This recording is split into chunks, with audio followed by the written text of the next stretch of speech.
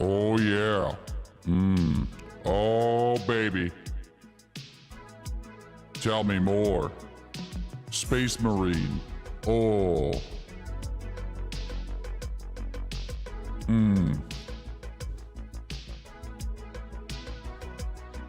You get to play early access today and have drops enabled on the channel. Oh yeah. No way.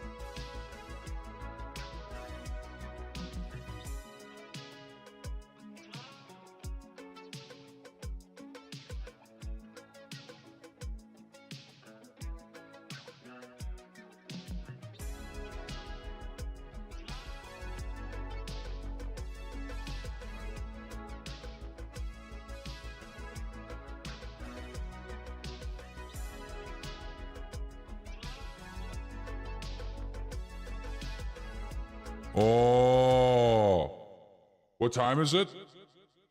It's go-go time, boys. That's what time it is. It's time to get fucking ready to go. It's go-go time. Sorry. Go-go time.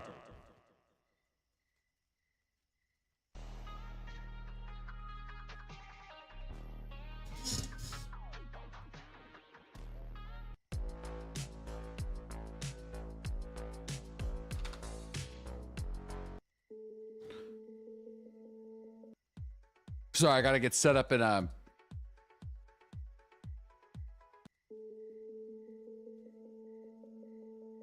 There we go. It's turbo time. It's turbo. Well, then go. Then I guess turn this shit on. Then okay. All right.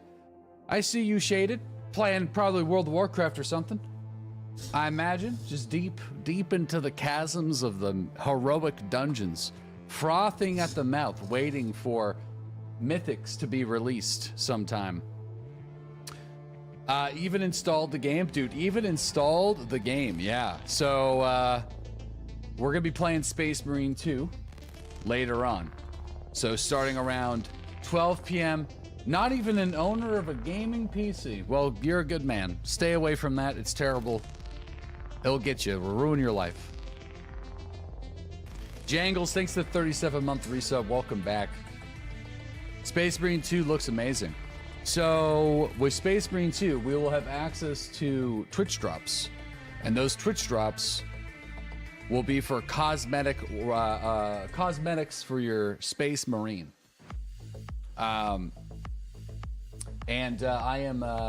I believe everyone will have access. So let me actually read this. So, to my knowledge,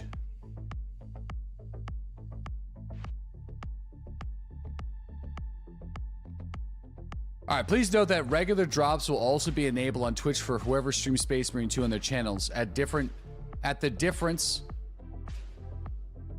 that items delivered will be regular ones. So apparently I will have different. Yeah, I have VIP Twitch drops. So they are different Twitch drops. Let me see exactly what those are. Sound it out, go slow. No, they wrote it incorrectly. So I'm trying to figure out what they wrote because it's not grammatically incorrect.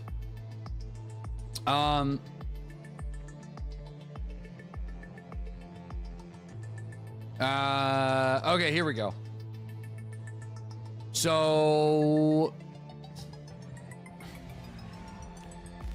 we got this bolt rifle skin and a shield chainsaw. So these are I think for everyone. But then you also get your power fist if you watch one of us. Oh, gift a minimum of 2 subscribers of any tier to a channel between September 4th and September 30th, and earn the shield bolt pistol skin as well. Oh, yo, you got support a streamer as well on here. No way. Hold my lantern. We're getting all the stuff. Show us the headshot. This is actually a photo of me out in the woods during the wintertime. I didn't have a headshot. So I was like, well, I don't have one right now. They're like, do you got a photo of yourself? I was like, I got this one. I'm like out in the, look, dude, there's like ice in the back. It looks like I'm freaking in the North Pole. So they're like, that works. It doesn't need to be this zoomed though. It's like, it doesn't need to be that zoomed. It's fine though. The photo was not that zoomed. Who's the pirate above you? Burke Black. I mean, dude. Man, imagine. I really hope that I don't know who that is, but I sincerely hope that they role play as a pirate at all times. And if they do, that may be one of the greatest streamers who ever lived. If he does.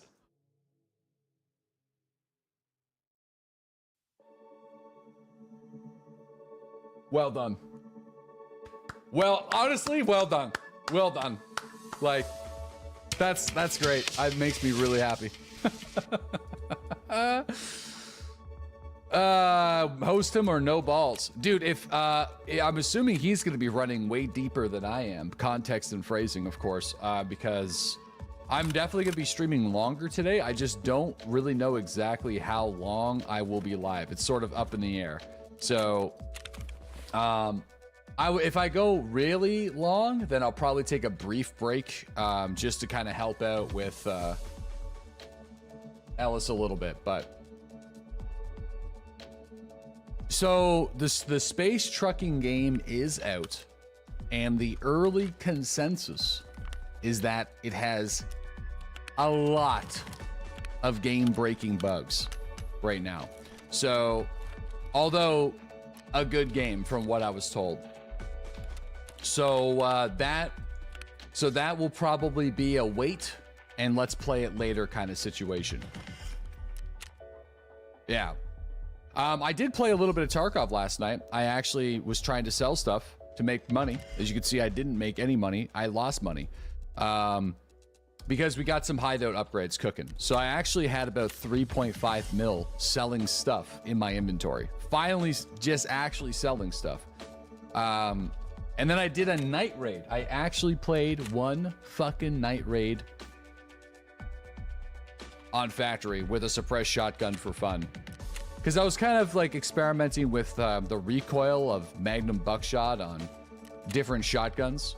And then I was like, well, let's just take this into a raid, because I was experimenting. What pump shotgun? Is he quiet for us? Maybe. It was experimenting like what pump shotgun has the fastest rate of fire, and then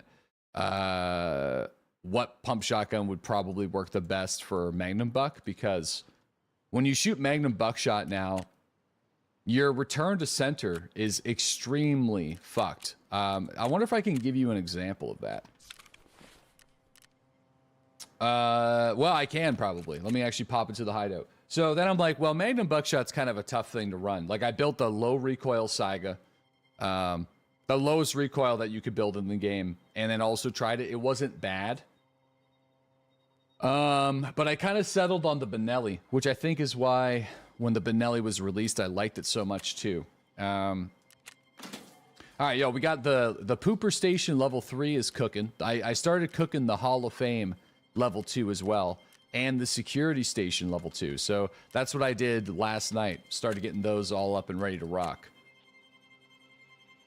We can also get this going, which I didn't do last night because I must have hit level 30 after that raid. So I feel like we got to get this a rolling right away. So let's get this ready to go. Were you having back-end errors last night? I was only playing for like 45 minutes. So probably, no, not really, because like... All right. Oh, I used my Find and Raid Fire Clean Gun Lube like a doofus. All right, that's fine. All right, let me see here. So you got the Magnum fuck shot, right?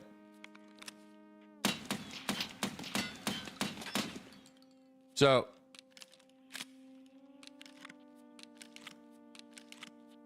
it's got a lot of meat behind it.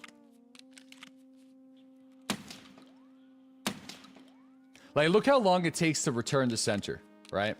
Same thing with all the other shotguns. Except for the Saiga low recoil build. That one is that one's like it's bouncy. So I was thinking like well, what happens if you just use the Benelli? Look, like when you actually put the Benelli into pump action,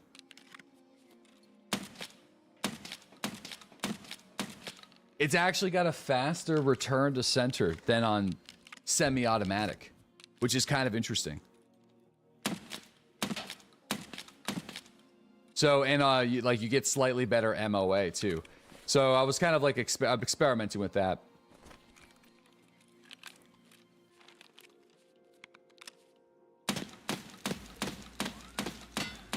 Like, if someone's right up in your face, you can still kind of spam and go for the legs.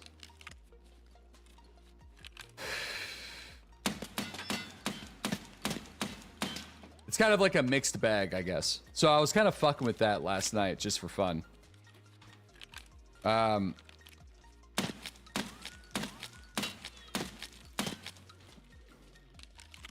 Yeah, Magnum 2 is random. Check the high ergo shotguns with express buckshot. So the only reason why in the buckshot game that I feel like I like Magnum. Well, I actually don't have to go to the ammo charts anymore. I can just go, I can go over here. Way more lethal. Oh yeah, flechettes. The flechettes are definitely better, 100%. My idea behind fucking with the buckshot was for ranged headshots.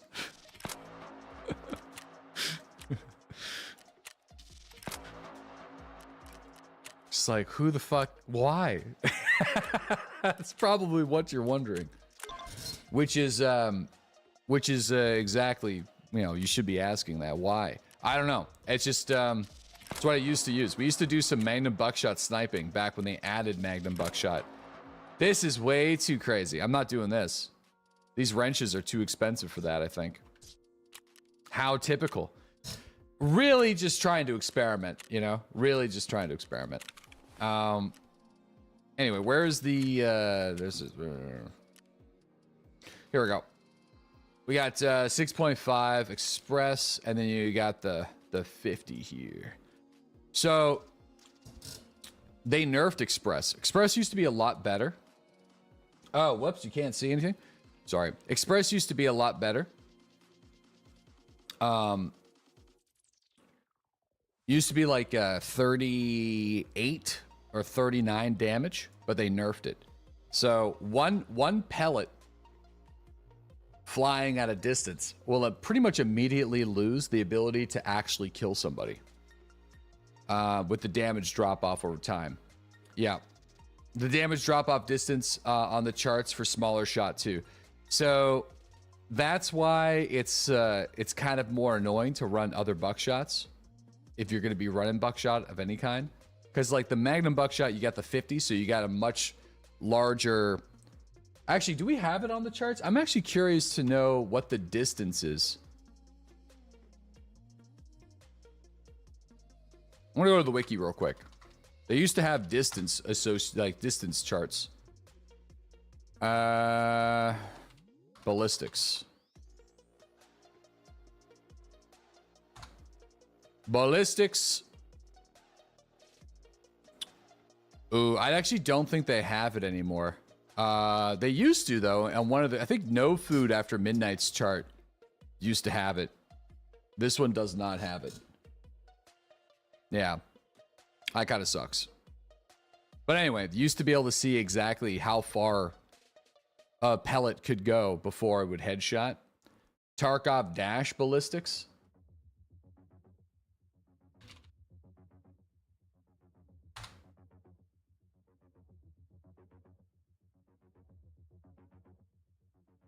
Oh yeah. Dude, this is a sick website. Let me see what we got here. Where's Magnum? Oh, yeah, here you go. Trajectory. Dude, it actually shows you the drop here as well. Dude, I didn't know about this website. This is sick.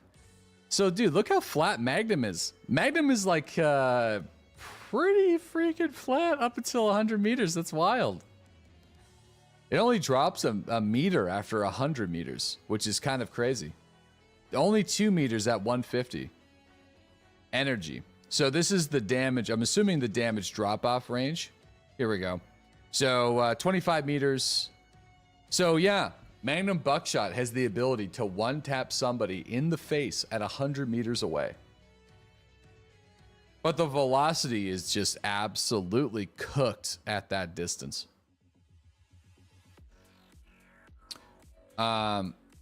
Accurately too. It's pretty good.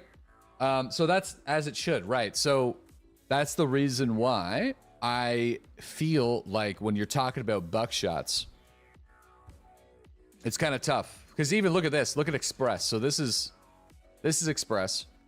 It doesn't one tap somebody unless you get 2 pellets, which is likely when you're point blank. But let's say you're playing like a fin. If you're using shotguns, you're playing like a really fucked up game, you know? You're basically, it's all RNG for the most part. So why play the odds against your favor? I guess in this case you could spam more pellets in the general direction of someone.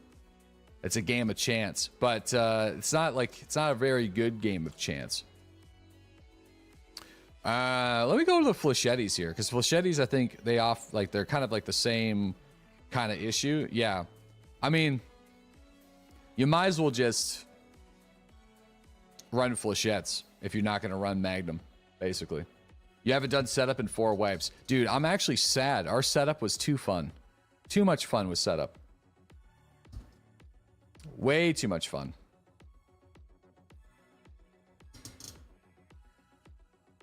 Damn. It's kind of a cool site. Range charts. Armor charts. Pretty cool. 50 BMG.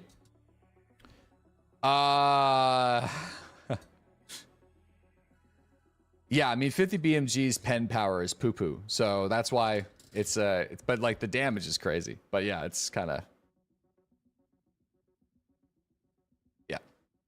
Anyway, so that's the whole Magnum Buckshot idea from back when they released Buckshot back in the day.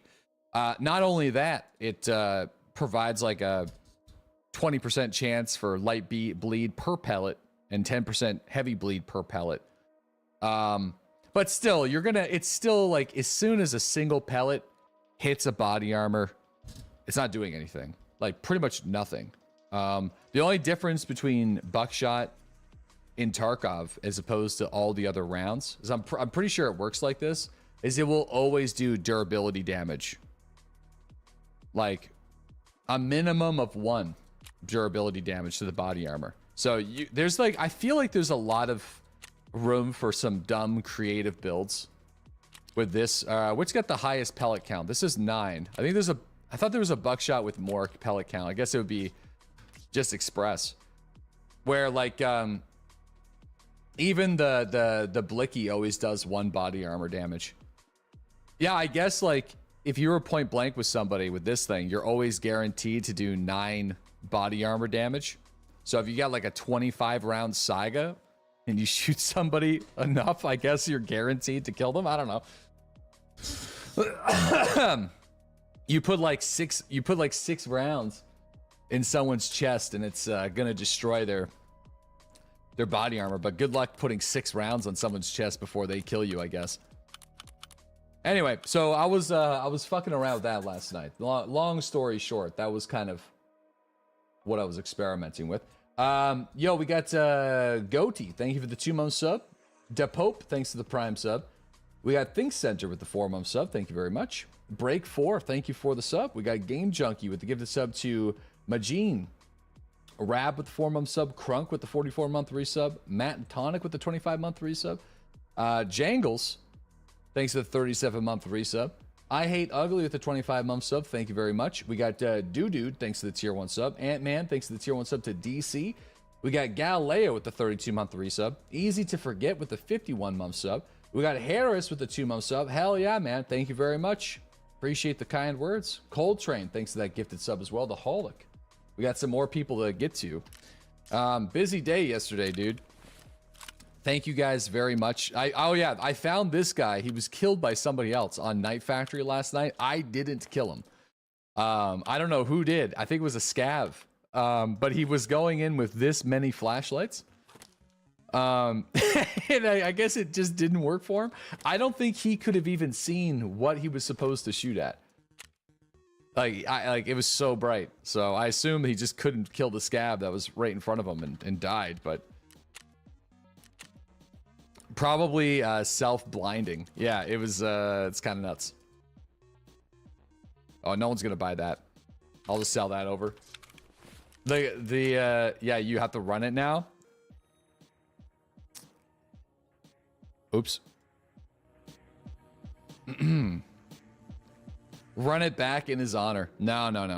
It seems sacrilegious not to run it. Well, we're gonna commit some sacrilege then.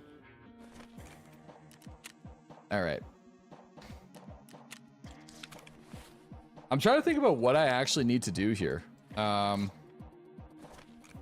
we gotta play Interchange. We don't have a whole lot of time to play some EFT before we're switching up to some Space Marine this afternoon. So I think we're gonna spend the morning doing those Ragman missions because we're level 30 now. So I should have access to level 3 mechanic. Yes, I do, but I don't have access to Ragman in 2 levels, so we're gonna have to work on that. What did we get at level 3 anyway? Oh shit. Dude, we can buy FMJ 50 AE and the copper slugs. I think these are both going for like the 50 AE. You could buy subsonics. What are these going for? Okay. Subsonics. We got action XSs. You got some JSPs. So JSPs are selling for value. Yeah, I guess it'd be Luger CCI as well. Yeah, I guess the JSPs. What else we can buy? What else can we buy? Ooh.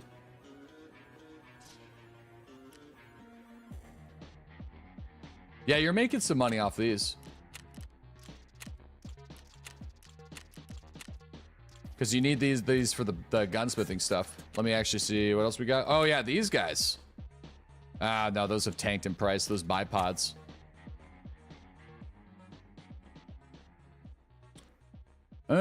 Daniel Defense? Nope. 8. Oh yeah, MP7 mags. MPX 50s. Yeah, I don't know. Maybe there's not as much that is worth it right now.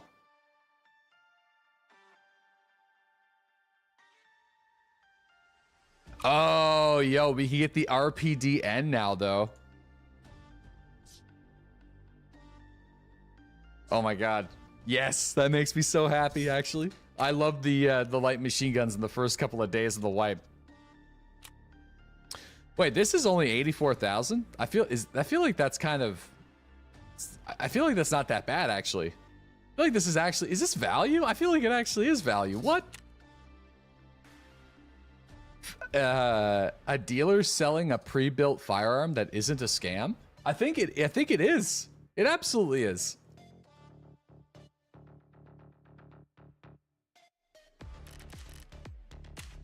Yeah. Man, I can't believe it. All right, let me just quickly sell or like do my daily what we gonna resell thing. My list is pretty small.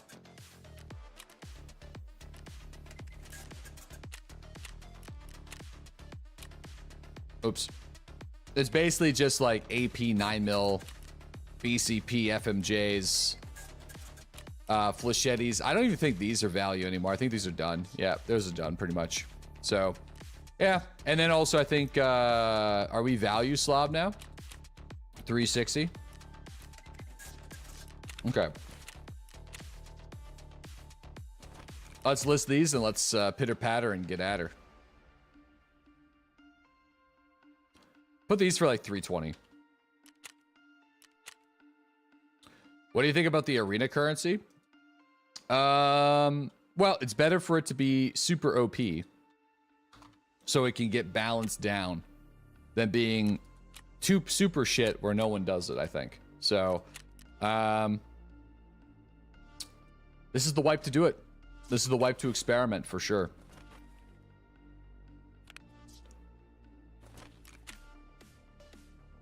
Yep, 100%. The currency? Oh, currently. Oh, what do you think of arena currently? Well, I mean, pretty much gave you the same answer, I guess. It's really fun to like pop in and warm up, do a couple of rounds. I haven't really been doing it too much just because of how drops has been kind of working. Like, I don't want to be bouncing around to too many different categories and all that kind of stuff. I'd probably, actually, I was going to play a little bit last night off stream. I feel like I'll probably end up playing more off stream, just like a round or two.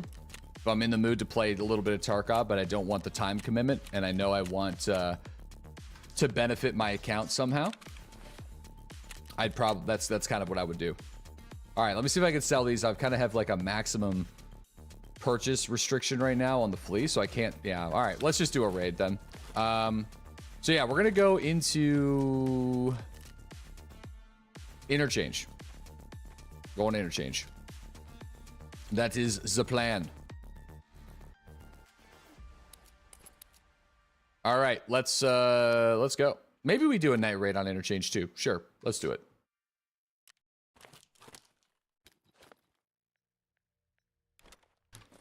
Let's go.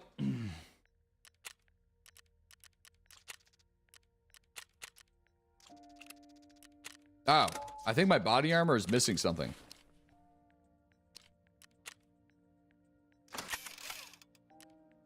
Oh, yeah, I put the new 4 plates in there, but then the soft body armor was super scuffed. Flashlight and the shotgun? No, I got MBGs. All right. So if I can actually walk around the store, that'd be great. Buy the grumpy key. Maybe in a little bit. Maybe in a little bit. Not right now. Yo, we got my man, Zylang. Thanks to the 4-month sub.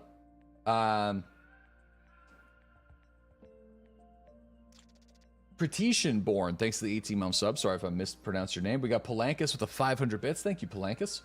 Leo, thanks to that 23-month resub. Karanes, thanks to the 49-month resub. OBG, thanks to the 15-month sub. Papa Tex, thanks to that 17-month resub. We also got Vito coming in with that 25-month resub. Good morning. Mosh Pit, my bank just won't cancel this subscription. So here I am for another one, I guess, Kappa. Yo, thanks to 1 year of just not paying attention to your bank account. I guess I appreciate it. At least it's going somewhere, you know what I mean? Spaced Ton. Thanks to the 63-month resub. Appreciate you. We got Egg Roll, thanks to that 4-month sub. We got Orb with the Prime sub and Thema with the Prime sub. Welcome to the channel.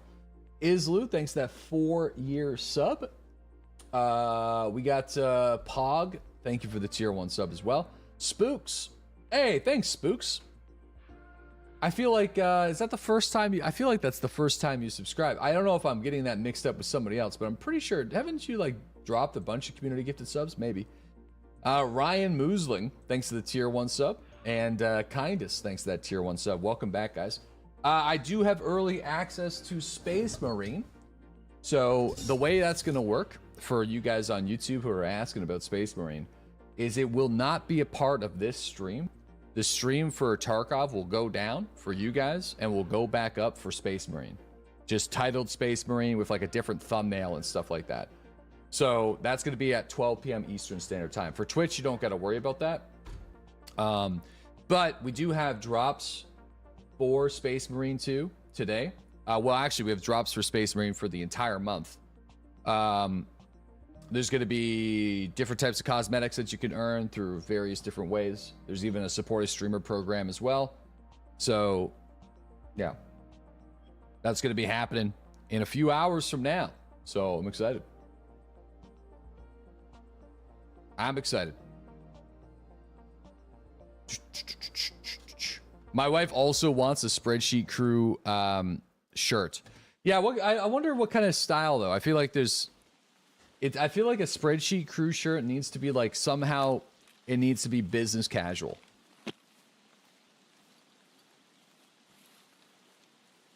It needs to have like a professional polo of some sort. Yeah, it's got to be like, it's got to be tasteful, something you can wear in the office. That's what I'm saying. Yeah, so I'll get on it.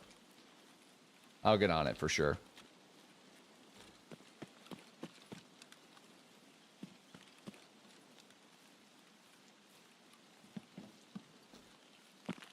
Lacoste style. Yeah.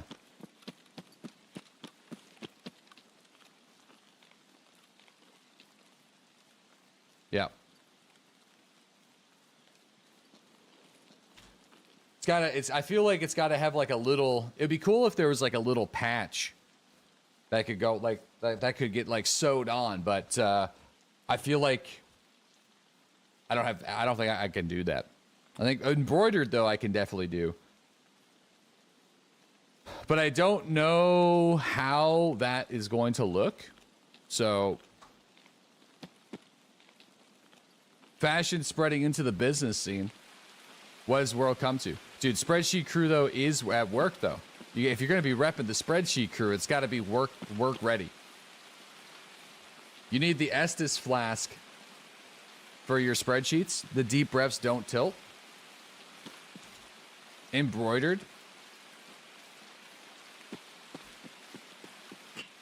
Uh-oh. I'm in trouble. Oh! Good shot.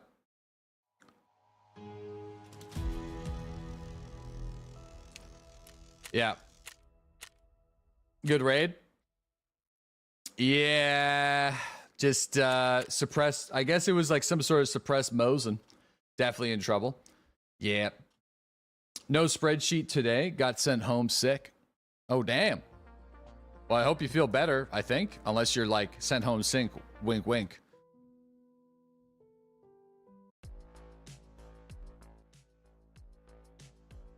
No Man's Sky has a big update today. Yeah, I heard they added like fishing or something like that. It's crazy what's happening in the gaming industry. I feel like someone will come in and say something about a game that I absolutely would normally play in like a slow season. There's probably like 5 or 6 games that are just like on the menu right now. It's crazy. Where was this a month ago, man? I needed this a month ago.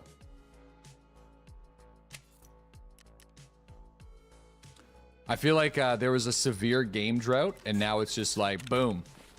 July was just so slow. Oh, yeah, I completely forgot about the Anatria stuff, too. Like, that's coming up as well. Like, soon. Very soon, the Anatria stuff.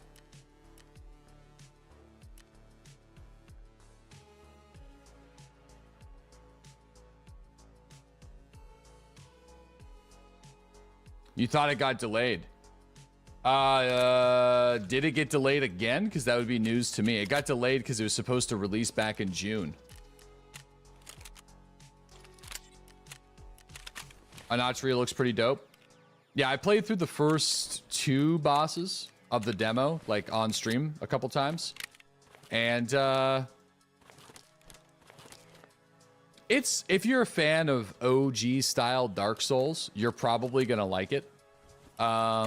If you're a fan of like more so Elden Ring and only Elden Ring,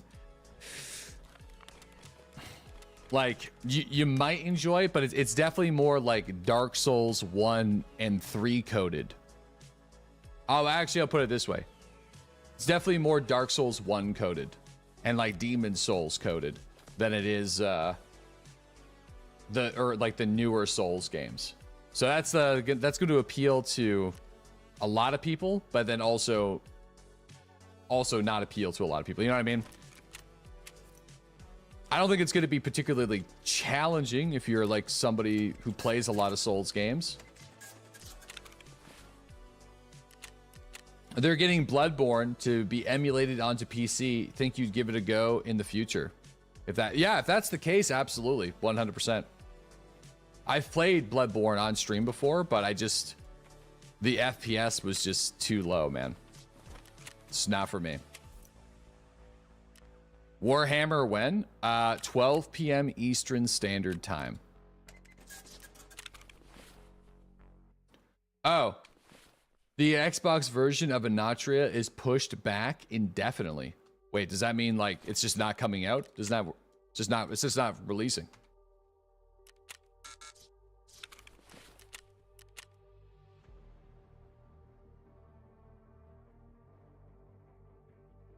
They're shelving it. Oh, really? Oh my god, that's kind of brutal. It got the Concord treatment. I didn't think it was that bad, but I actually only got a chance to play the first 2 areas of the game. So maybe it's just something to do with like, you read the article on that? It seems weird. All over not getting emails? Like call somebody. Wait, what? Oh, there's like no communication with Xbox, so they just shelved it indefinitely? Is that kind of what they're saying?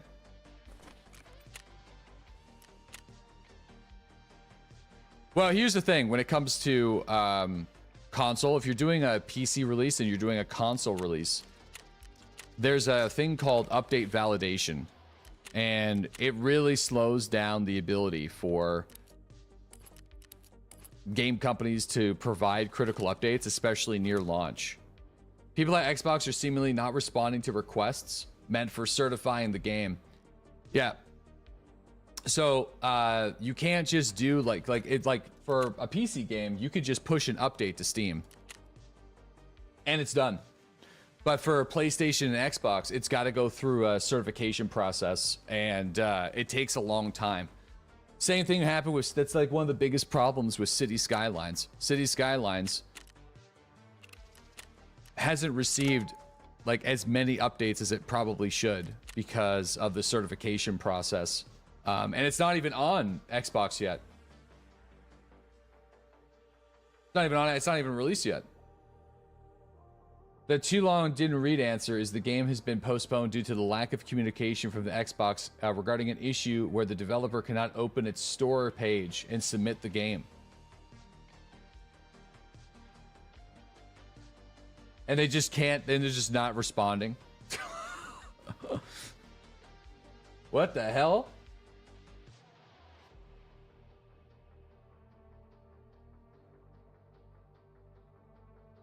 You just got killed by a player with a killer helmet and an SVD at night with 100 hours. I just got killed off my spawn by a player with a SVD at night, but I never checked his account. It was basically instant, so. What was his name, Shane Kill? We were probably in the same raid.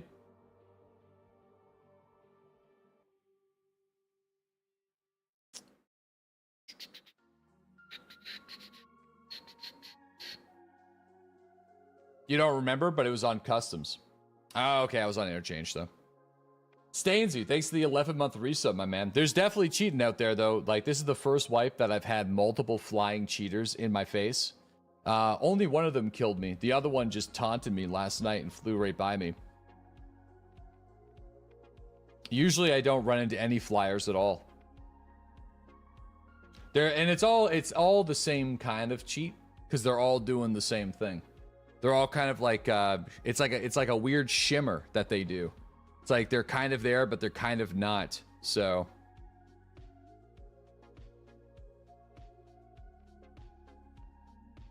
I think that guy was just farming. Yo, we got Gurkle. Hey, man, thanks to the 5 community gifted subs going out to Reno, Evan, Mania, Barlow, and JXM. You know, thank you very much, guys. Thanks for watching, and thank to Gurkle for hooking you guys up for the free community sub. We still have the whole sub for drop thing, so if you're still looking for your Twitch item container, we still got that going for the next couple of days. How many new subs did we get yesterday? I don't know, actually. A couple hundred, I imagine. We also have the support a streamer program for Space Marine as well, which is kind of crazy.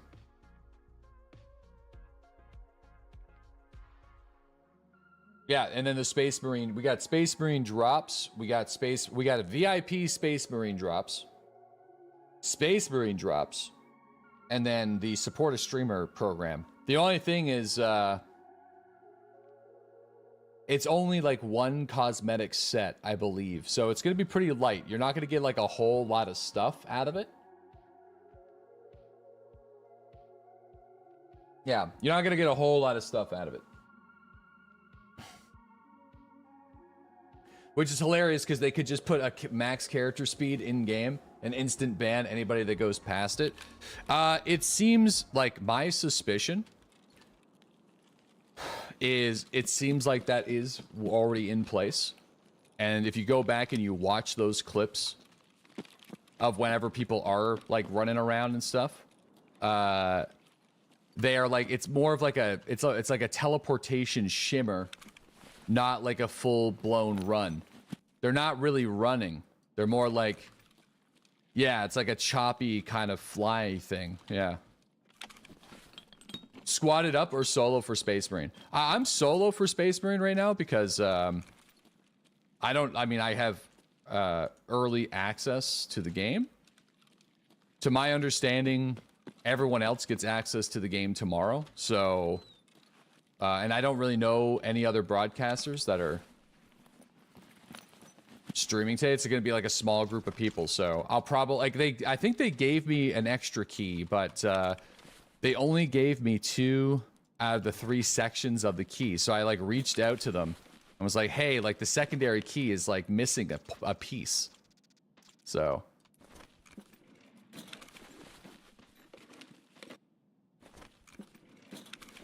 Just brush over that. Casual GPU. Oh, yeah, GPU? Oh, yeah.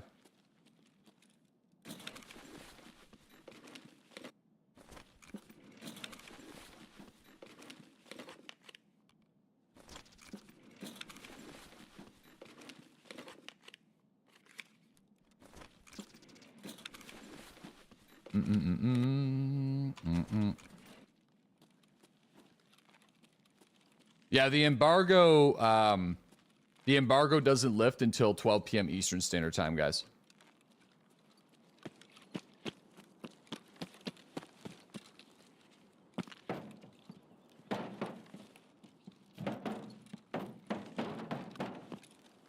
You much of a Warhammer guy? I've tried to be. Like I've played a couple of the games before. I've listened to like one of the audio books before. It's pretty daunting. I did not brush up on my lore. All I know is this Space Marines 2 is 200 years after the first game, and they are loosely linked, but it's not like, it's like they're kind of like going for like a different direction on it a little bit. So, but you know, still more of the same, obviously.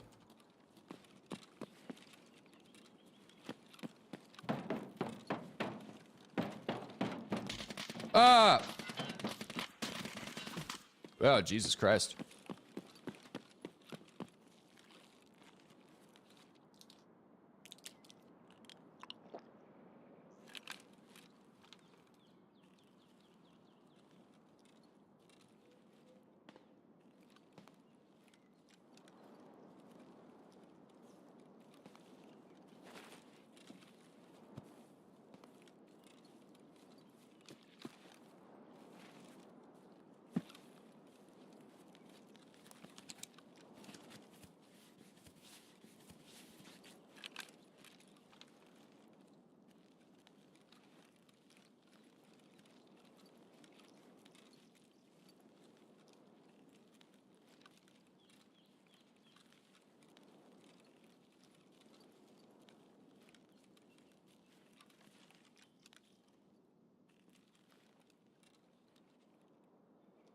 I have some tripwires.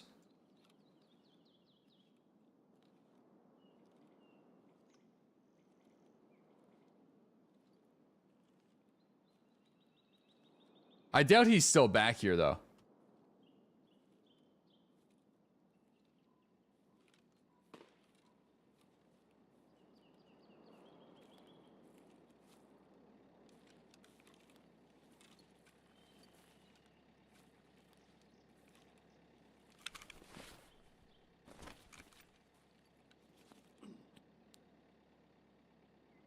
I don't think he paid for the car.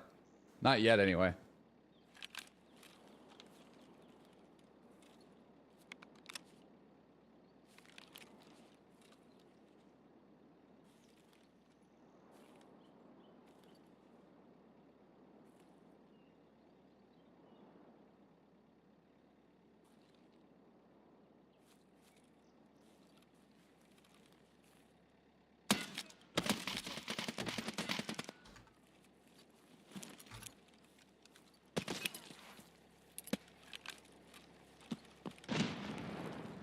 Oh, what the hell? Is this guy flying?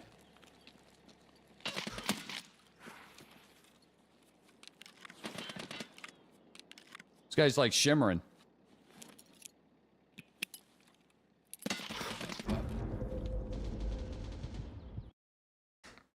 Jesus Christ. He's after that GPU. Shimmering's the word of the day. Yeah, I probably should have just kept shooting, but that was crazy. Nice peek, bro. Dude, it was like pretty bad, yeah.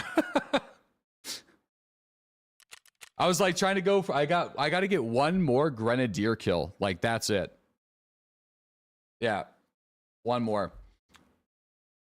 That's all I got. So I'm going to go for it. No, I don't think he was cheating. It was just kind of a little laggy. It's a little weird.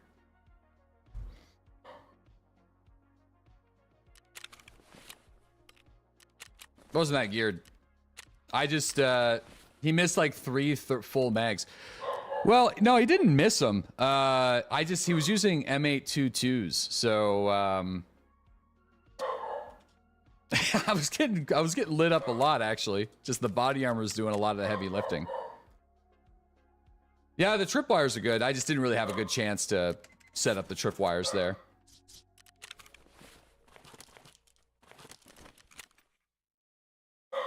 All right. Oh, Vincey's up to something right now. I'm still believing in this, though. I'm going to give this another try. Your dog is yapping as well.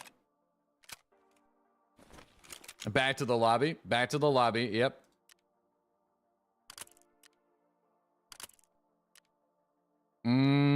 Shotgun Andy? Yeah, I know. I'm just like, it's kind of on my mind. I've just been experimenting with some stuff.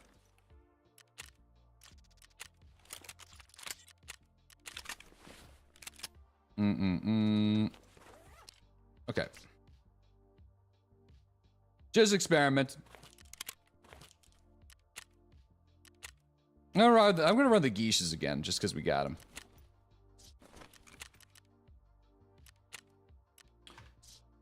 Okay. Just gonna go for a TC 2000.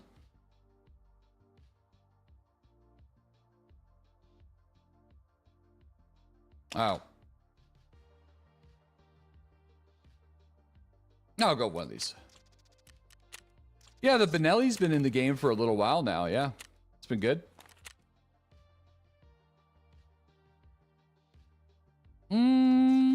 Just gonna go for an Oomka. I'm gonna buy an Oomka. Little Oompa Oompa. Moderator ate this message for breakfast. Yo, what's up, Vincey? How you doing, buddy?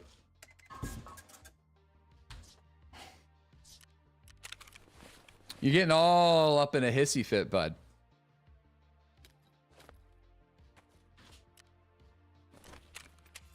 All up in a hissy. Well, I'm just gonna run that. And I'm going to bring these just busted CMSs just to use. Yeah, I'll be doing the campaign for Space Marine. I can't imagine too many people will be popping around the PvP game mode today, but likely will be tomorrow. I think early access for everybody begins tomorrow. So we'll be mainly doing the campaign. Does Pep have access to Space Marine today? We never really talked about it. No doodles today? You can't be spoiled? I understand. If he does, then I should reach out to him. Pep said he's going to check it out today. Okay, all right, cool.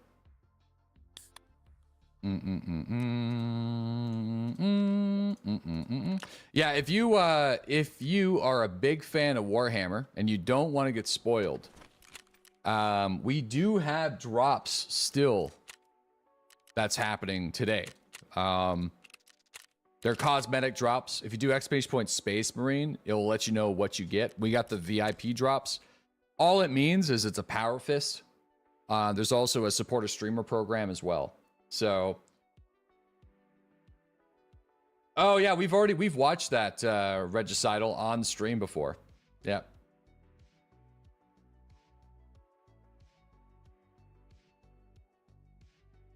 Yeah, power fists.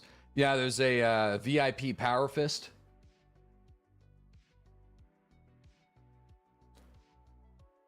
Oh yeah, little VIP. You're a huge 40K fan? Spoil me. Yeah, Focus Home Interactive is a publisher. I believe it is Saber. Saber is the one making the game. Saber is the same company that made SnowRunner, by the way. That's why in SnowRunner, there's a bunch of Space Marine stuff you could put on. There's a bunch of Space Marine and 40K stickers you can put on your truck. Yo, we got Region Gaming. Thanks to the 29-month resub. Corporal Carey, thanks to the tier 1 sub. Steely Dave, thanks to the 9-month resub. Anonymous, thank you for the tier 1 sub to D Enraged. Hey, we got my man 23 Mr. T-Bone. I told you this would happen. Another 119-month sub from my man T-Bone. That should be 120 or 121. So it's really over 10-year subscription from my man 23 Mr. T-Bone, dropping his second or third 119-month sub. But we know where you're at, buddy. You know, that's an insane feat. There's not that many people on Twitch that have been subscribed for 119 months. Well, in this case, 120 months to somebody on Twitch. So that is absolutely fantastic. So thank you very much. We got Party. Thank you again for the Prime sub. Stainsy with the 11-month resub. Gurkle's coming back at it with more community gifted subs. Thank you very much, Gurkle. Royale with Cheese with a 7-month resub. Walk, thank you for the gifted sub to Something. Stein with a 35-month resub. Toadman Alcatraz with the tier 1 sub to Lisa. We got Yuku with the tier 1 sub. Mr. Smoothie Buns with the 3-month resub. Red Berry with the Prime sub. Strong Owlet with the 23-month resub.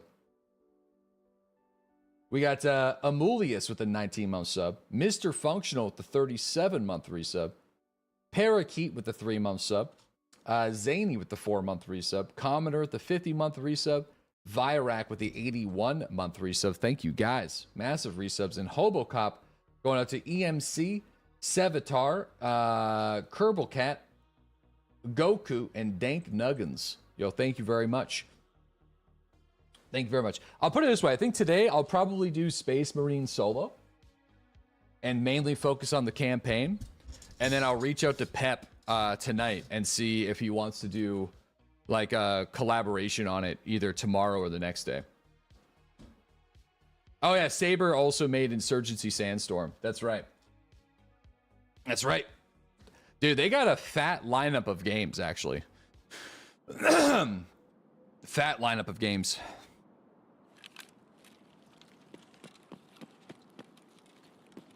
I wonder what would be I would be if I actually used your Prime correctly. Well, at least it doesn't work like it used to. Back in the day, if you missed your subscription, you lost your sub streak. One tap incoming? Yeah, it's been, well, I mean, that last thing, I think the dude was just kind of, the server must have been glitching. He, like, did the jump, but he was also kind of doing the shimmer jump, like the others. So that's why chat kind of freaked out a little bit. It's the same kind of MO of some of the other crazy things we've seen. But the dude just shot me with, like, 3 mags, pretty much. Anyway, so yeah, I mean, it's been a little bit of a struggle bus. The first raid, we got headshotted by an SVD at nighttime from a good distance away at nighttime interchange. And then our second raid was like that. So, I don't really want to push across here, like, right away. I might actually just lurk in here for a second before, because, like, people know you spawn here, so...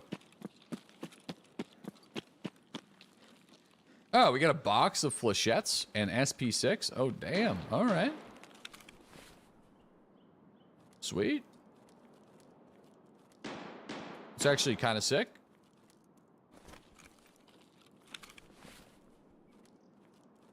Oh, well. Good thing, because I actually forgot to bring my ammo. I only got 40 rounds of Magnum. That's not going to be enough if we actually have a successful raid, so... Guess the extra flechettis will probably work out. Nikita knew. It's not gonna happen. Yeah, you never know. You keep saying Terraria when you say the word shimmer. I don't really know how else to describe it. Like, the person's there and they're not at the same time.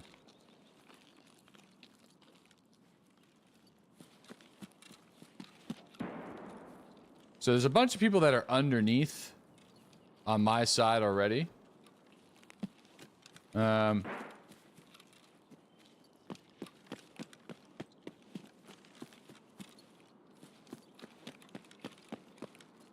don't really want to go through the front door, though, so I'm going to kind of push left.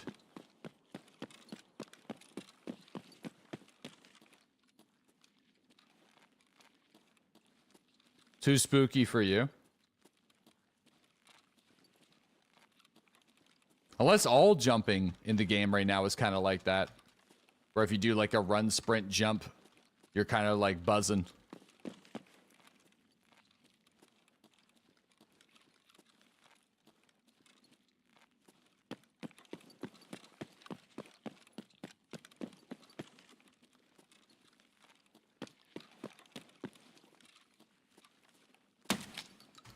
Oh my god.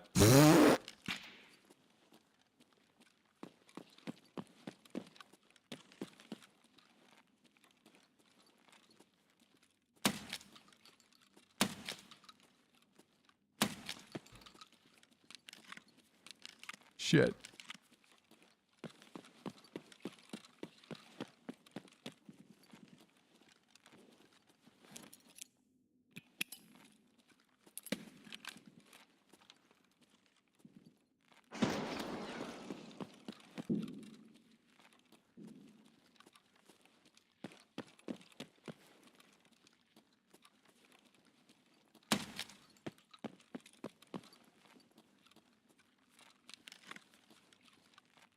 Fuck, where'd he go?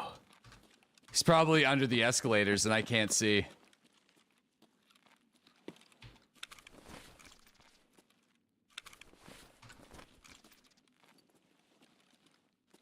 Brought the night vision on the raids before with the Benelli. It's actually the worst thing about the Benelli is there's no forward, like there's no rail system for it, which kind of sucks.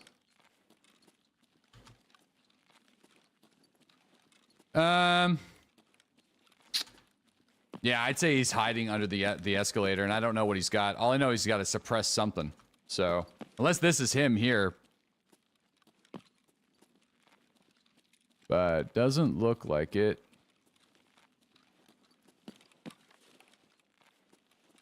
And just like pre-fire. Push, push, push. Yeah, I'll do that. I'll push. I'll do a little gold star before we do, though.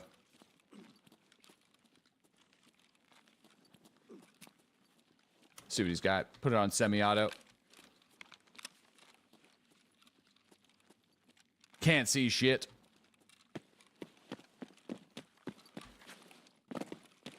Unless that's him here. Nope.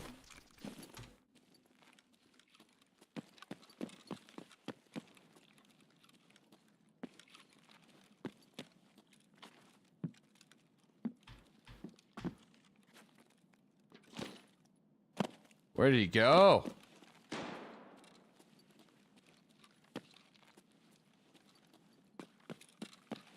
Damn.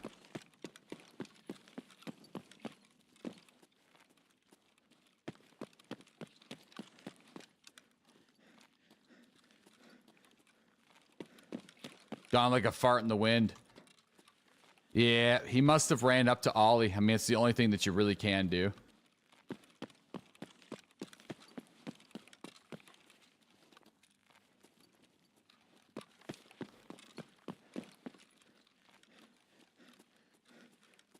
Probably a quester then. I mean, yeah, I'm questing too. We're probably just like, I don't want to deal with this shit.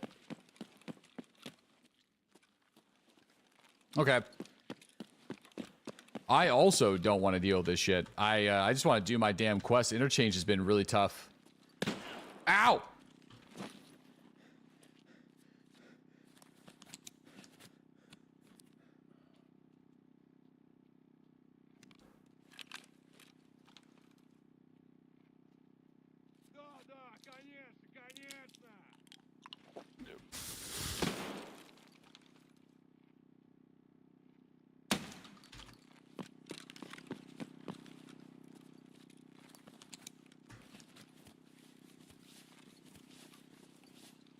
Doink.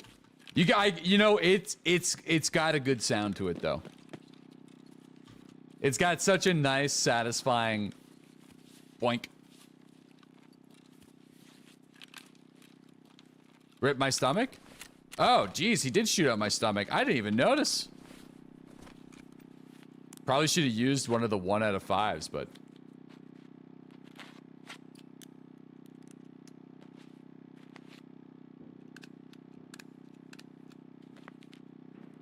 peppered him.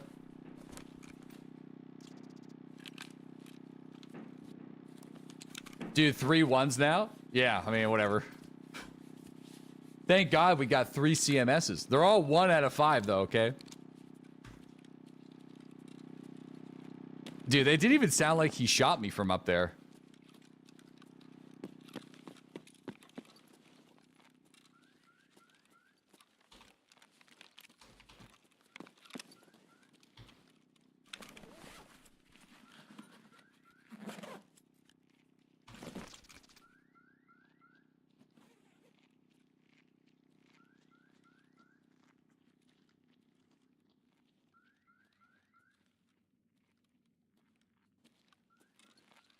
What?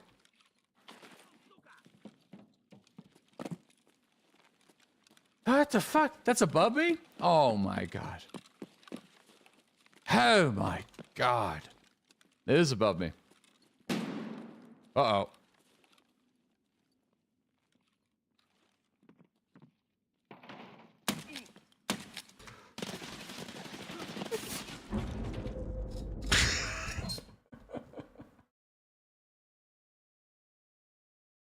Shit. He had a beefy face shield on. I don't think I was getting through that one. No, oh well, he was running a face shield though, yeah. I wasn't wrong. I don't think I could have got through it then. Fuck, that sucks for me. Because we definitely... Oh, how much experience this guy got already? Wait a second. Level 56. Holy moly, this guy's gaming.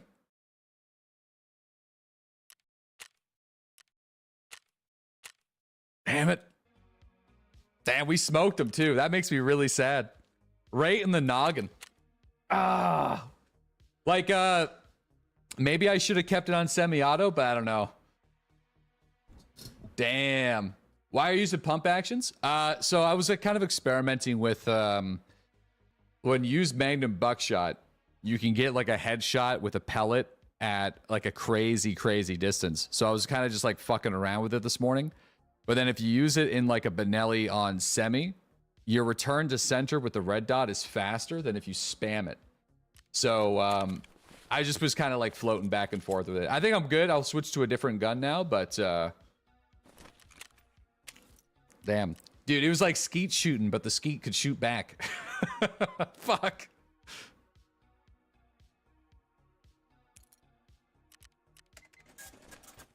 Oh, well. What gun was the last guy using? Some sort of M4, or no, some sort of, I think it was SR3, the new one. I think SR3.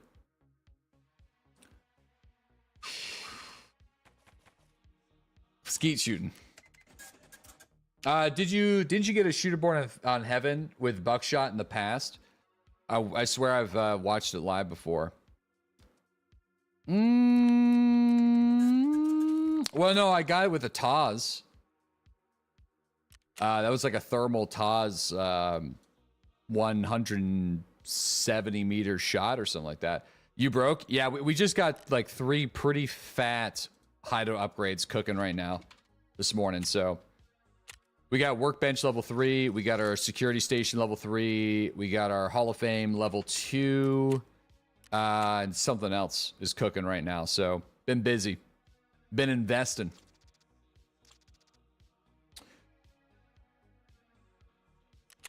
Yeah, I gotta sell some shit real quick. Just got those rolling here. Okay, yeah, we're gonna use like a DMR or some sort of rifle here, but still good though. I mean, I still think in the right conditions it would do all right. But yeah, the face shield thing, I think, you know, anytime you come up against a good player like we just ran into with the face shield, they're wearing that for a reason, for people like me, because yeah, Deli needs his Twitch box. No, I got it. I got the Twitch box. It's there. A different map would be a good thing. No, I gotta play Interchange right now. We need to get some Interchange reputation. Because we're about to get to level 3 Ragman, and I don't have enough rep. Because we haven't done any Ragman missions yet. Do do do do do do do do do do do do do do do do. All right. Geez. If you don't like your Unheard of, you can get your EOD one back. So I've heard. I haven't really fucked with it yet, but I have heard. So I've heard.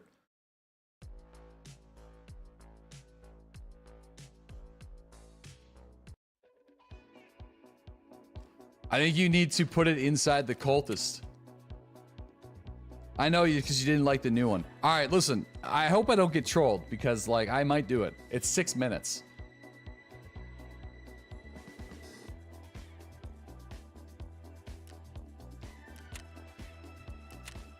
It's on the wiki.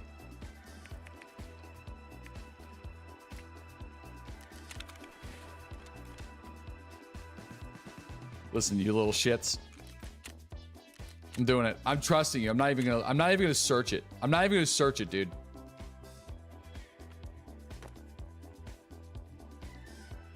I should search it. I should search it.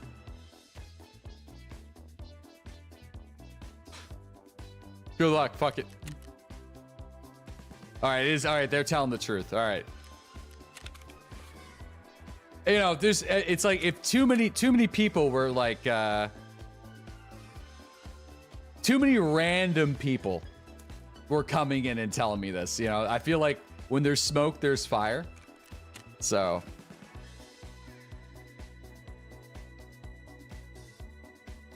I trust. What happens? Oh, you just get your EOD one back. Which is kind of like a clever way of doing it. I just prefer the EOD one. I just prefer the way it looks. Like cosmetic. I hope. Dude, if I get like 2 rolls of toilet paper, I would actually be so happy that you guys somehow pieced together a troll so sophisticated over multiple days, threatening receipts that you knew I would never check. Wouldn't even be mad.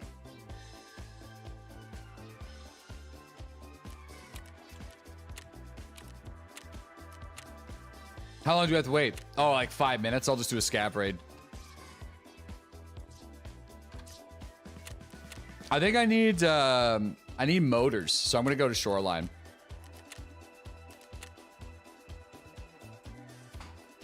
Shoreline's solid for motors.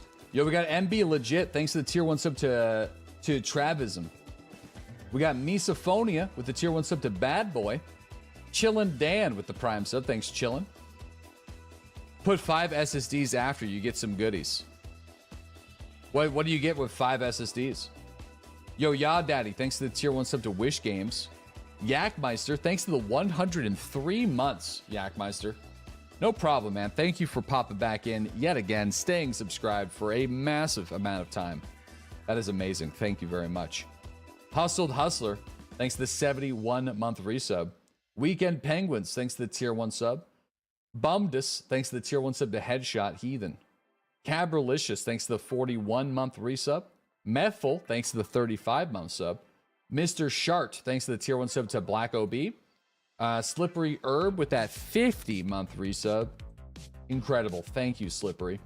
Protege going out to Shizroy, Yoshi, Asbog, Tunks, and Clown. Yo, thank you very much.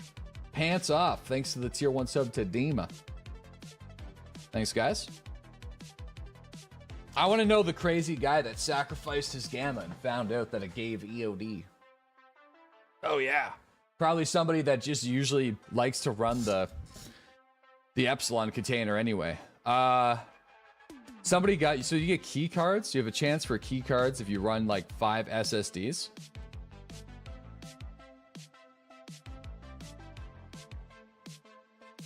Man, it's kind of reminding me of Path of Exile with like these weird combos. I'm sure there's like a bunch of strange combos that, you know, you gotta learn. Very bad scav, did it day 1.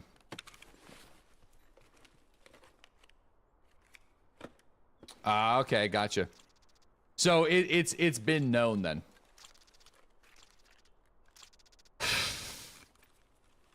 Reminds you of like D2 with the Herodric Cube. Oh yeah, for sure. Yep. You've gotten 2 yellow key cards so far. Ah. Very Bad Scav has a bunch of videos on it. Can you give me the cliff notes of what's like the best things to sacrifice? Other than like jewelry? Or like is there a certain combination of jewelry that needs to be sacrificed? You can take a look at the wiki and see which ones have been found. You got a black key card for doing SSDs? Oh, man.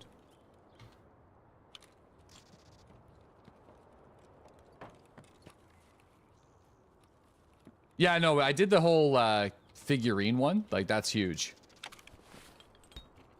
The Yusek figurine for a trooper armor seems decent. Oh, wow. Yeah, those are some good ones.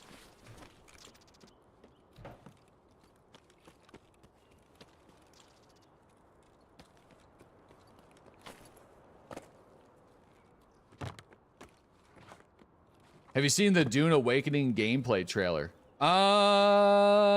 Is there a new one? I've watched them before. Oh, look at all this stuff.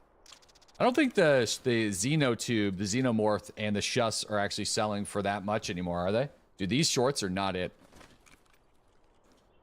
These shorts are 100% not it. Too many Nadals today. Xenos used to be 30k. Yeah, that's like, so 10k slot value, I guess. Yeah, I'm really looking for some motors. That's... Usually they're really good for around here. I mean, there's a sledgehammer. I don't think I can really take that, but...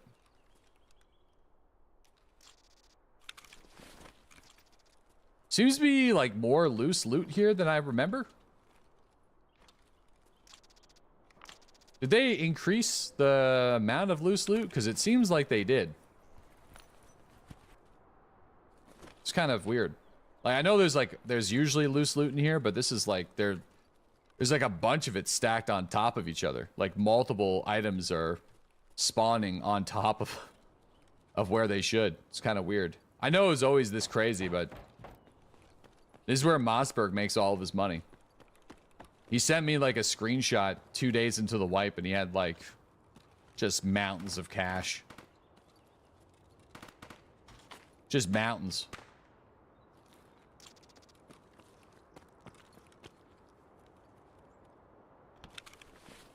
See what we got here. LRMPC. All right. Just gallons. Still, dude, that was like one of my favorite Grinch moments ever. I don't think that guy still works with Scum, so. But yeah, we're doing like a Scum showcase back in 2018, I think it was. And we're like on like a live podcast with some dude who had like it's like a poor guy. Like I don't want to bully the guy because like, you know, I'm definitely not the most handsome man on the planet. But let's just say the frosted tips went way too far. Like whoever did his frosted tips, like it was just all goopy. It was like goop. And just out of nowhere, we just get like gallons in all caps in the chat from Grinch. It's just like, and then nothing. It's just like, that's all he says is gallons. And then like, he's trying to be respectful because we already timed him out once that day. He's just trying to keep it together. And he can't. And then he just like spams gallons of jizz. And then we had to ban him again. It's just fucking it was like, but like I can't emphasize the spacing between the two comments. It was like 20 minutes. It's like he tried. He just couldn't. It was literally like gallons in all caps. 20 minutes go by. I had to ban him. I mean, he wasn't wrong though. Poor guy. Just whoever did that job, just they, you know, lied about their qualifications to be a barber, I guess, or whatever. Couldn't control his animal instincts. Yeah, that's right. All right.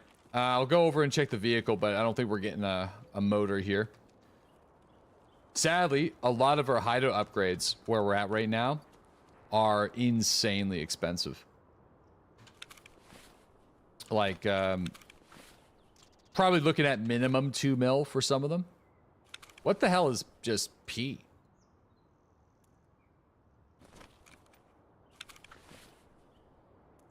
What the fuck is this? P rounds? What the hell is a P round?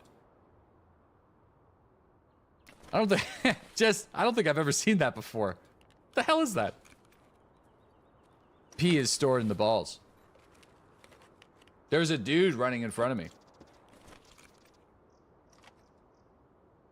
Really?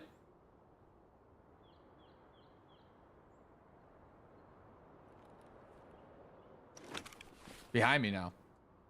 It's probably just a scav. I hope so. It's for the SR2M. No, it's not. It's for the Keter. It's a Makarov ram. The Mackie. Okay. Well. All right, give me a LED-X right here. There was a time where I got a LED-X and a ophthalmoscope back to back from one of these boxes in this camp. Like in the same box. That was that? No, that was literally last wipe. Do we got bunker?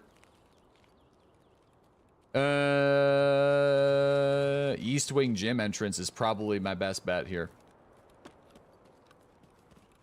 Yeah, I got a lot of LED-X's last wipe. I haven't got a single LED-X this wipe. I've been an unlucky fella this wipe.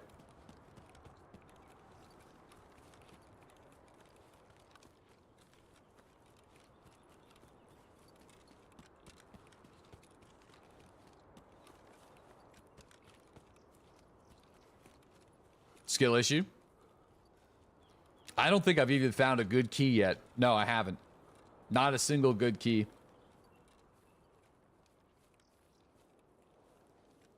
Same deal, no pen ammo.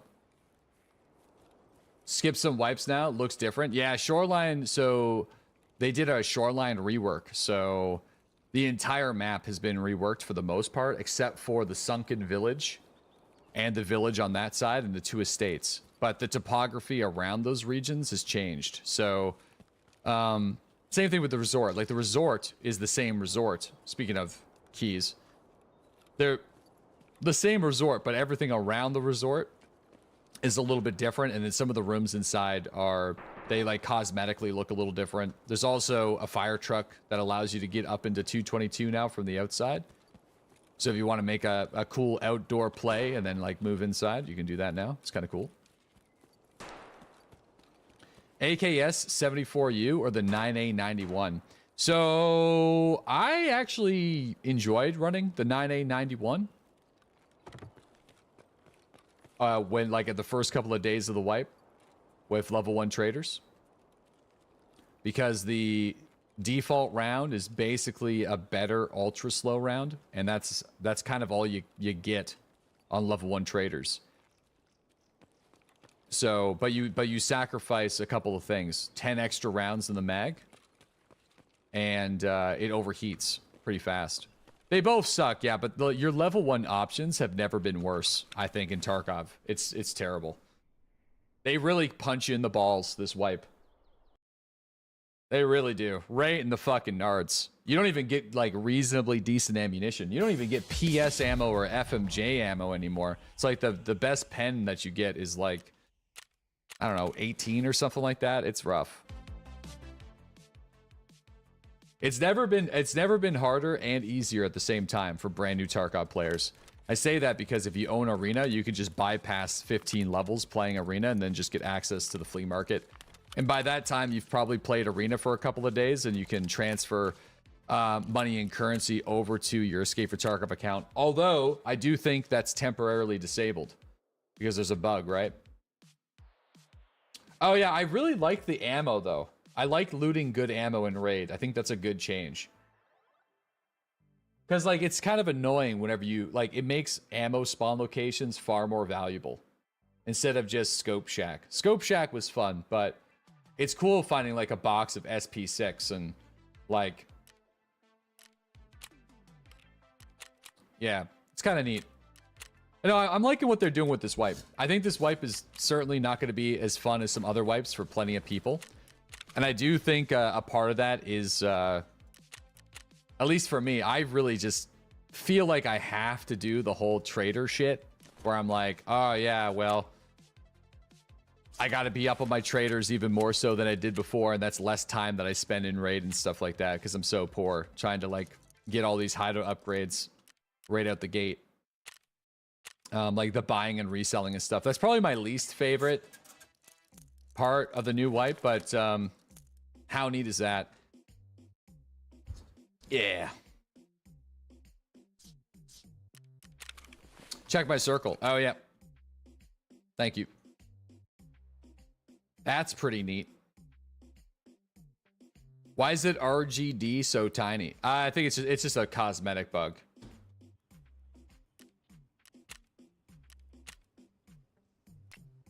Oh, yeah. There you go.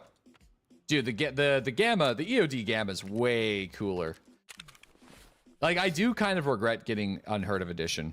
Because I like initially, I don't know how difficult it is to get the cultist circle without Unheard. Like, what level can you get it? Can you just build it right away? That's the only reason why I got it. And I just prefer all my EOD stuff.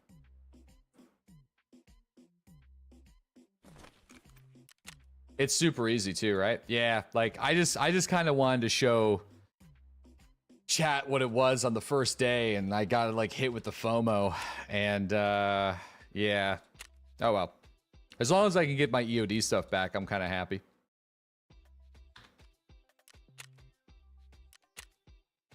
Don't blame us, dude. No, I'm not blaming you at all. It was a early morning. I was high as shit. It was like 2 in the morning. Took an edible that previous evening, and I was just scrolling through the patch notes, and then I was like, oh my god. Shame? Yeah, no, you can shame me. I'm fine with this. I'm fine with this. You can throw stones, dude. Throw some stones. It's fine. I don't give a shit. Do it. It's fine. I deserve it. I deserve it. Keep throwing them. I don't give a shit.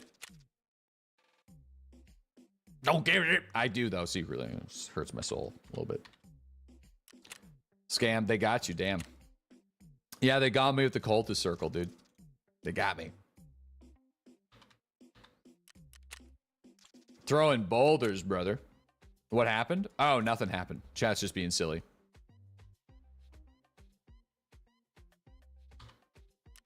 Nothing, actually. My first 3 interchange raids were all me getting murdered. First raid, I got instantly killed off my spawn. Second raid, I got into a weird scuffle with a guy that kept on shooting me with 882s. And I was trying to go for a grenadier play because I was feeling a little spicy and I died. And then the third, I killed some dude, and then a killer farmer who was level 56 just like came flying after a nice little jumpy wumpy. And I was able to shoot him in the face, but he had a face shield on. And he murdered me. It was a good shot too. I fucking peppered him, but he still got me.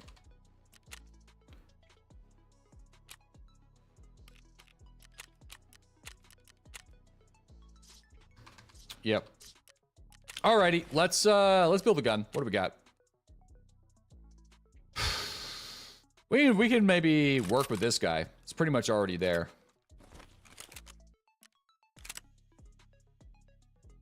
I mean, technically, you could still kill Killa with a Keter, but you know, good luck. Good luck. Still technically possible.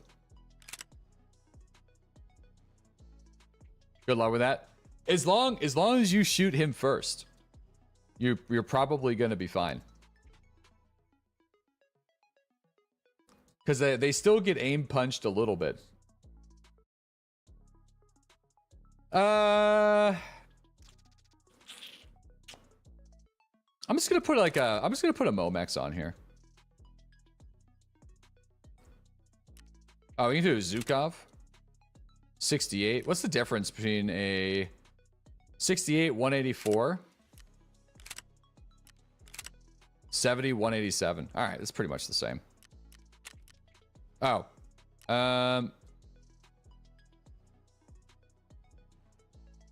Okay.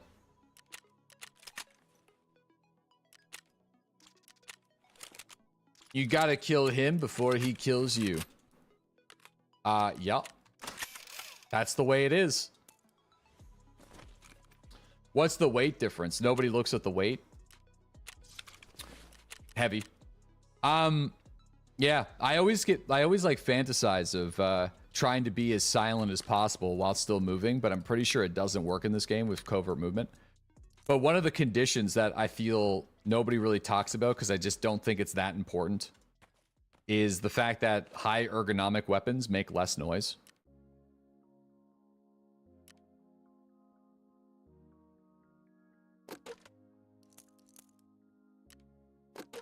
Like you have like you don't like your ADS sound is smaller. Yeah, it does. Yeah. But I think because ears are so good, you'll still hear it anyway. Oh, if you want to doubt me on it, it's fine. Like you could choose to not believe me. It's a fact. But again, like discover it for yourself if you don't trust. Like, this is not a disputed bro science situation. It's a well-documented and a well-known change at the time when they did the ergonomic stuff, like, years ago. Just nobody really talks about it anymore. Giga Beef did an audio video covering a lot of it. Nice. Yeah, like, I feel like... How recent is that? Has he done one with... the most recent sound update? Because this wipe, what was the, can you, again, the general cliff notes here? What are we talking? Maybe I should watch it, actually. I'm gonna have to watch it. I'm gonna have to watch it because I want to know. Someone's done the leg work. Does max covert movement still makes you basically silent? It's supposed to reduce your sound generation on common surfaces by like 60% at maximum level and 30% on uncommon surfaces. So like things like stores in like I think common means like grass, gravel, concrete.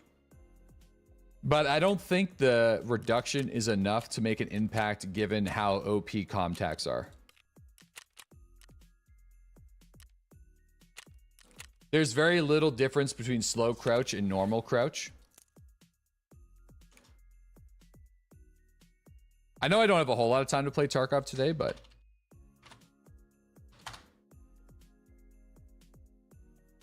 Hello, everyone. Oh, this is 8 months ago. Hold on here. We got one?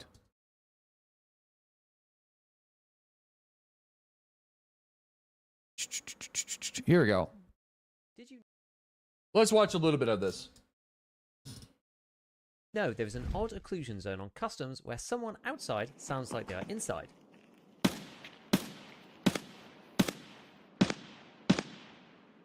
Tarkov sound has changed a lot in patch 15, so today we're going back through all of the headsets to decide if there are any serious differences to before, as well as some other situations that seem to have changed with the update. Including a fascinating case study at the end with this weird spot on customs where an out-of-place occlusion zone is causing strange results. Brutal. What? So to start with, let's take a look at the regular movements. With this wipe, not to go full Aspen here, but man, I am struggling. I'm gonna say it, man. I am fucking struggling with the audio this wipe. Like, it's getting me murdered. It's making me like second guess my movement. I'm like thinking someone's in front of me and they're above me. I'm thinking someone's above me and they're in front of me. Like, it's really messing me up. Like, and it's not just like a little thing. It's pretty much every raid you'll probably hear me say like, I have no idea where this guy is. had 3 new regular headsets added, the Comtac 5s, the Comtac 6, and the Safariland Liberator, as well as 2 special sets of Comtac 5 and 6, but these are designed to work. I will link this video and Gigabeef's channel after this too, by the way. Contacts on their own, but from what I've seen around, they are basically the same as the regular ones. For once, Tarkov is actually now somewhat intuitive here, and the Comtac 6s come out as the best headset on all metrics, with the GSSH being the worst. Yeah, I usually run the GSSHs.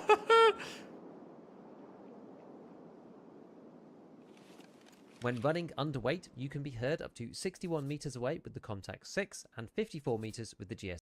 Oh, sorry. I'm going to go back. Sorry. Movements. With this wipe, we've had that might be why. regular headsets added, the Comtac 5s, the Comtac 6, and the Safariland Liberator, as well as 2 special sets of Comtac 5 and 6, but these are designed to work with the exfil helmet specifically. Sorry, I kind of skipped on accident. I have not tested these exfil Comtacs on their own, but from what I've seen around, they are basically the same as the regular ones. I mean, for once, Tarkov is actually now somewhat intuitive here, and the Comtac 6s come out as the best headset on all metrics, with the GSSH being the worst. I want to pause at the chart.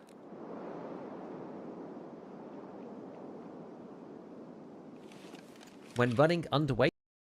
Yeah, I feel like the distance though, the underweight running distance, I feel like these are way similar now though. Like these used to be like the discrepancy between the distances used to be massive, which is why I used to use TAC Sports. Because like TAC Sports used to be really close to XLs. They look like pretty much the same for like half the price. So that's why last wipe I would always run TAC Sports. But dude, the Safariland Liberators are apparently really good. I've ran these, man, and I feel like I just don't like them. It's weird. 47 though without.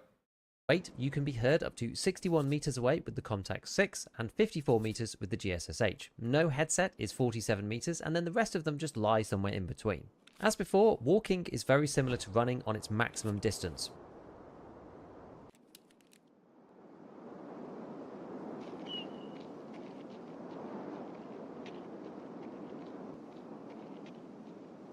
That's way too far, man. I do want to caveat here though, that although walking is technically audible at these ranges, it is quite a bit quieter.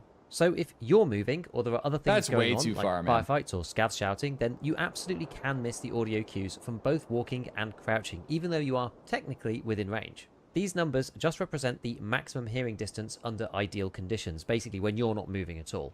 Walking at minimum speed shaves off around 10 meters from the theoretical maximum.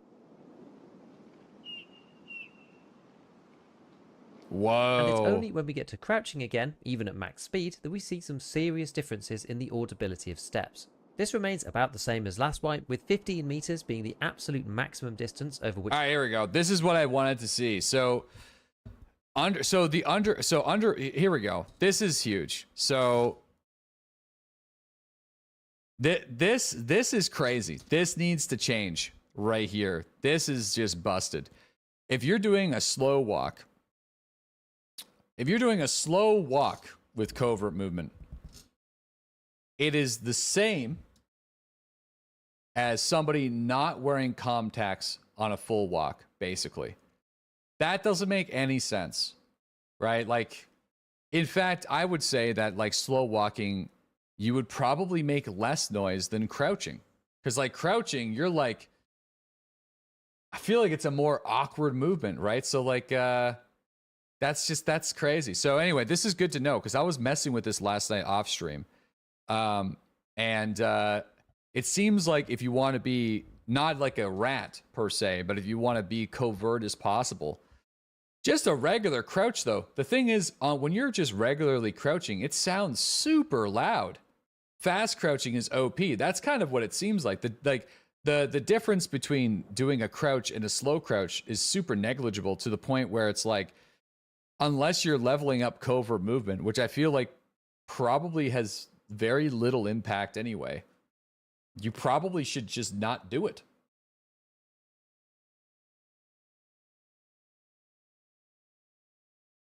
Yeah. it seems like fast crouching is way more efficient than slow crouching.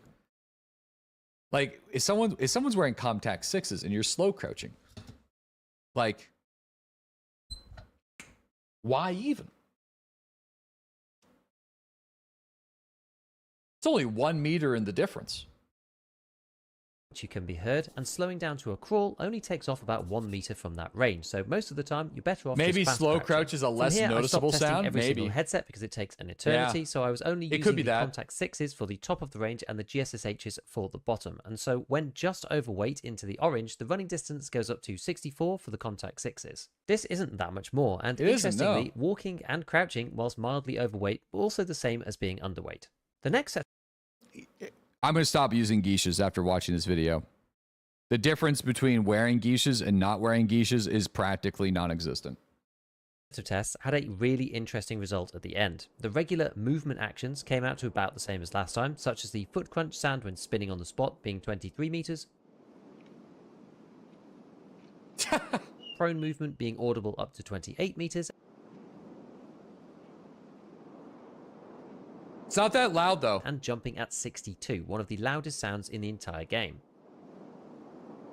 Yeah, like... But the ambient reduction of the headsets actually starts to set apart what we used to think of as the good headsets and does change up the list slightly. From my testing, the Contact 6, the Contact 5, the RAC and the Safariland all came to the most ambient reduction, tested in factory because the background noise is more constant there than outside where the wind fluctuates. After this, the XL, the TAC Sports, the Razor and the Contact 2 of all things seemed pretty good, and only after all of these did I finally reach the Contact 4s, which appeared to be bundled with the Sword-Ins and the M32s. Of course, the GSSH ended up at the bottom, as it is noticeably more noisy than the others, and only slightly better than not wearing a headset at all. But because of its technical distance range, the Contact 4s are still okay. Man, M32s aren't bad at that. In the middle of the pack at best. I'll put a short clip here of the factory ambient with all the headsets, so you can have a listen for yourself. Not that bad.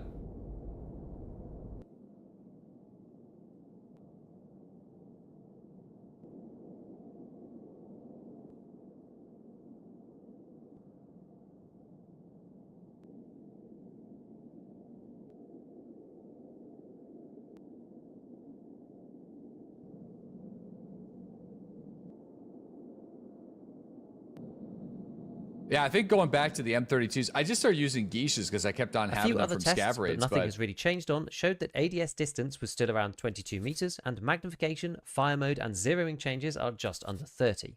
So onto the next section, occlusion, or how much sound gets muffled. This is a really good video. Such as between floors. We're watching the whole thing. seem to have turned up the muffling effect of these barriers, meaning that it is harder to hear players through them. On this particular location on streets of Tarkov, one of the entrances to Pinewood Hotel, you can hear clearly that when the door is open, it's the same or very least very similar audio as when you're outside. I feel like watching this, everyone here is like automatically going to save themselves a little bit in certain situations. This is really, really good.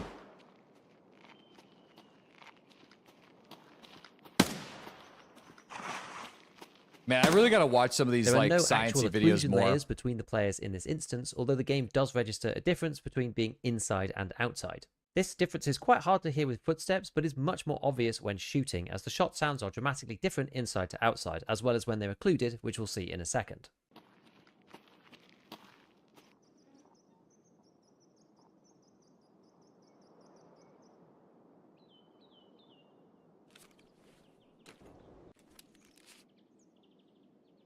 Whoa. Whoa. See, that's cool. Like, the technology is cool. It just needs to work. It just doesn't work. But that is pretty sweet.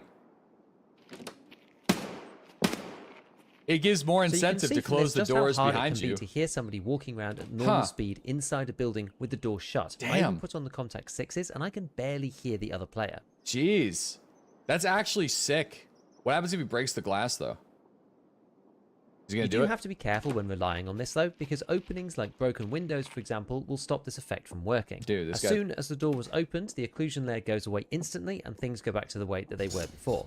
If you're crouched walking inside, it's almost impossible to hear somebody moving, even with the best headsets in the game. You can hear him running because the open window above is clearly audible, but as usual, staircases have strange properties. Oh my God. In this instance, I believe it is affected by the fact that the upstairs windows are broken, so running on the floor above allows our PMC standing outside to hear the indoor player much more easily, as the sound comes through from the upstairs instead. In this instance, the stairs almost act like a sort of latch kind of effect, i.e. the occlusion properties stay with the character until they move into the next zone, being the ground floor or the next one up.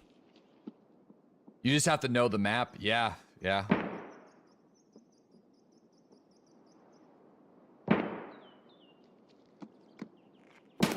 Oh, man. This means that you can be in the same place, the stairs landing in this case, but have two different audio profiles depending on where you were before. If you started off downstairs, you can be on the landing and sound occluded. If you started upstairs, you can then be on the landing, but now you sound not occluded. It's a very weird situation. This isn't the case everywhere. I wonder how the various different stances reduce the audio distance. Is that me being too picky? Is it like a smooth transition, or is it mainly just like, if you're not in a full crouch, then it's full audio, right? Or like, can you find like a balance point where you're not completely crouched, but you're only slightly crouched to find like a good movement speed, so somebody can't really hear you from 60 meters away, but they can hear you maybe from like 30 meters away or 20 meters away? Yeah, like that like, as we'll see in factory. It's a good question. I did a bit of testing in the underground subway as well, and you're also very quiet down there unless you're running no, it's not speed. We know it's not speed because I'll bounce back to that later, because he showed that the audio difference between a full crouch and a slow crouch is almost non-existent. So slow crouching isn't even, it doesn't really do anything for you other than level covert movement, which is debatably even working. So fast crouching is just as efficient as slow crouching. It just sounds worse on your end. Slow walking is terrible. Slow walking is almost just as bad as regular walking. Like slow walking is like 48 meters on Contact 6s, and a regular crouch is 15.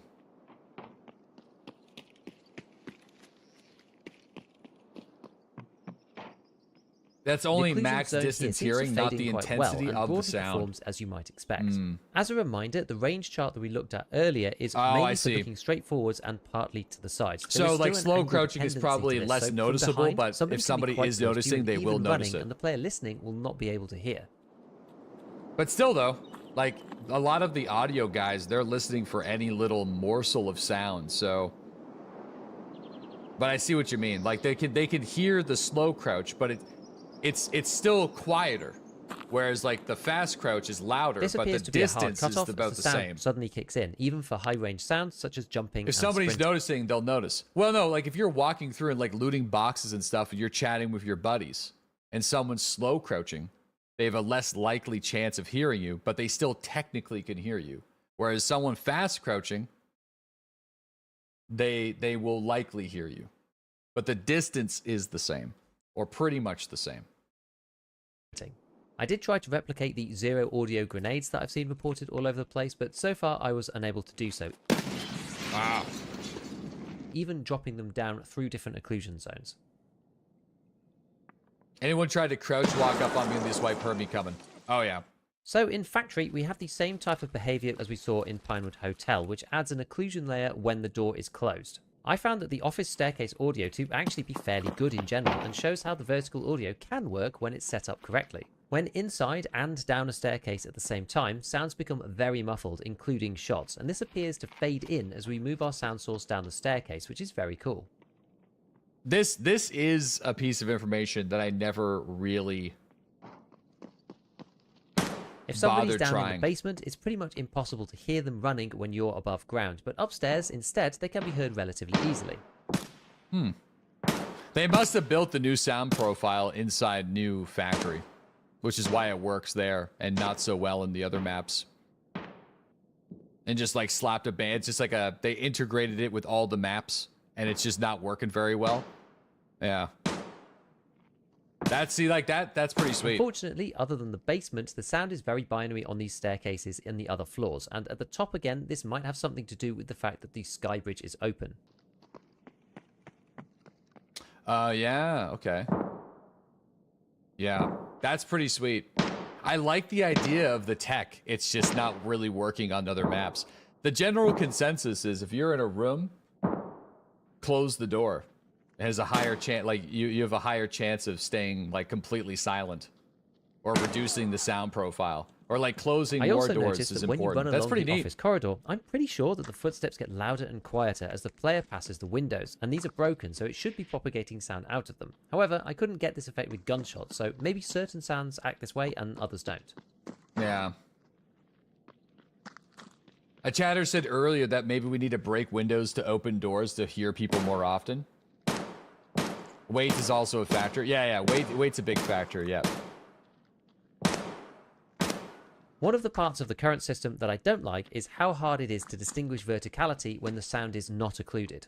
The muffling of a sound plays very strongly into giving the listener clues as to where it might be coming from, but the indoor audio on the same floor sounds extremely similar to indoor audio on any other random floor, so long as the sound itself is not occluded by doors or walls. For example, someone running in the office corridor does sound much the same as a player running along the ground floor, especially when the different distances are accounted for. Yeah. Yeah, this is the tough part. I mean, it happened to us on our last Interchange raid. It's tough. So now we're going to look at a really odd occlusion layer on customs. This clip popped up on my Twitter feed from Ms. Dunn. Oh yeah, the custom situation? So he's just going to talk about it. Let's check out the short. So what's this here? So I think he just kind of like, this is kind of the chart from the very beginning. So this is big. If you're going to take a screenshot of anything, it's probably going to be this. I will also, I'm sure this exists in his description box. Yeah, he does have it.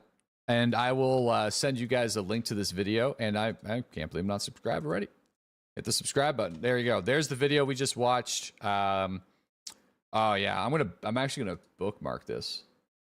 Here we go. Let's take a look at this image. Oh, yeah. Sweet. Cool. Dude, this was actually incredibly informative. So, we got underweight walk, run and walk. So, this, again, somebody pointed out, this is the distance where somebody can hear you.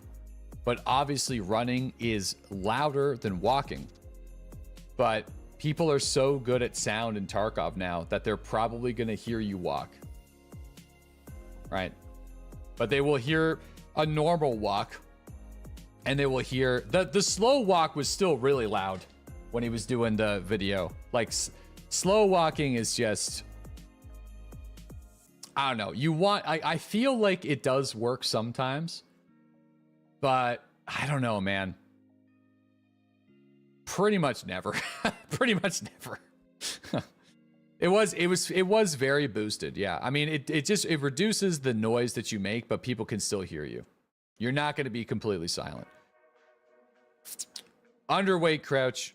This was a big one. Like, you definitely want to make less noise. But if you see somebody that's obviously further away than 15 meters, then crouching full speed is certainly something you can do. The biggest thing, too, is the difference between being overweight and underweight isn't that big, which is kind of a surprise. But I feel like, again, it's probably how much noise you make. I think how much noise you make. Anyway, I would love to see somebody do a video on the various stances with just Comtac 6s and then Geishas. That'd be kind of sweet. Because maybe you could find a middle ground where, like, I would love to be able to move without making a whole lot of noise with like 25 to 30 meters. Instead of going prone. Like, that would, like, you know what I mean? I don't want to go prone. Very, very, very, very, very good video, though. Oh my god. Look at this. I got the geishas right here. The moral of the story is that geishas are practically useless. And I don't know what the best value headset would be. Maybe the M32s. The tac sports were fine. Let's actually go through the prices of headsets right now in the game.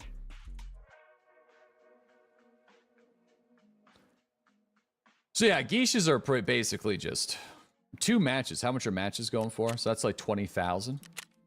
Yeah, so yeah, geishas are basically fucked. Not basically. They are pretty much useless. So we got the geishas. You got the Swordens. The Swordens didn't seem so bad. The M32s. Where's the? Do I have the image up still? No, I don't. Let me bring it up. The M32s seem to be okay. Yeah, the distance is 56. I think we could do better than that. I think the Swordens are probably better. We could do better than that. It's not bad in some of the other categories, but I mean, I would say if you're kind of like a super cheap value guy, like the M32s are probably better than nothing. Comtac 2s, Comtac 4s, yeah. How much are the Comtac 4s?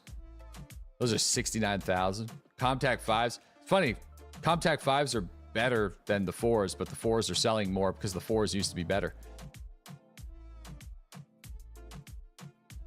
Oh yeah, no, tac sports are still solid. Like, I used to use tac sports last wipe. They're pretty good. We can do a little better than that though. The Safari lands, there you go. I mean, that's it. I mean, I didn't really like using the Safari lands earlier, but I mean, maybe I'm just stupid. I mean, you're not going to beat that. You're not going to beat that. Wait, what? Well, never mind. You can if you already have a helmet that you can hook these bad boys into. That's really cheap.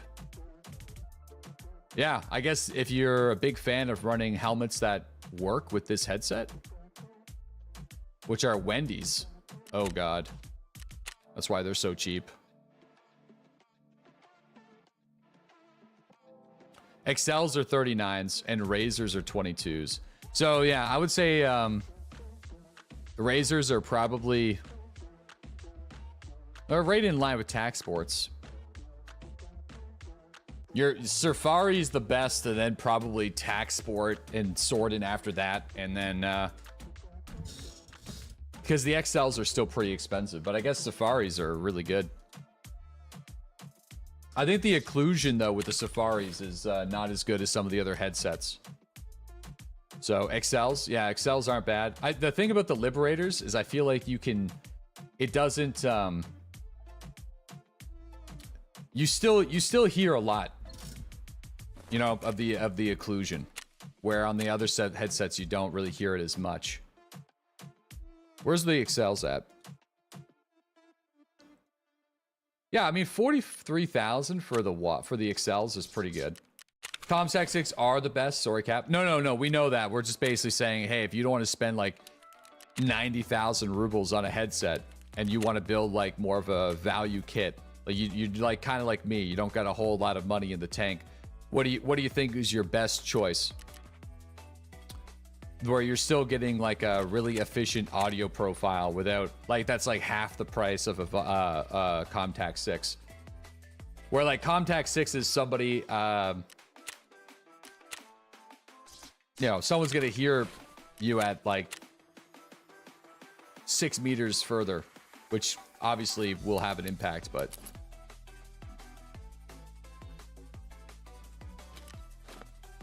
Cool. Anyway, super informative though.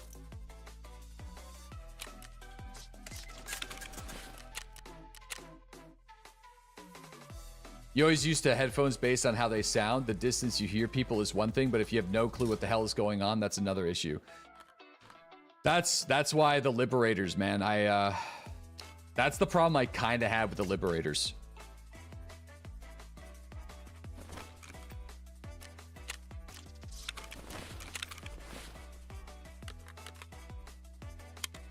At least in my opinion.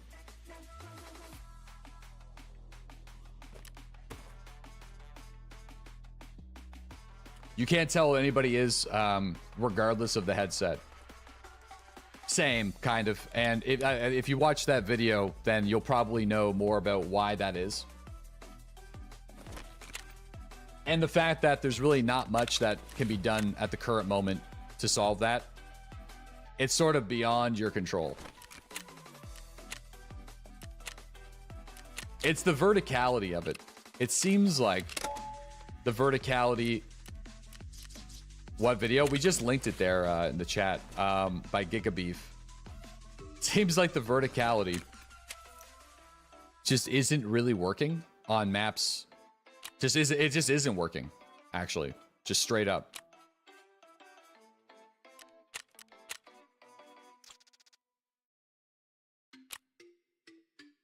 Yeah.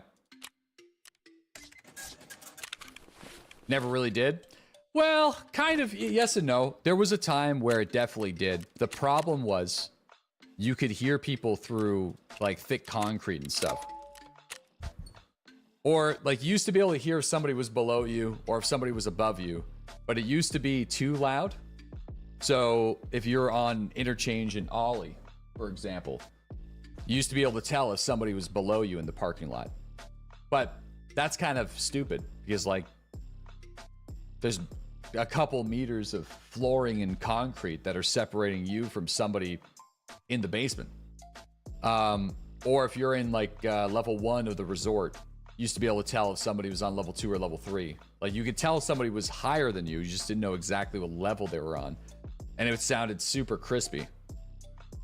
I guess the word, I mean, not to sound like an audio expert now, Veritas did a really good video on it.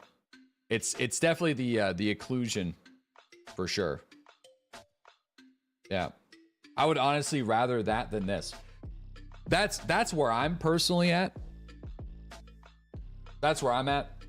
I would rather be able to tell if somebody is above, below, in front, or behind. But yeah, anyway. CW Rex, thanks to the tier 3, $25. 50-month sub. Been loving all the games you've been playing the last few years, but it's so good to see you back on Tarkov. Looking forward to the next 4 years of content. Yo, thank you very much. I will be switching up the games today in a little bit, though. We got early access to Space Marine with some drops, and I'm super excited to check that out. So we will be back on Tarkov, though. Like, we're still gonna be playing a lot of Tarky. It's good for me. I'm happy to be back on Tarkov as well, too. Fattiest Dumpiest, thanks to that tier 1 sub. We got Stenman, thanks to that prime sub. And we also got my man Pep with the 84-month resub. I got a decal of a bagel on my car. Dude, bagel decals, brother? Bagel Deckles are the best. Honestly, we should sell them. Bagel Deckles. Big fan. Big fan. You know, listen, man. It's just the way Canadians pronounce decal, you know? Sounds better. Feels better. We got Miski, thanks to the tier 1 sub. Squiggy, thank you for the 6-month sub. And Officer Rich, thanks to that tier 1 sub. Axio, thanks to the 5-month resub. We got King Diabox, thanks to the Prime sub. Rekakondo, thank you for the Prime. We got Miss MSK, Miss Silent Kill, hell yeah, thanks to that 43-month resub. Glad to have you back. We got Thump, thanks to that 3-month sub. You soloing on Spaceman game today? Listen, I didn't know that anybody. If you're, I mean, I would definitely team up for sure, 100% if you're down. Either today or tomorrow, whatever works for you, dude. Sin Sauce, thanks to that tier 1 sub. True, thanks to that Prime sub. Ninja, thank you for the tier 1 sub. Rannick, thanks to that tier 1 sub. Try Harder, thanks to the tier 1 sub. Holy Frack with the tier 1 sub. No, you got access? Dude, I'm down. I'm down. Absolutely. 100%. I should have probably reached out and see if any of you guys had access. They gave me some extra keys, but or they gave me an extra key, but it's missing one of the sections. So you know how it's like 3 coded sections on Steam? I only have 2 of the 3 coded sections, so I like reached out to them and be like, hey, like, where's the other section? But I haven't really got anything back just yet. Figure it out, yeah. Yo, we got J-Mob. Thank you for the tier 1 sub to Steven. I mean, I'll be on it probably right when the embargo lifts at 12 p.m. Eastern Standard Time. So, yo, JD, thanks to the tier 1 sub. Stoff, thanks to the tier 1 sub. Rands, thanks to the Prime sub. And Codex, thanks to the tier 1 sub. JD, gotcha, thanks to the Prime sub. And Victor, the 2-year sub. Thanks, Victor. S the Pirate, thanks to the tier 1 sub. Mars with the tier 1 sub. Corn with the Prime sub.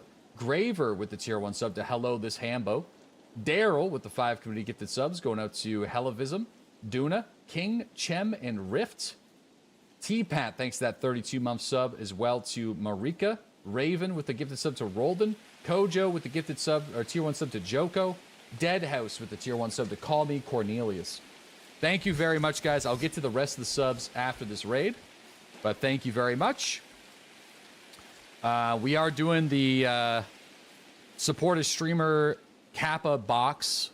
There's only 1 drop, so if you've already received your box, there's no other drops of dropping. There's no other drops of dripping. So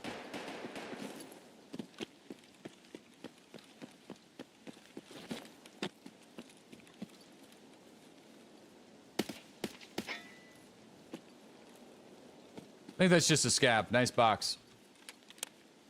But yeah, if the way the box works is if you drop a tier 1 sub or a gifted sub, then you get access to the streamer item box where you can store all the Kappa items. I'm not going to loot that guy.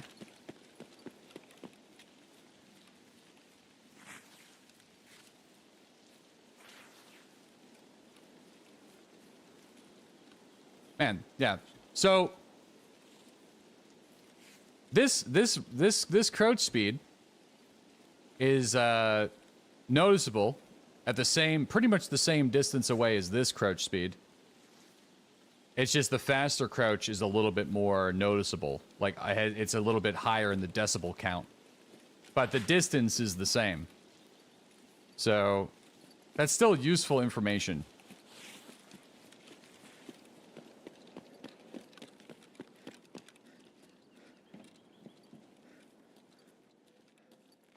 Yeah, like in here, like in certain situations where you want to move through an area fairly quick, but you don't want somebody, say, down near Kibba to hear you with their sick contacts. This is kind of exciting, though. I mean, like, knowing that. Like, that's probably the biggest piece of information. Oh, Jesus. Dude, I just been caught out of position. Damn. Ow. Damn, that hurt really hard. The scavs always hear you. Yeah. I wonder if leveling up covert movement makes that gap a little higher. Yeah, maybe. See, like, covert movement, I don't have it, like, leveled up very much right now. So, reduces the noise level services on common services by 2%. So, I suspect... We don't know the math. So, here's how I feel like it works. But I could be wrong, because I just don't know. You take the default sound that your character makes. That percentage gets applied to it. And then whatever that number is, the comm tax raise it. So it doesn't... I don't think it affects the headsets at all. So maybe instead of like... Yeah, oh, wait. It doesn't reduce the distance. It's just the decibel. Oh, yeah, you're right. That's probably how it goes. Which means it's... That makes a lot of sense, actually. Because that's... I've always felt like covert movement is, like, not... It's not that useful. So a 5%, 10% sound reduction that doesn't affect the distance at all is actually not that useful. Because people are probably cranking their audio, blowing out their eardrums anyway. So the difference is literally like adjustable on the headset. If you actually got it up to like maybe level 20 or 30, it would probably have a bit of an impact. But to do that is so difficult. Like you would have to... I've tried to level it and I've only got it to like level 15 before. You have to move like this, right here. Oh.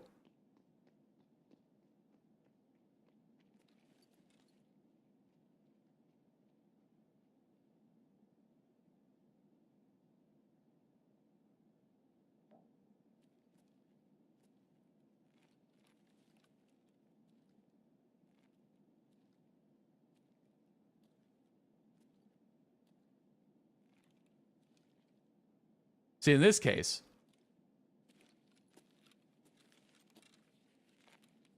it is the decibel of the sound, but it's the distance.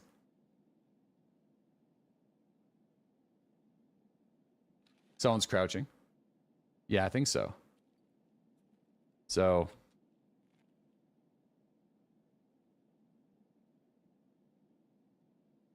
I was listening. See what they do.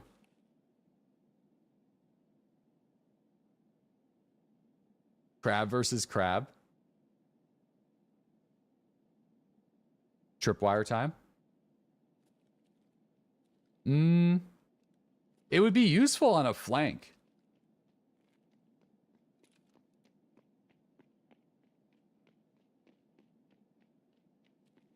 Scav? It's definitely a scav. But yeah, like if you're like this. Is like not that bad whenever you're trying to like not make noise for distance, only for distance. Like the maximum distance with the best contacts somebody can hear you while doing this is, I believe, 15 meters. You know, you're definitely open up to getting headshotted, obviously. Like, you're like, the moral of the story is it's still better to shift W everywhere. For sure. if you're wondering, like, what the fuck are we doing? I just get bored with playing normally. I think is whatever I'm at. I 100% just get bored with playing normal. I can't do it anymore. I want to just be stupid. Get creative. Trying to like see if there's another way. Oh, yo, these are really good actually. These are the flashbang rounds. So yeah, when I'm like looting like this, might as well just kind of. But like, this is the one thing I would love like somebody like Gigabeef to do.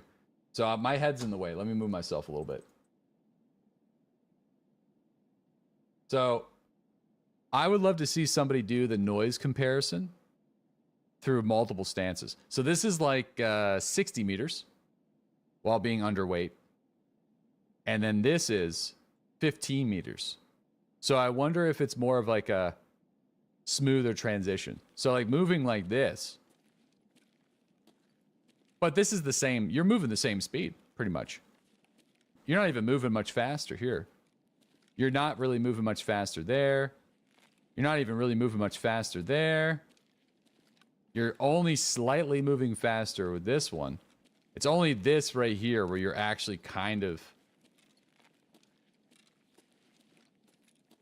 Wait a second. Wait a second. What? Hold on. Let's do that again.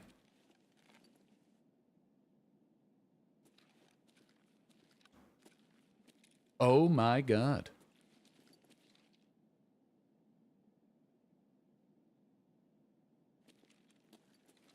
It like, I changed the stance while I'm moving, but the speed stays the same. So if I'm walking.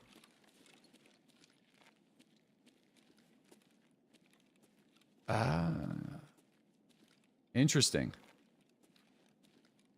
It sets the max speed. Like, but if I'm already moving this fast, it doesn't do that.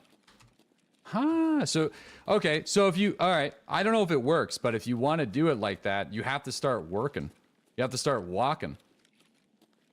And then kind of scroll down.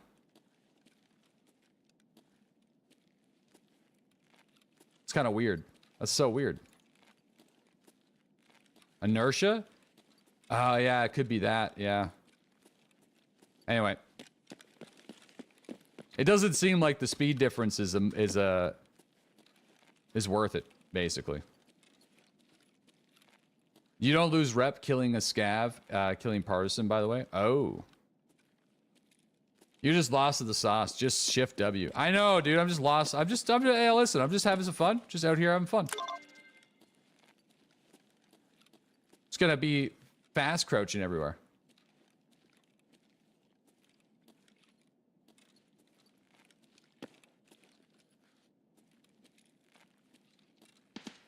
Yeah, let's just walk like this.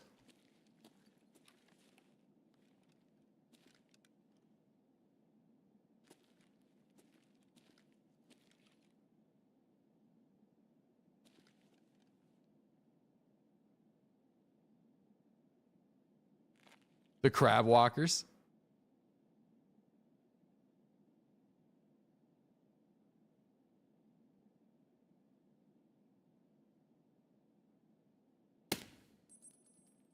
Yeah, drop that guy.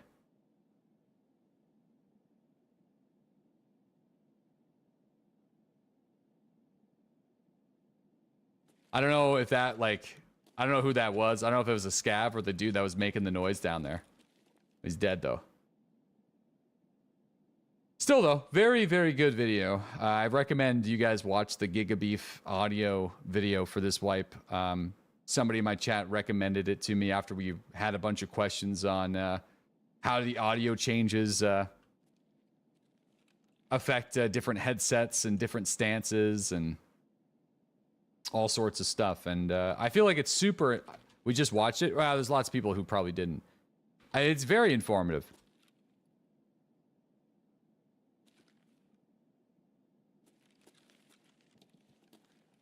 It's gonna start fucking walking everywhere like this. Absolutely, yeah. I definitely will raid him sometime.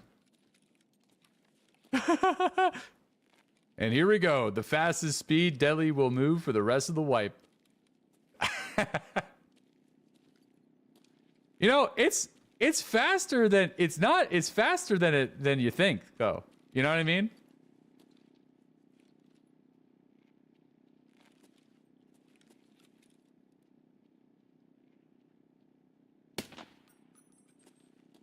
No? Dude, it absolutely is.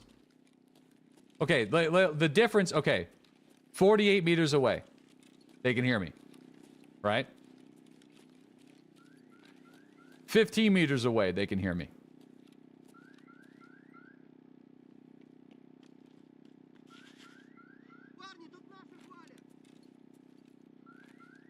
That's pretty substantial. Pretty substantial.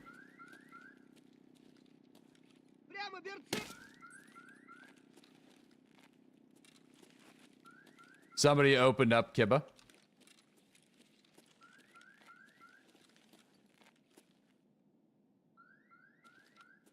$48, that's like 150 freedoms. Yeah, sorry, I don't know how many freedoms that is. Is that actually 150 freedoms? And then deep in my plums. Deep in my plums. Right in the plumbus. I really want to hope. Really want to hope that this is like 35. Or like...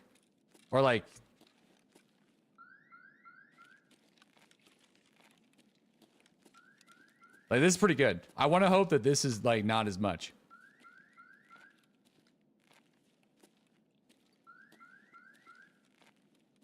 But the moment you sprint, you're, like, going.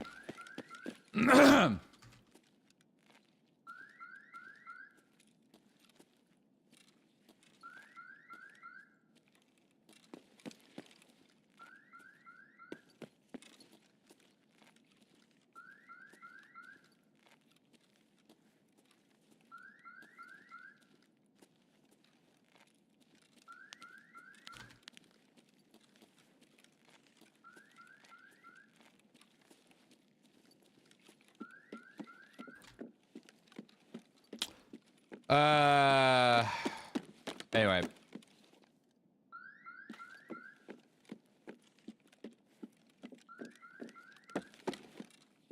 Oh well. Or like, you know, you're looting around. Just crabbing around, dude. Does anyone actually level covert? No, well, I think the here's my bro science theory. I think not me. I think with the knowledge we gained from Giga Beef, I now understand why covert movement is probably useless. Or not as useful as it could be. Because it doesn't change the distance somebody can hear you. It changes how loud that is. The distance remains the same. Similar to, like, the distance somebody can hear me doing this is 15 meters. The distance somebody can hear me doing this is 14 meters. It's just it's less noticeable, but if someone's listening for it, they still will notice it. Yeah. Oh.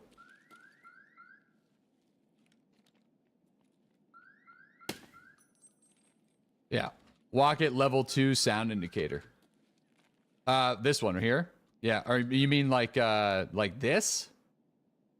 But again, I don't think that's a distance change. I think that's be right here. I don't think that's a distance change. I think that's just like how much they'll notice you walking.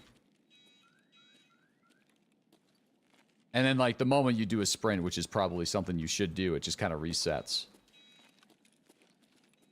It doesn't seem to really affect the distance too much. Like this right here. It doesn't affect the distance too much. Maybe a little bit, but not that much. Barely.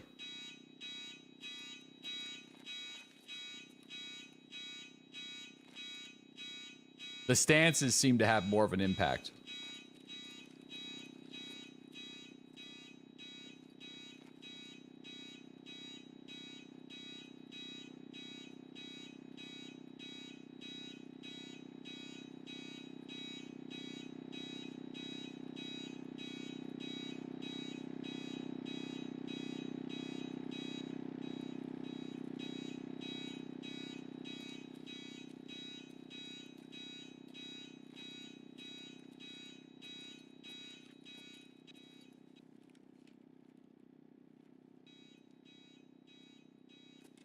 You know what I mean? I'm crabbing.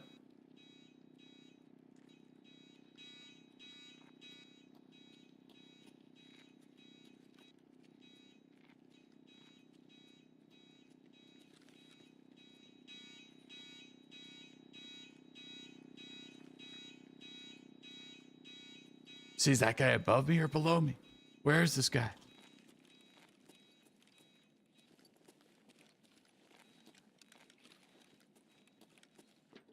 Where is this guy?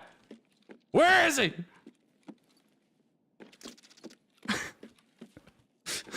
I'm losing my goddamn mind.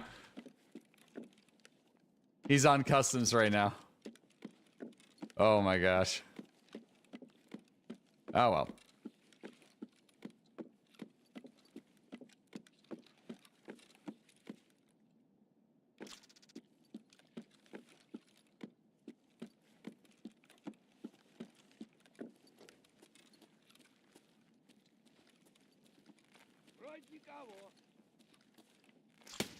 Oh.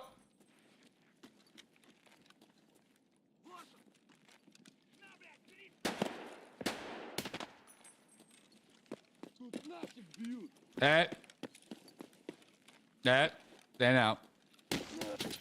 All right.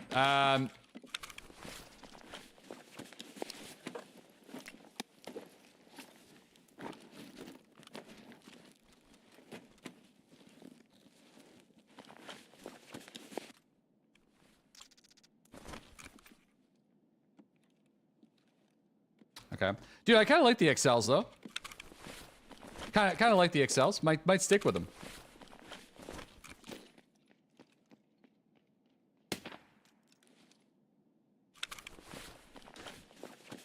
Like 30, they're like 30, 40K cheaper than Comtac 6s with like a pretty decent audio profile on them.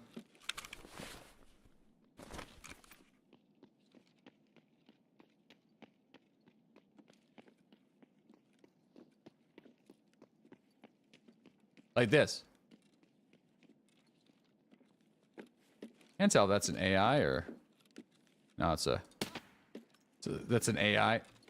All right, I need to do the stores. I gotta do this damn quest.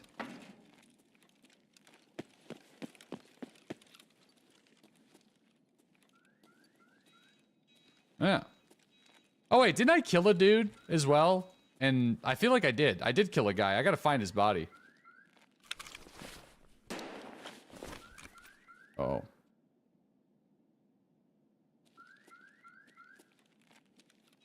Uh-oh.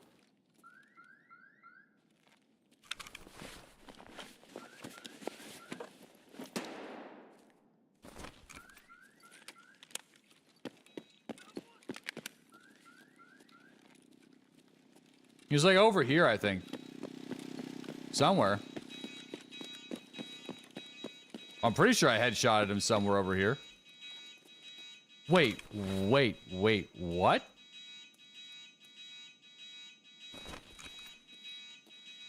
Listen, I know these... I gotta drop this because these are too good. But, seriously? Just a box of M855 in here.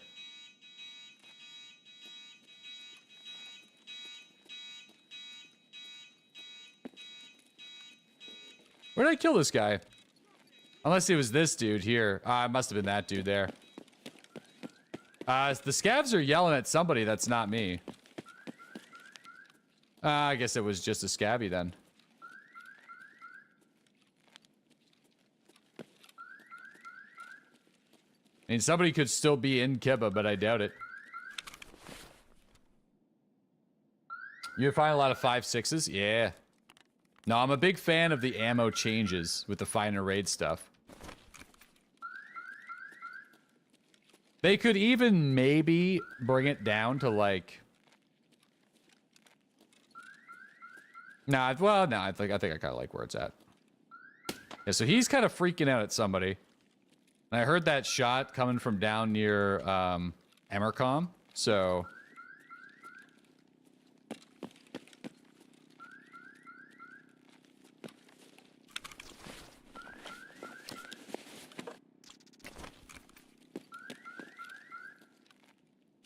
Makes up for level 1 traders.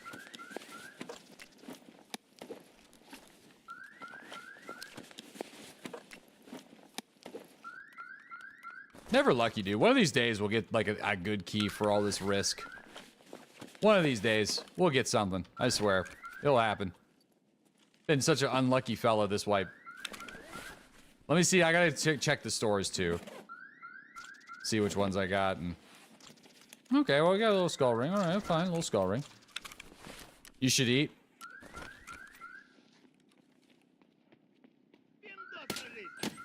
Oh my god, dude.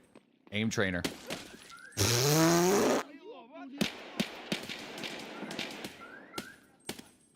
Alright, listen. Alright, stop. I don't want to hear it. I don't want to hear it, dude. I don't want to hear it. I don't want to hear it, dude. I said I didn't want to hear it. Stop saying shit.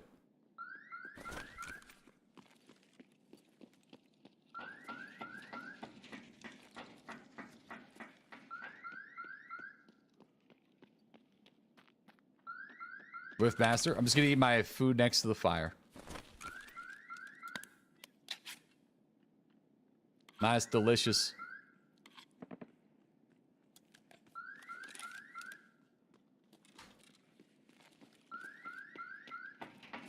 You going up there too, bud? What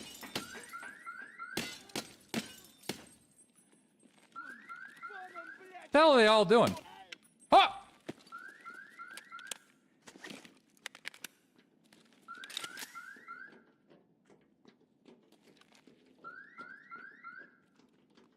Potato?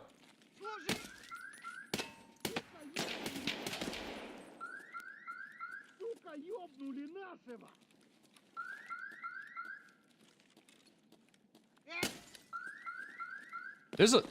See... Hello?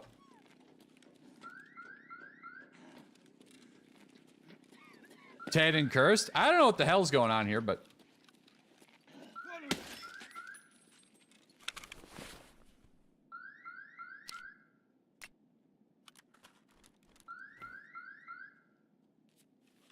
I'm just gonna drink some milk.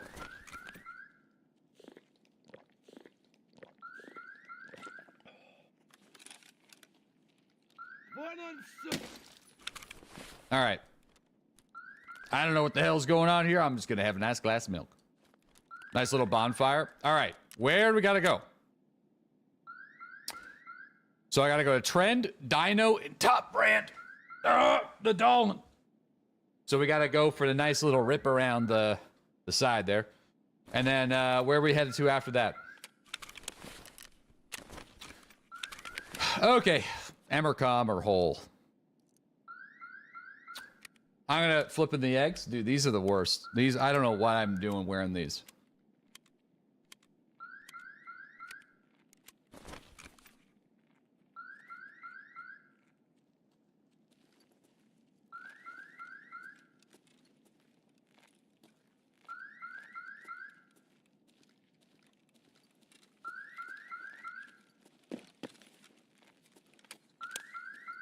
Can I loot some of these guys? Oh, I kind of want to loot these guys. Someone's got to have something good. You know what I mean? This guy's got a Find and Raid UMP. Just go commando, bro. We call it Donald Duckin' around here, just so you're aware. And, you know, it's a possibility. I'll put it that way, you know? With the way things are going, I don't know.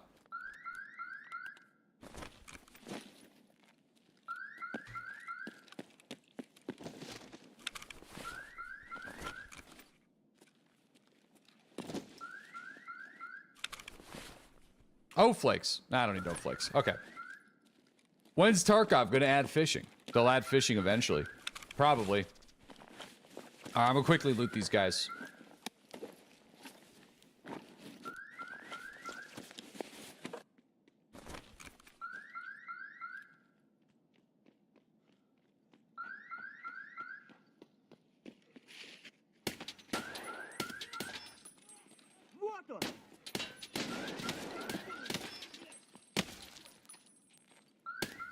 What the hell is going on with this raid? This is insane.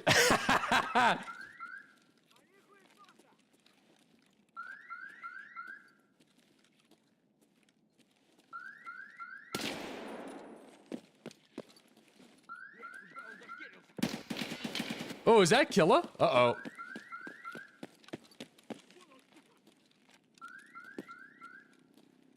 Or Billa. This looks like a PvE raid. I hope it's Billa and not Killa. I think I would be dead if it was Killa.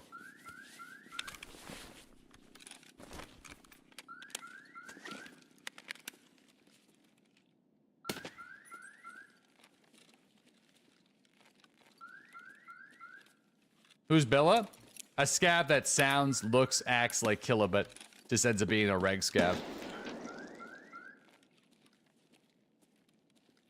Where the hell did this guy go?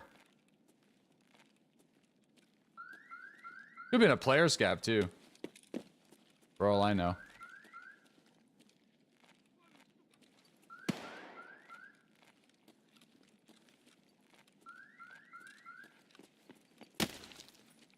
All right. I only have a few minutes left of this raid. Can I loot?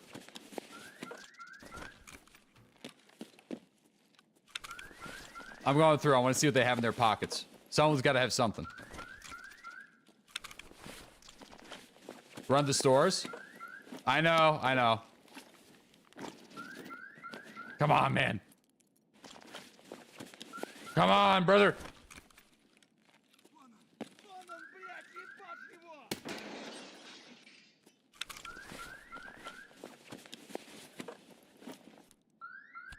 Oh! Oh my god.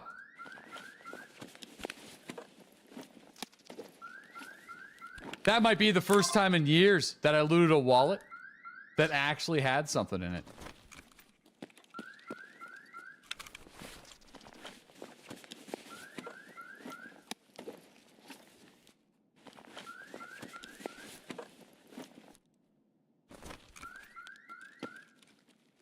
With that, like, that wasn't money.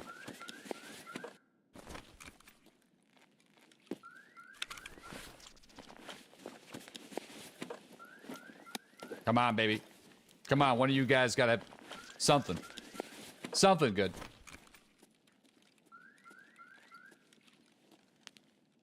The crackers are worth picking up. Look at this thing.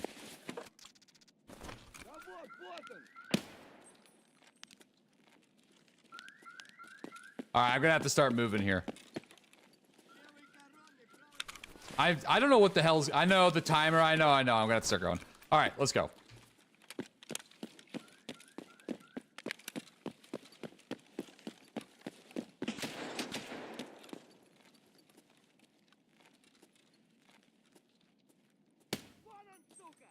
Shit. Fuck, they may not let me do it.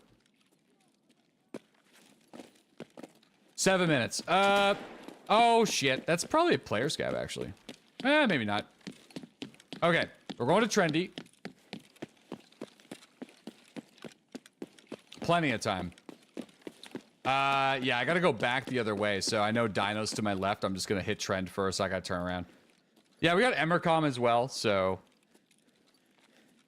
I gotta turn around. Okay.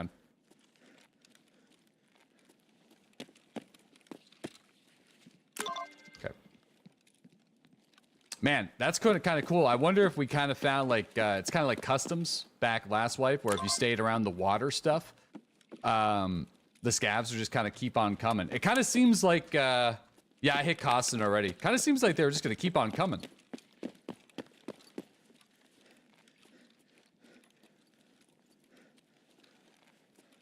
Keep on coming and they keep on coming. They keep on coming and they keep on coming. Yeah, trend. Yeah, T-rend. I used to call it T-rend all the time, like a dummy. Oh, this guy right there.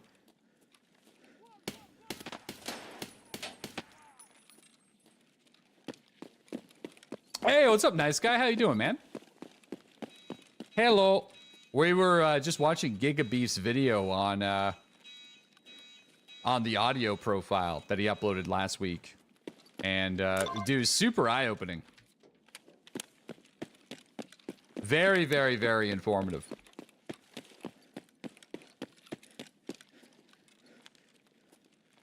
I've just been struggling, man. I've just been struggling with verticality. And, you know, I'm a big man of, like, budget kits for a dude that's got, like, no money in this game all the time. So it was nice to know, like I actually, in the previous couple of wipes, I was kind of weird and just ran geishas.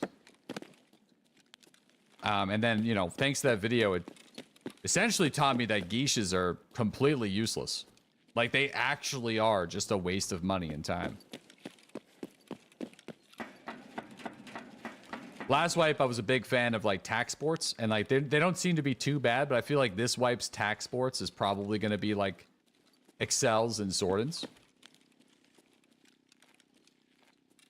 Maybe even, like, Comtac 5s. You've been running no ears unless you get Comtac 4s or 6s. The 5s are pretty good, actually.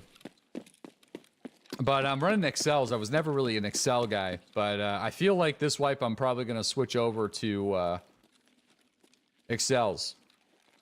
Where, like, the Safaris. I tried the Safaris. Those are apparently the king of the budget. And I've used them a little bit. But every time I've used them, I find I hear too much... like environmental ambience and occlusion, you know, whatever the word that is used. So it's kind of like where like the other headsets you definitely have that dampened, I feel, a bit more. 4 minutes. Damn, this is gonna be right down to the damn wire. Actually, this might not be the way out, eh? No. Whoops. Occlusion is the correct word. It's just a hard word for me to say. Occlusion. Occlusion. It's like illusion, but occlusion. The ambient occlusion. Noise is the word you're using for. You're looking for. Noise. He's talking about noise. Decal? Listen, you guys can't talk shit about decals, alright? I've already brought receipts. I'm Canadian, alright? Just deal with it. Decals, alright? It is what it is, dude. Don't hate the player, hate the game. Of course we can.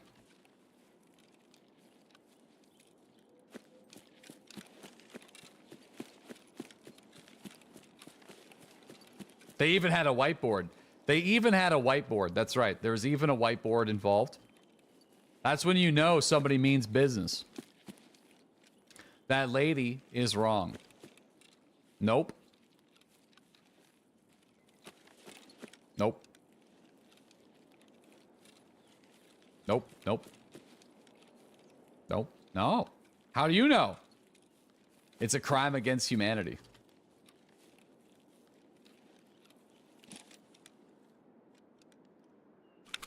All right.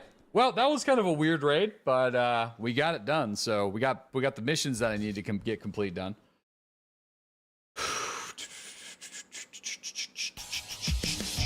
All right, we got a bunch of people popping in here. I'm like 35 minutes behind, so I am sorry.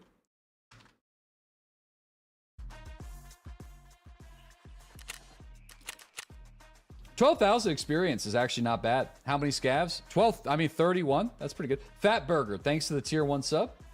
My man Pep, we're going to be doing a little Space Marine, I think, with Pep this afternoon. I'm excited. Niku, thank you for the tier 1 sub.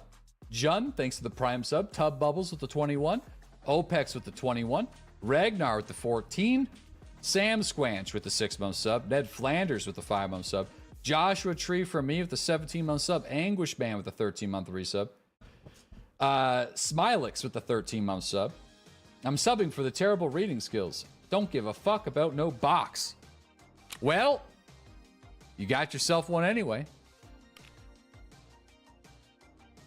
Head to the website to learn more about how to redeem your content creator box.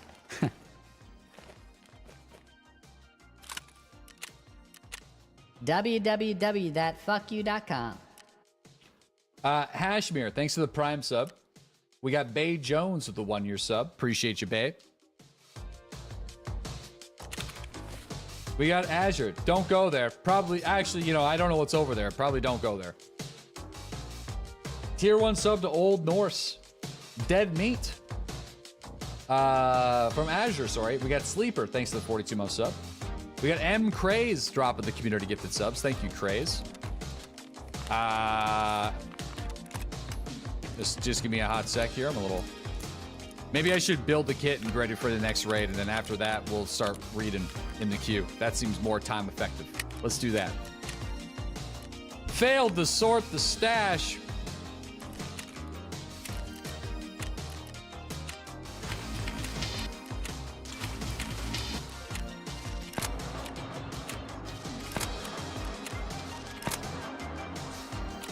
Unbelievable.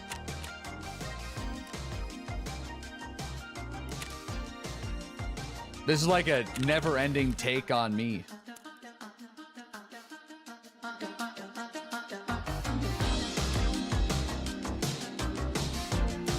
This guy's... Introducing a brand new printer experience never before seen in 1997. Introducing real printing color. That's right, even works on your old DOS machines, but preferably we made this for Steve Jobs because his stupid fucking computers are see-through. And he's kind of ahead of the game.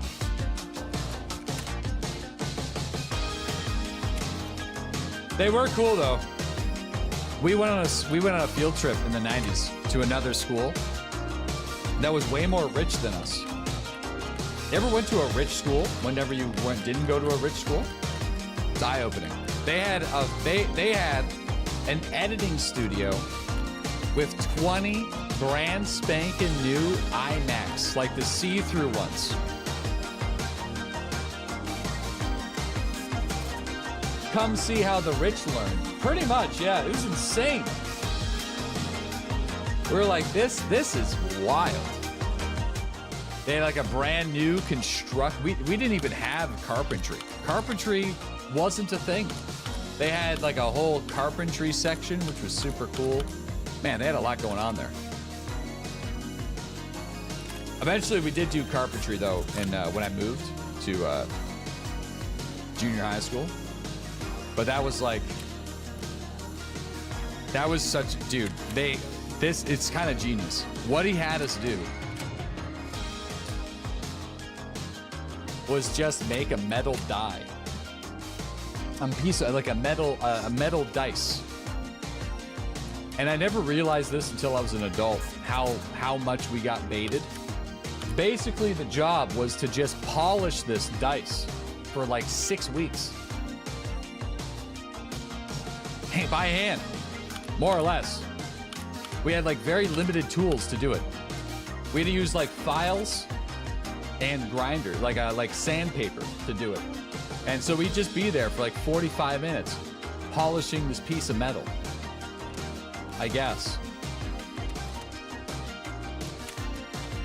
Dude, he would always turn us away. If we went over there and be like, it's done, he'd be like, oh no, you can do more. I don't think he gave a shit. I'm just starting to realize I don't think he cared.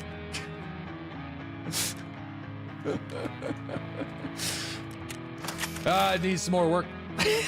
Just say, get it back out there, you little shits. I don't care. The cheat code.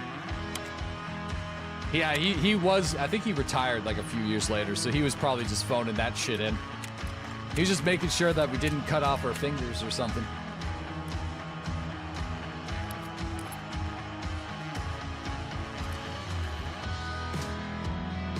You're screwing around. Stop screwing around so much. Yeah, I think the worst class, though, I've ever been in my entire life was computer graphics class. That was, Wilbur and I were actually in the same class, which was hilarious.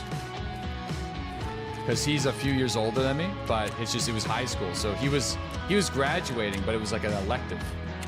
And holy shit, dude, that was a wild time. That was also kind of weird being in the same, like, you know, you go through school your entire life and you're actually in the same grade with your class with your brother. It's kind of weird. But man, nothing got done in that class. Oregon Trail and every machine. No, dude, he had remote access to every computer. So this would have been like 2007. Yeah, 2007. So every time Will would be like playing like a golf putt flash game. So the teacher would just like take control over his mouse and fuck up his shots. It was so funny, actually. It's so heated. Will would be not doing his work. Mid-putt on the Flash game. Fuck him up. That's legit. Yeah, dude, it's some good times. Oh, man. All right, hold on here. Yeah, I got to go into the next raid here. What are we doing? I got to bring some... I got to do Blood of War. Ooh, all right. How much is Ollie Logistics going for these days? Probably not as much because it's not wipe week, so... Oh yeah, we're good. Sadly, this is already 3 uses on the key, so poor guy, he's kind of outing himself on how many attempts, but, you know, we've also been dying on Interchange all day, so I can't say shit.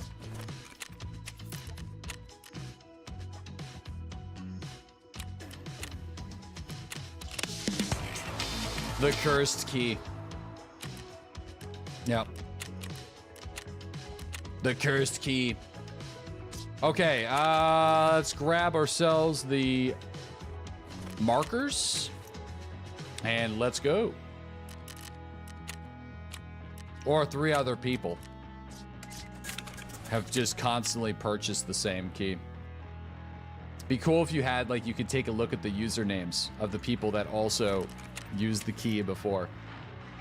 Maybe you're just the 4th guy using it. I guess what I've learned is you guys are far more intelligent than me and also able to understand what actually happened instead of my weird fantasy thinking about some poor bastard getting killed 3 times in a row trying to take his item out of the raid. Just to try to make myself feel better about dying 3 times in a row this morning. That's probably what's going on. Finally admitting it. Yeah. All right, let's go. I'll just use the pilgrims for it.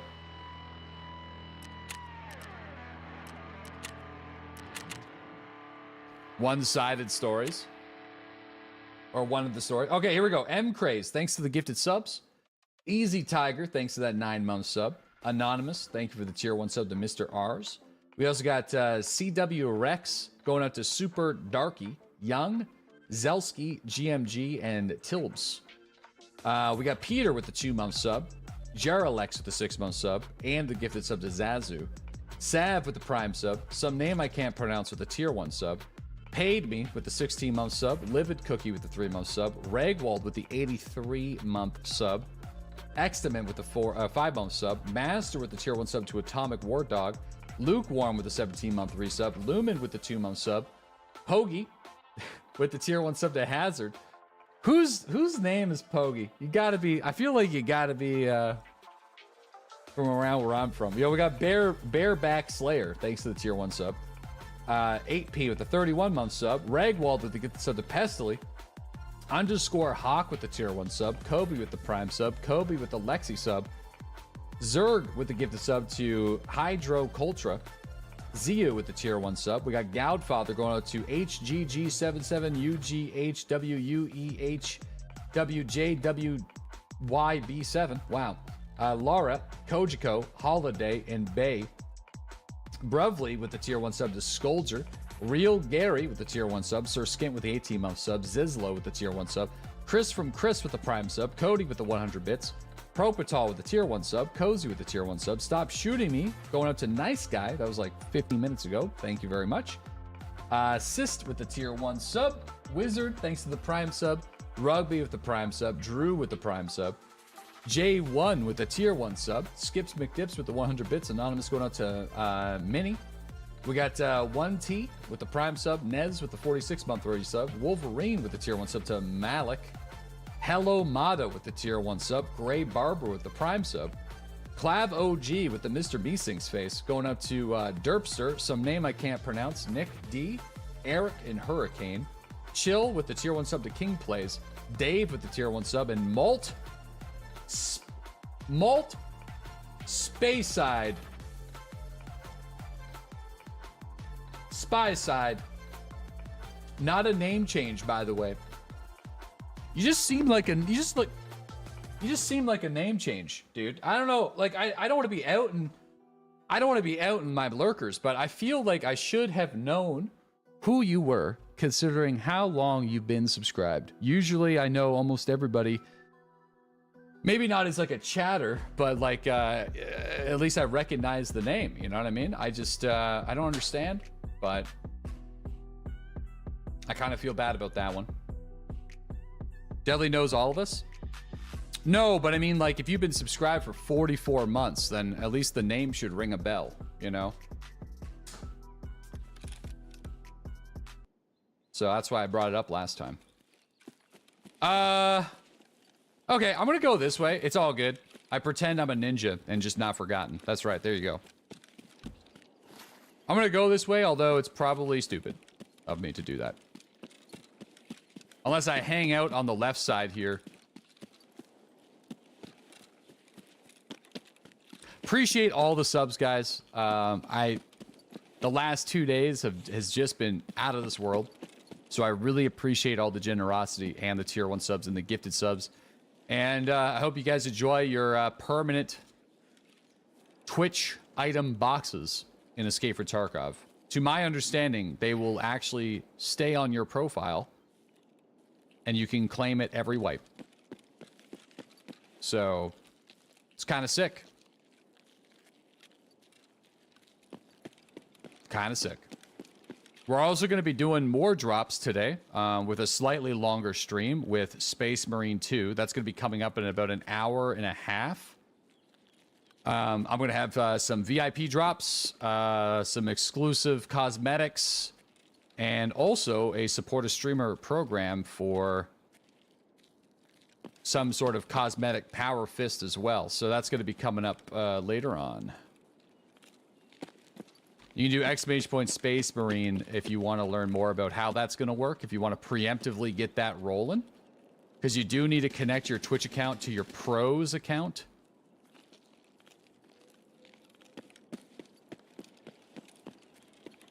So if you haven't already done that and you want some of the cosmetics from the drops, you can you should do that. And it should also take you to a link that will give you more information over what the drops actually are. So tell me more about my power fist.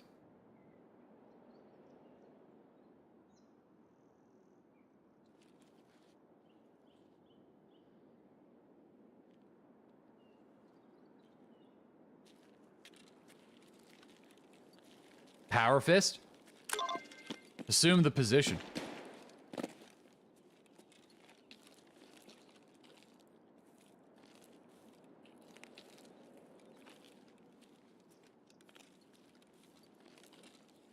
Power fist.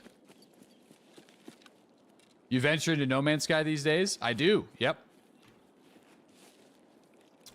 Yes, I do. I've been messing with industry a little bit, like hotspot manufacturing, and trying to learn a little bit more about like how to efficiently set that up in a good way. I'll let the rats eat.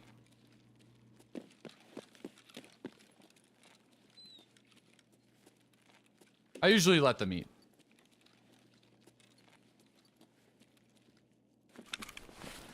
Too bad we can't see that. Well, I have a rule of thumb where if I'm not going to be live for more than 2 or 3 hours, then I just don't go live. You know, you know what I mean? It's just kind of like No Man's Sky is just kind of like my decompression game. Sometimes I only play for 20 minutes. Sometimes I play for an hour and 10 minutes. There just really isn't enough. By the time the stream gets going, I'm pretty much signing off, you know?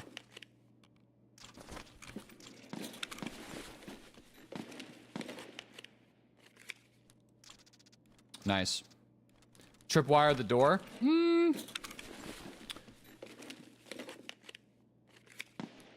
Tripwires, it depends on the positioning and the time of the raid. So I will try to use them if I feel like someone's around, but they only have a 10-minute timer. So if I feel like someone's not going to be here within 10 minutes, I won't really plant it. Do you talk to yourself when you play alone? No. Unless I'm like recording for something, but I, you know, haven't been doing that. Yeah, I've got a couple tripwire kills. Yep.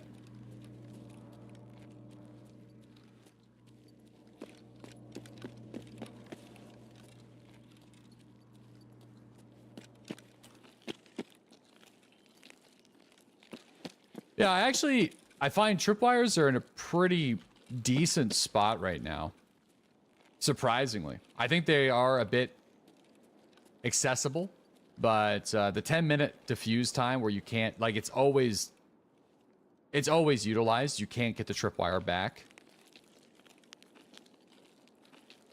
You know, I think that's solid. The 10-minute thing is pretty good. The fact that impact grenades are not instant is super helpful. Whenever you trip one, it makes a really loud noise. I had somebody trip a tripwire on Shoreline, a team of 2, and they were actually able to evade the tripwire, and I was able to kill one, and the second one got me. They're not as bad as I thought they were gonna be. But that's the reason why VOG 25s are so pricey, because I think VOG 25s are the only grenades that I've had success with. I used an RGD on the Shoreline one. If I used the VOG 25, I probably would have got at least one of them killed. So the longer the fuse, the less effective it is. Unless you use like an M67 and you completely jabate somebody. Oh yeah, Partisan uses F1 grenades, so the fuse time is not that bad.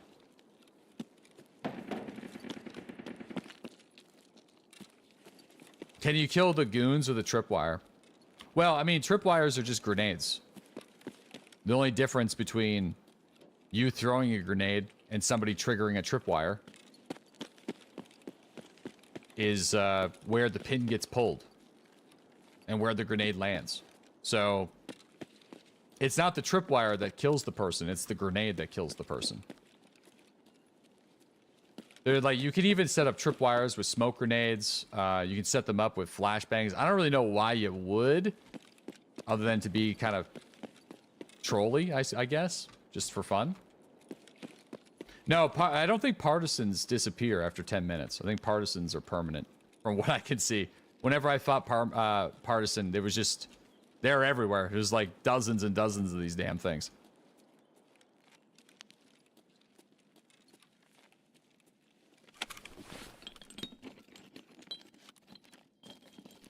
A flashbang should be instant.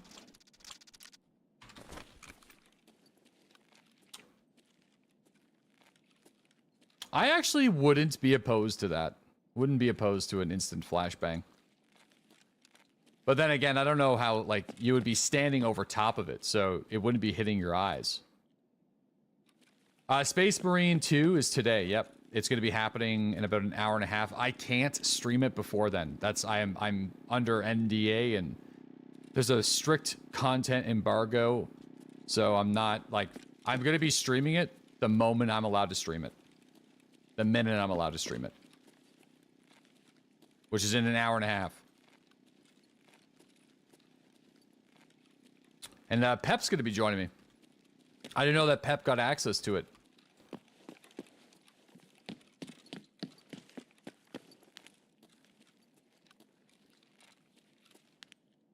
Yep.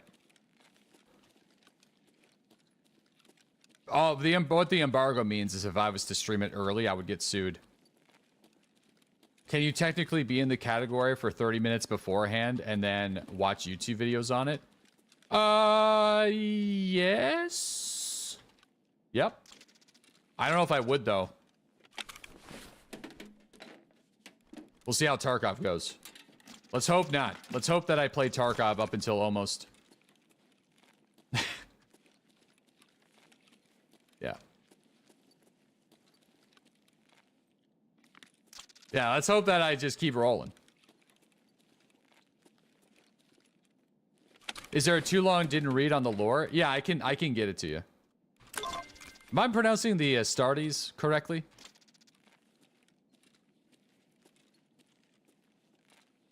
I'll probably have some pronunciation issues that might make a few of you guys cringe.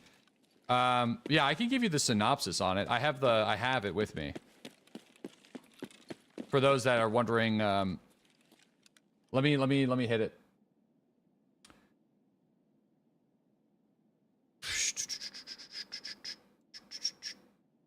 Okay. So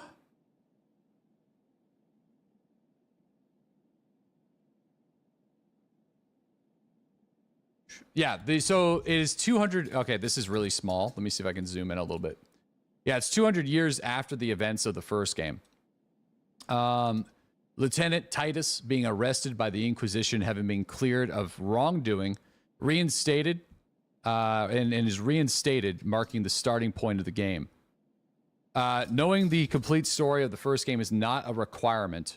Both narratives can be enjoyed individually. So he was a captain back then. Yeah, so there's... I don't know. I didn't play through the first game, so I'm not too sure if, you know, him getting cleared of wrongdoing is something that happened in the last game or if it's something that happens here. But anyway, he's a lieutenant now, and you're kicking ass. That's the plan. What I do is big blue man smash and crunch. Big blue boy. Big blue boy back. Big blue boy go big boom.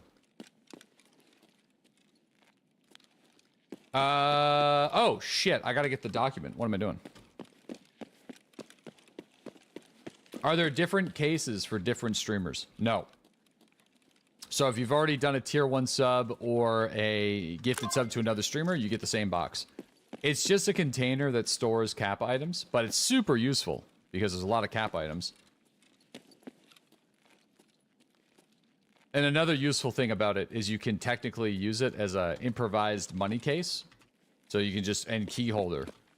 Because you can just fill it with Willer's wallets and Gingy keychains if you want.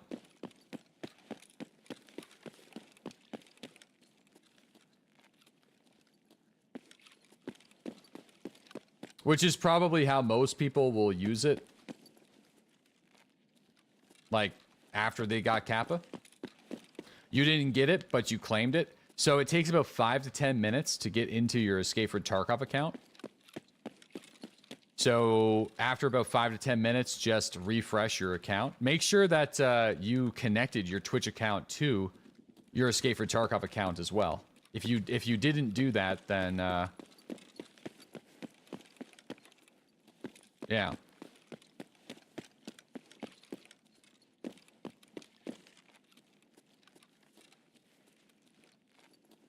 He was brought into custody right at the end of Space Marine 1. Oh, did I just hit some spoilers? I think it's kind of like the introduction scene, so my bad.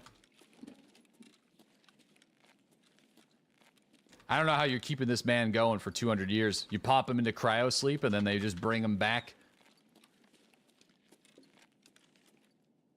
The Tyranids are taking over. Call out the big boy.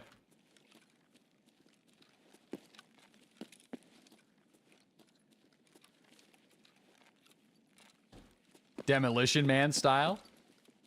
Oh my god. No, they just kind of live long. Gotcha.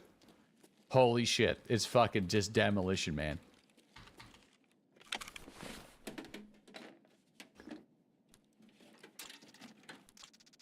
The Astartes are functionally immortal, but they tend to die in battle. Gotcha.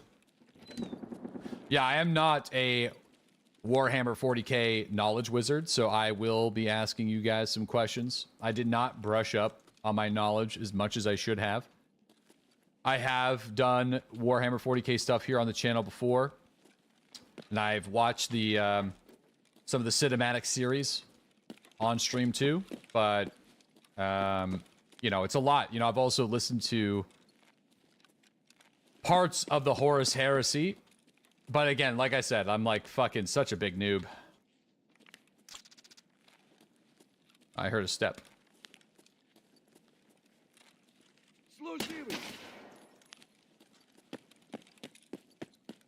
But I think like that's a whole journey. It takes a while.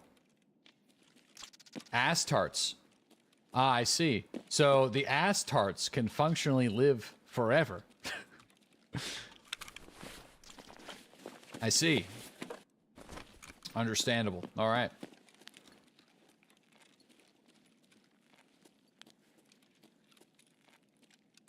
Ah, yes. Warhammer 40K is very much inspired by a mix of multiple things. Yeah, I don't really know exactly how the lore becomes canon and how exactly who's the final say on that and like what the rules are, because 40K is a tabletop, right? So Game Workshop, they just decide. There's a council. Henry Cavill. There's a council of nerds that decide on what flies and what doesn't.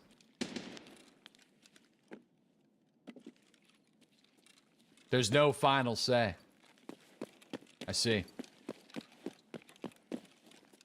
Game Workshop move the narrative forward. Roger. Man, I wish I was into this stuff when I was younger. Part of it was I was a raging video game addict, which consumed a considerable amount of my free time. Part of it was money, because like I didn't have a whole lot of money back then, and I just couldn't afford it for sure. It's the most expensive plastic you'll ever buy.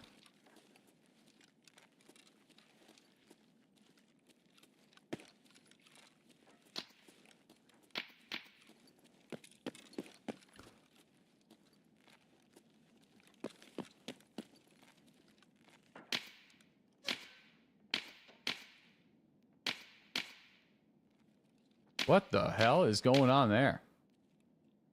LOD issue? This guy just trying to kill... I'm gonna set up a tripwire.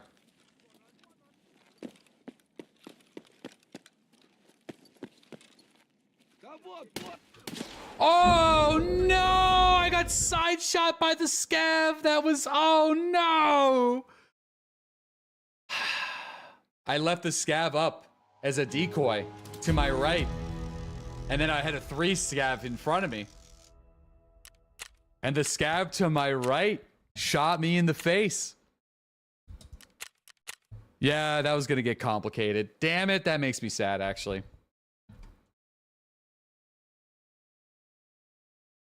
Skill issue? Oh man, donated the gear. Yeah, that makes me... I was trying to get way too creative with that one. Oh no. Terrible. Terrible. Yeah, I was gonna leave the scav because there's a dude trying to shoot through the sheet, I guess, to kill the scav behind the wall. So while he was doing that, I was gonna try to set the mine at the end of that segment because I was just assuming the guy was gonna go through there. But missed tripwire opportunity. That gun had a good run.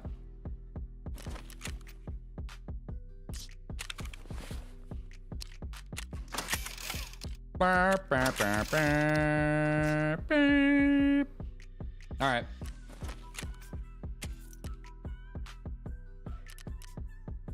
I'm just gonna get rid of these guys. Okay, I'm gonna break these guys down. If I go for a disassemble, it actually doesn't break it down properly. So I'm gonna do this.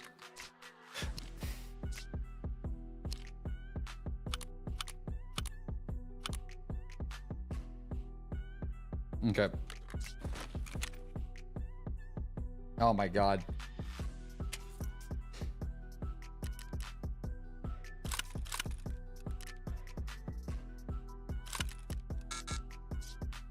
Oh. Together. Together.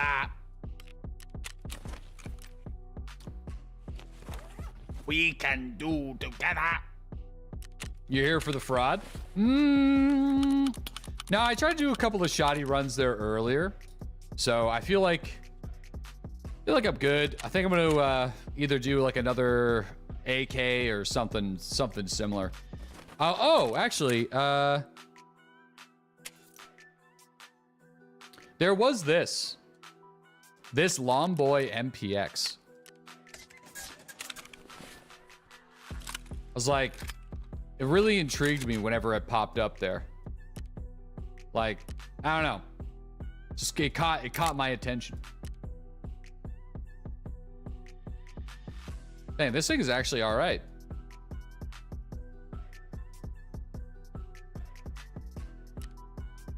The Osprey's better. Yeah, I mean, you just like plop that on there and then maybe even do another monstrum. Kind of like the monstrum on Interchange. Feel like it kind of gives me everything that I need. I just have to find it. Put a bipod on it.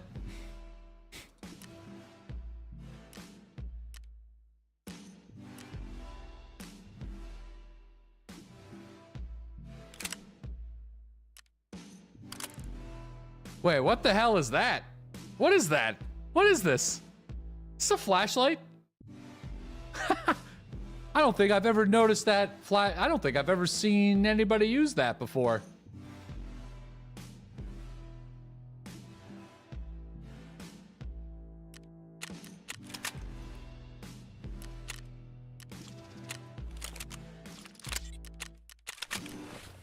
Oh. Okay, well, I guess...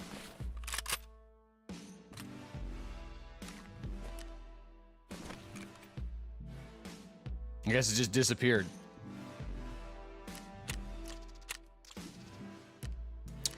Do like 250s and maybe like 240s. There's a barter with the Uzi that comes with that flashlight. Okay.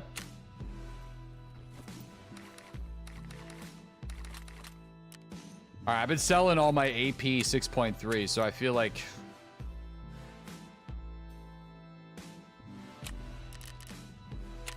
I'm gonna need to buy some and actually use it this time.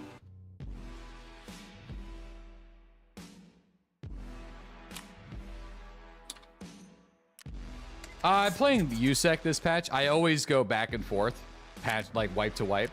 But I think after this wipe, I will probably stay as Bear because I like the Bear cosmetics a little bit better. But not only that, I really enjoy trying to do an undercover scav raid. I don't know, makes me happy whenever I try to make it work. So it's far easier to do that on Bear than it is on USEC. Thanks to like a yellow jacket, black pant combo that is eerily similar to what scavs have. It's like very, very, very close. Where a PMC disguise is kind of hard to do playing as USEC. Not impossible. There's a couple of good routes. There's a couple of good options, but it's definitely harder.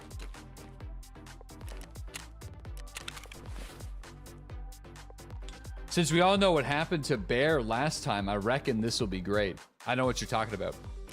What do you mean?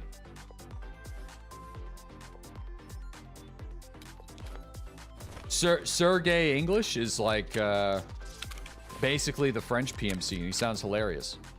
Motherfucker! Sounds like Boss Rootin'.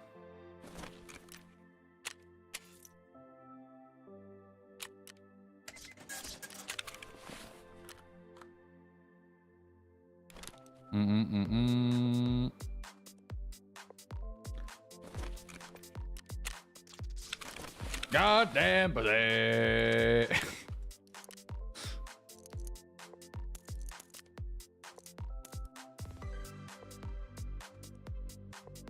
Oh, wait, what? The bear? Oh, you mean you're talking about Baldur's Gate? Oh, I didn't really understand the reference.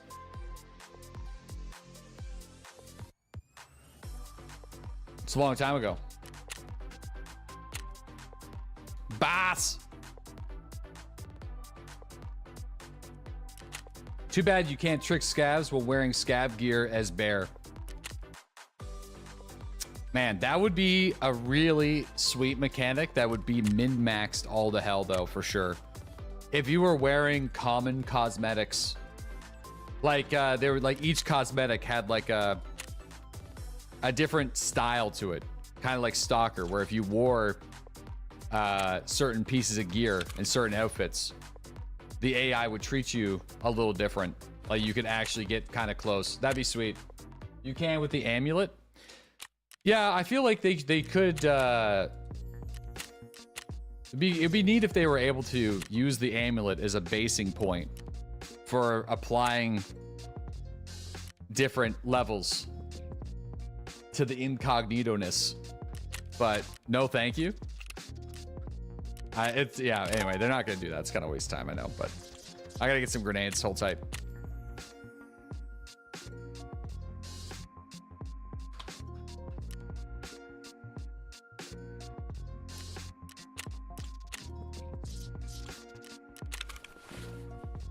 Incognito-ness. That's a word, yeah. Incognito-ness. All right, let's go. Hopefully we got enough ammunition. I feel like we might not. Oh, I do got that flashlight on there. It just didn't apply it to the underside. It applied it to the side. Weird. Okay,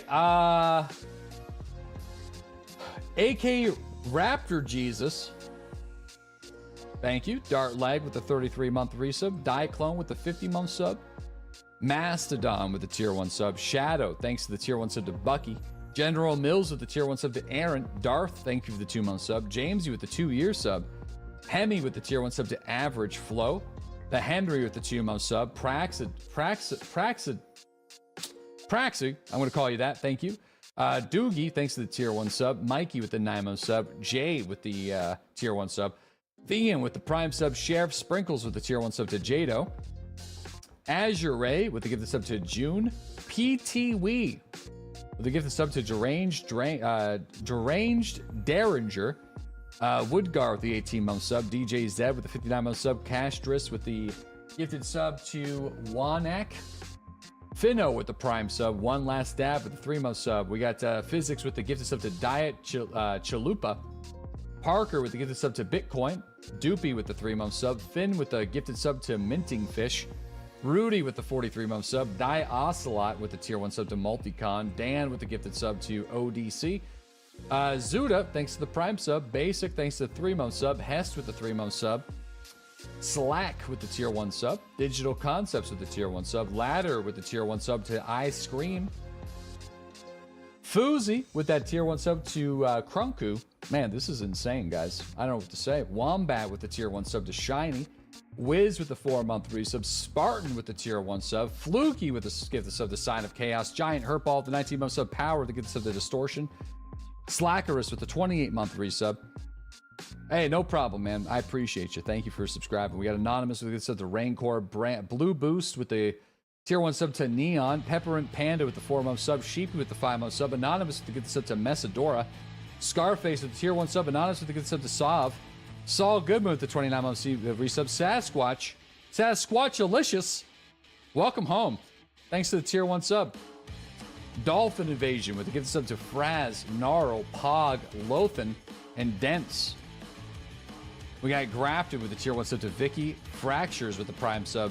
Triumph with the tier 1 sub to Old Poot. Old Poot. We got Vorkuda, thanks to the tier 1 sub. A2 McDaniel with the 1-year sub. Dolphin Invasion with the gift sub to Pokimane. Thanks for watching, Pokimane. We got Dio with the 5-month sub. Ryan with the tier 1 sub. Rock Soul with the 2-month sub. And Rogue Synapse with the tier 1 sub to Echo. Thanks, guys. Holy moly. Holy moly. Thank you guys very much for all the community gifted subs and the tier 1 subs today. You guys are incredibly generous, and thank you very much. Hope you're all having a good, whatever the day is. I don't even know what day it is. No idea. Wednesday? Thursday? What day is it? No idea. Wednesday? Thursday? What day is it? What is it? Wednesday? Thursday? What day is this? Keep going in circles. I feel like it must be Wednesday, right? Yeah, because Tuesday was Toxic Tuesday. I didn't stream on Monday, so it just completely threw me off.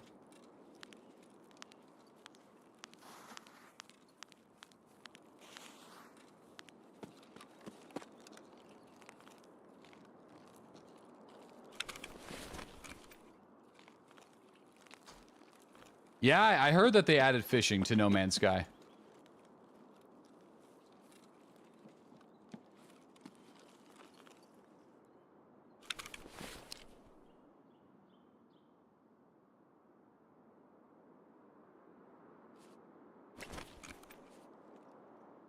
Yeah, there's that weird light in the back.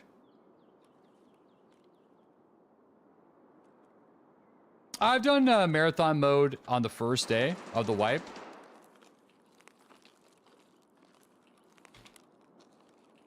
But I haven't really messed with too many of the marathon mode missions. No, I wasn't born in 1995. Nope. 1995 Finnish Rally World Champion. Or Amateur Champion. It wasn't World, I guess.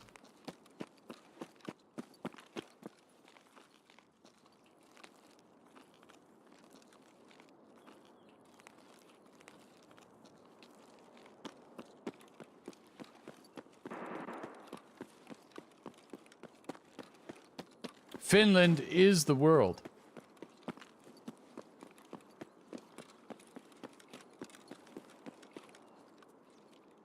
Oh, I'm getting frame drops again. Damn, that sucks. I feel like there's a memory leak in EFT, and it's like after a couple hours of playing every time, I gotta really start resetting my game.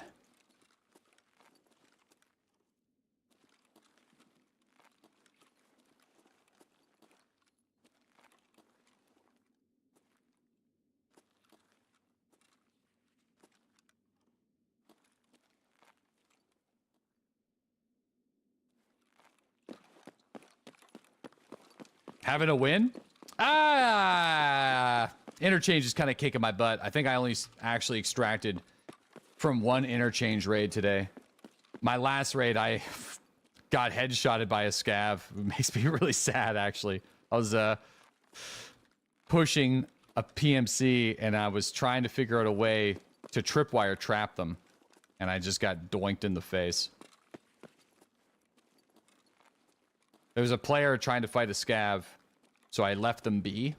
I ran to another 3 scavs, so while fighting those 3, I got side shot by the scav. I was leaving while the PMC was trying to fight them.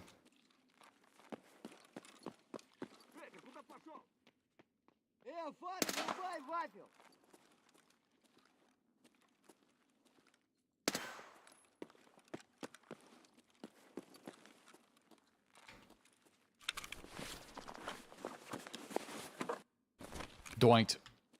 Got doinked, yep.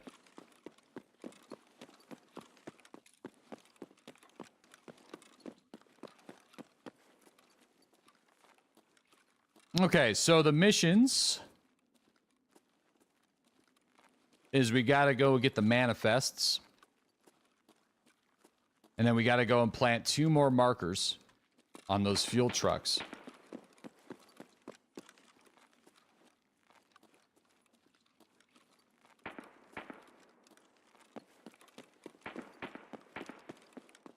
I'm going to go up to Ollie through here.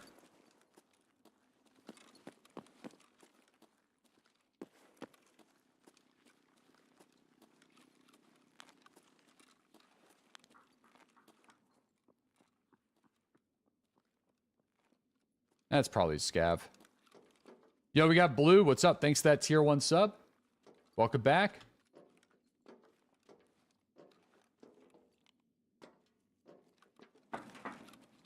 Thank you very much, man. Or welcome to, I guess. Welcome to.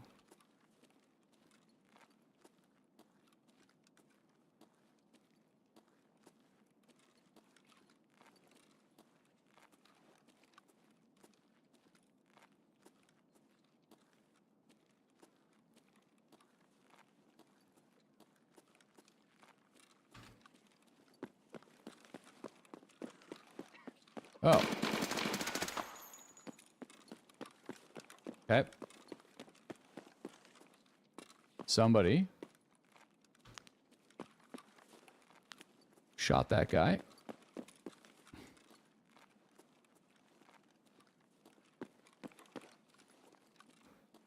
It wasn't me. And I think the office door is open too.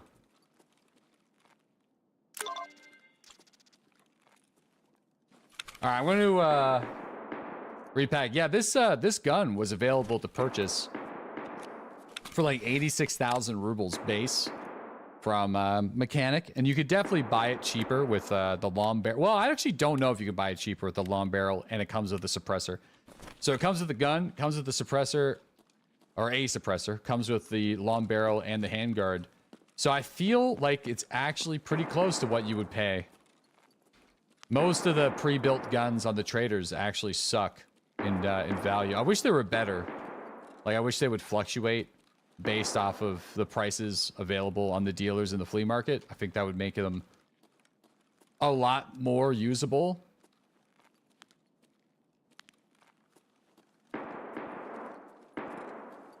So, I don't know. I'll price it out, but it seems like it's pretty close.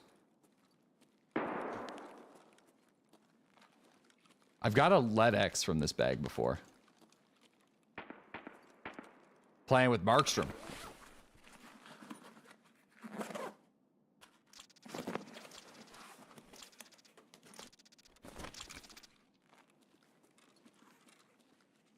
That's sick. Yeah. 2 wipes ago, I think.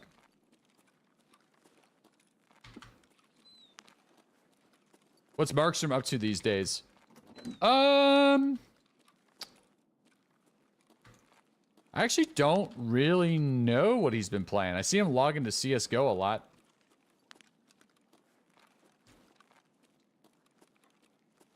I know he was big into ABI for a little bit. Back on the Tarky train a little.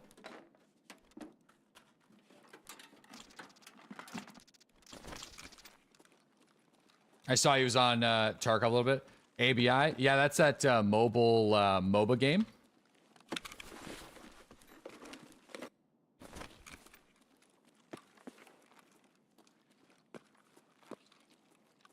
I'm just kidding. I've played this now. I can't use this joke anymore. Listen, I actually enjoyed playing ABI. I thought it was fun. I thought it was like a really chill, casual Tarkov.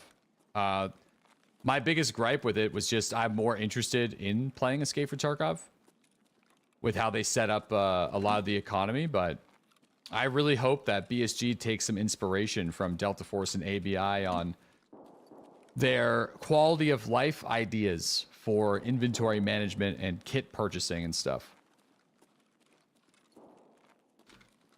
And the triage key is really cool. I really like the triage key, where you have access to do like very specific manual medication, but if you have the tools in your inventory, it automatically triages based off of what you have and what the game thinks is the most effective way to heal. Yeah, it's like pretty sweet. Oh, Wukong. Oh yeah, Wukong.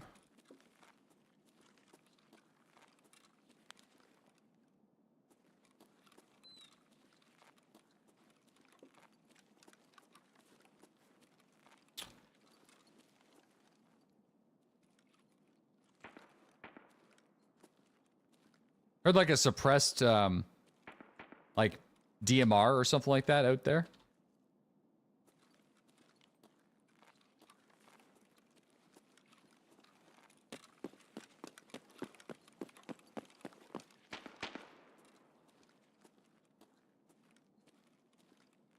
Okay.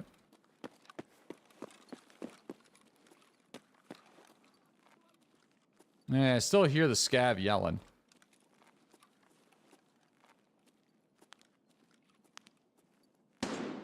Oh, yeah, okay. So I think that's probably top of the escalator. Most likely.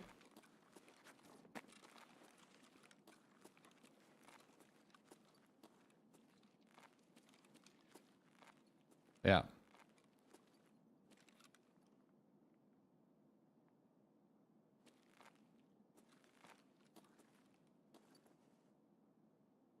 Oh yeah, he is. Team of 2.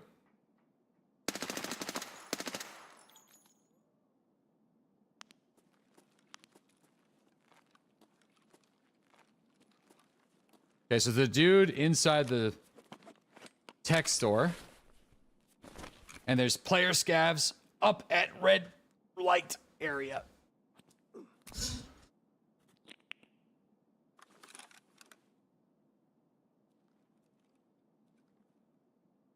Nadal.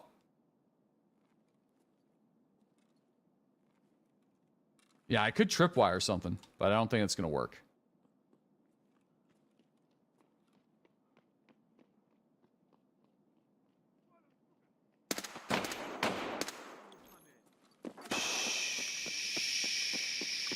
Shit.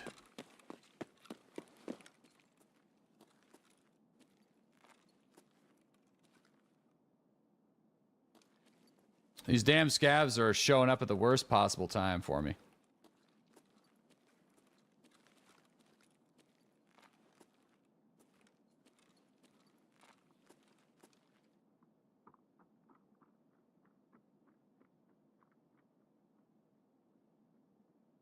All right, we got a Rasmussen. I'm going to try to focus on the quest. I feel like this... Oh, God. Yeah. I feel like this is a tough area for me to win a fight. I don't know what that gun is, and I don't know where he is. So... Oh, there's a guy coming up the escalator.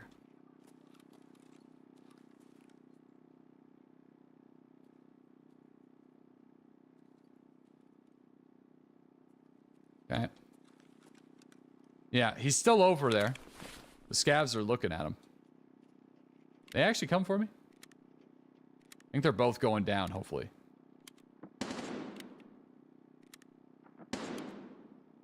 Thick.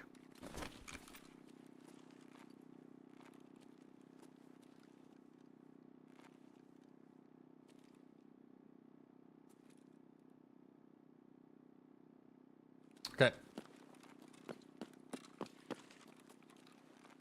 Beefy.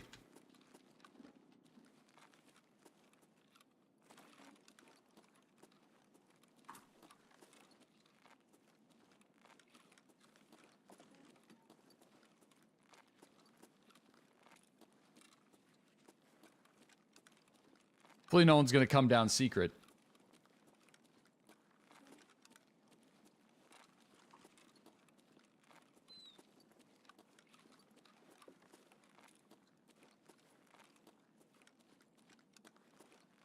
Okay. If you close doors, man, I've learned a couple of things watching that video this morning. Being in a room where the doors are completely closed and the glass isn't broken makes you incredibly silent. It's very cool. Assuming it works on other maps. But if there's even one door that's open, the audio like leaks through it, so it doesn't work as well.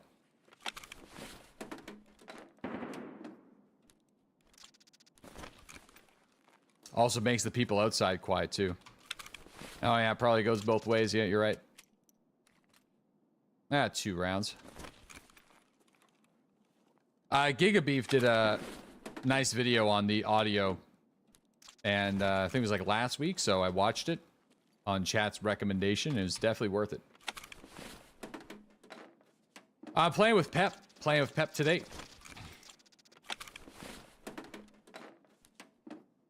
I'm assuming SSDs are worth a lot of money now, right? Because the discovery of 5 SVDs in the Cultist Circle gives you a chance for key cards. So I feel like those are going to sell like hotcakes.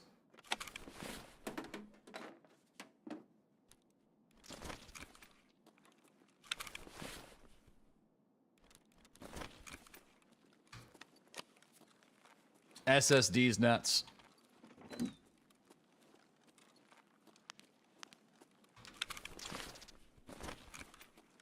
Five SSD. To my knowledge, 5 SSDs on the sacrifice gives you a chance of getting labs key cards. Like, not just the entry ones, but like I'm talking about the actual key cards. We're playing Space Marine 2. The press embargo lifts in an hour, and we're gonna have some drops. Gonna be some droppy drops. There's even gonna be supporter streamer stuff, which is kind of cool.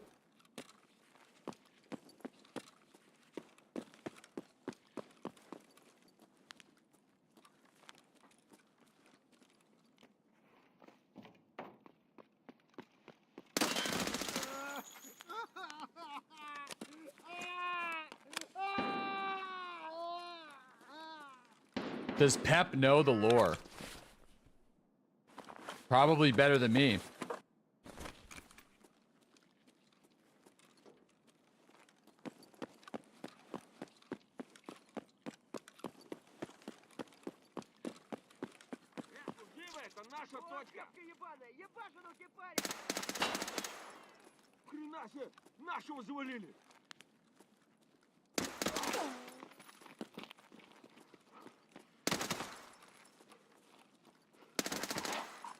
Alright, I'm not gonna stay in this area. Not gonna loot these guys. I'm gonna try to move towards the next document pickup. Cursed again? No, just the scavs are on another level. They're just after you.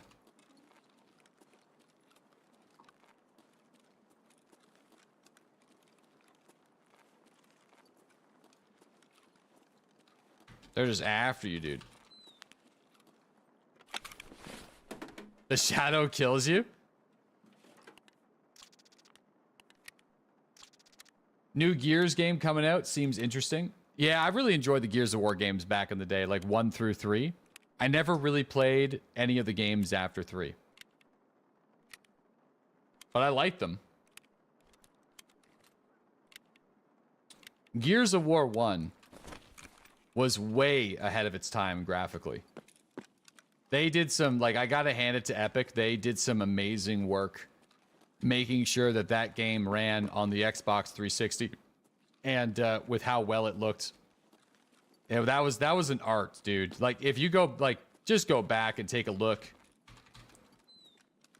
It's one of those games where, you know, you think it looked really good, and then you go back and you're kind of validated instead of just being like, oh, wow. Like Diablo 2. When they did Diablo 2 Remastered.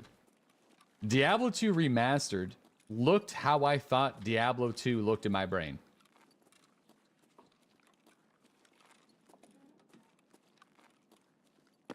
Like, I kind of forgot Diablo 2 looked like it did. Big time. Yeah, they did a great job with the Diablo 2 remaster. Whoever, they nailed it. Like, whoever worked for that team.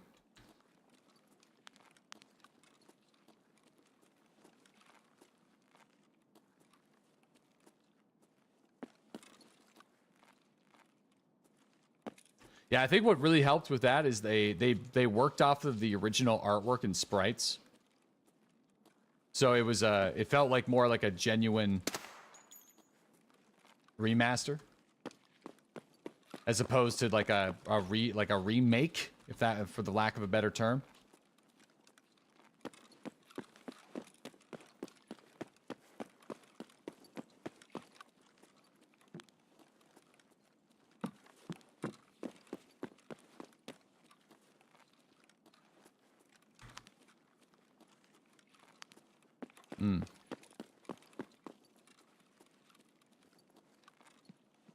Diablo is Spanish. Oh. Well. We got something happening over here. I would really like for them to do another Warcraft game. I know RTSs are not that popular these days. Like, I think Age of Mythology is coming out soon or already came out. And Age of Empires 4 is fun, but it's still... People really like Age of Empires 2 Definitive. Like, especially for competitive play. Came out today. They're just not as popular as they were in the past.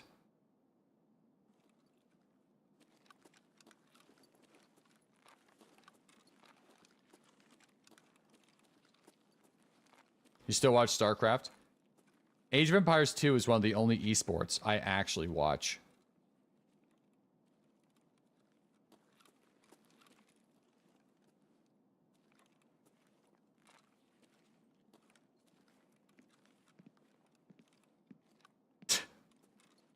Dude, they can only hear me 15 meters away doing this. You missed red alert?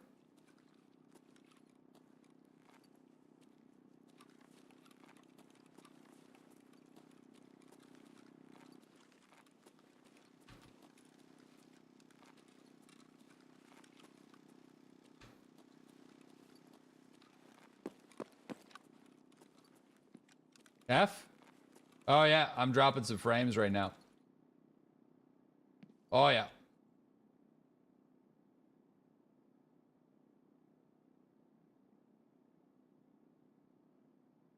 We're dropping framies. Dropping frames. I could try to switch if you guys could still hear me. I could try to switch ingest servers. YouTube's looking good though. All good over there. Yeah, it's a Twitch ingest server issue. So I can probably switch. You can hear me. All right, we'll let it settle for a minute. But if YouTube's fine and Twitch is not, then it's definitely a ingest server. It's not looking like it's recovering. So I'm going to just quickly stop it and restart it.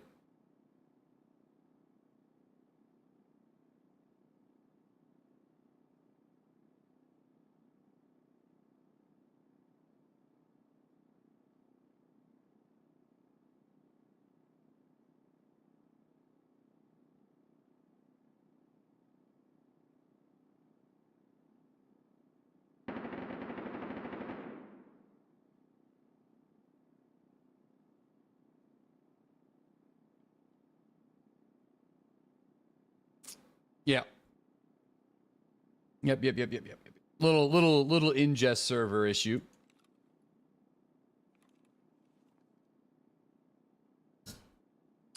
Yeah, usually when stuff starts going wrong, it's like yeah, it's like someone's like dude, there's so much. It's crazy to think about what I'm saying right now and the amount of effort that goes into you hearing this. Like, you don't really think about all the wires and all the lines and everything that goes in between. So if one ISP is doing work on one of the routes where the line is going through, like, something can happen. So it's probably what's going down.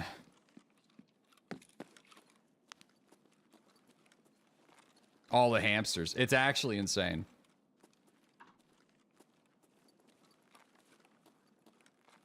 The fact that I can even shoot somebody in a video game. Like, I can play on European servers. So some guy in Germany can be fighting me in Eastern Canada. And the latency is low enough where we can have a reasonably immersive firefight. Like, I click to shoot my gun.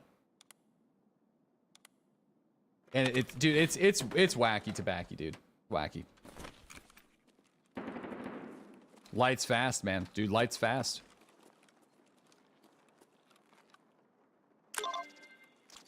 Who would have thought, you know? Lights quick.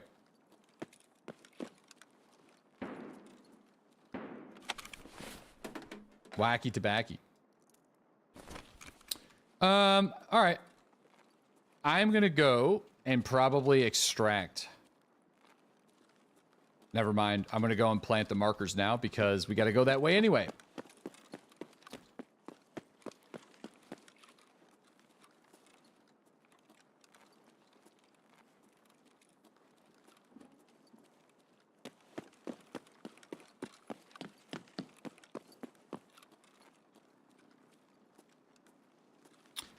But yeah, for the YouTube guys, I actually will be turning you guys off in about 45 minutes and restarting your stream with like a different title and thumbnail. I want to separate the Warhammer 40K gameplay so people don't have to watch 4 hours of Tarkov gameplay to get to the Warhammer gameplay. You know what I mean? So that's going to be a little bit separate. But that's only going to take like a minute. Yeah, I've been keeping the game separate on YouTube lately, and it's been super helpful. It's been nice. Because like the way YouTube Live works is it's not really a live stream. It's more like a video that's happening in real time. I know that sounds stupid, but it's just the way it... I know it's like the same thing when you think about it, but it's not. You're like uploading your live stream, and when it's complete, it acts like a YouTube video. It's like the same process. So like every live stream kind of needs to have like its own title and tags and thumbnail and all. It's like you do the whole thing like you're uploading a video.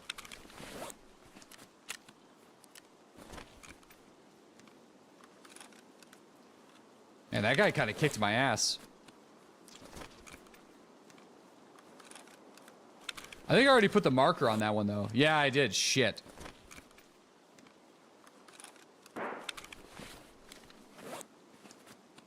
And someone's still getting after it though with like flashbangs and stuff.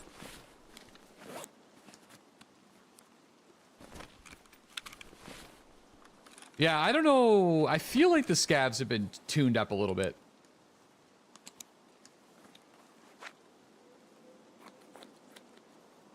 So instead of getting like sectioned off raw video, it's like a final video. Yeah, more or less. That has pros and cons. Like Andrew just said, being able to roll back a couple seconds if you miss a firefight. Dude, that's huge. That's awesome. Yeah. Being able to pause the live stream when you go away and then come back and just resume when it's not live to watch a raid that you may have missed and then just hit the live button to catch up. Yeah, that's super nice. Twitch, I would love if Twitch had that, because especially when there's an ad that plays at a bad time, you know, people don't have to go back and watch like the VOD on Twitch or like hunt down a clip. They can just roll it back. So there's definitely like pros and cons to both. Yeah, they do a pretty reasonably decent job. I think the worst thing about it is just how they set up the live system, and then also like the dashboard and the chat locations and things like that, how it's integrated into the channel. And the content discovery as well, like seeing who's live playing what game and different categories and stuff. It's a little wonky. Yeah, you can do that if you go back to the VOD channel. Yeah, you could do it if you go back to the VOD page.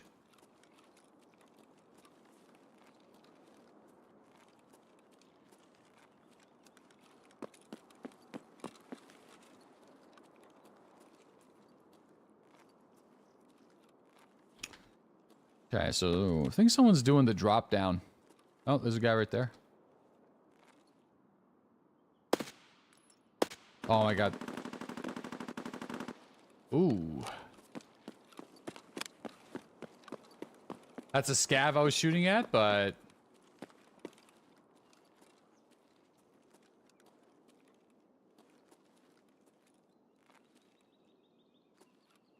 feel like someone's like camping the drop down. Ah, we're shooting 9mm out of this thing, so there's a little bit of drop at distance.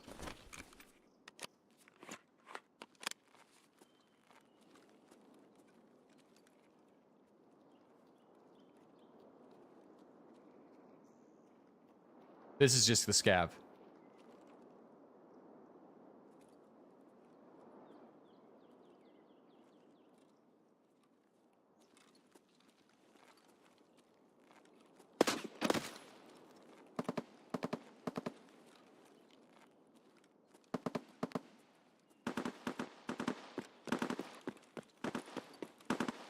Oh my god, there's only 9 minutes left of this raid? What the f...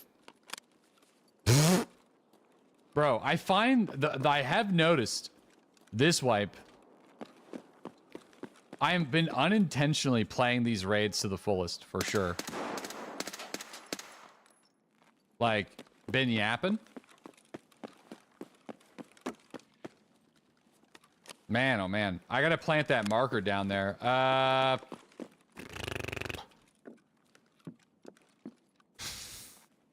Do I got Emercom as my exfil? Oh my god, I do.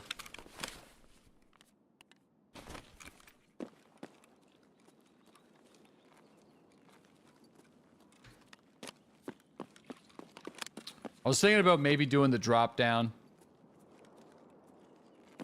Because we got a player up ahead. But, I really need this motor.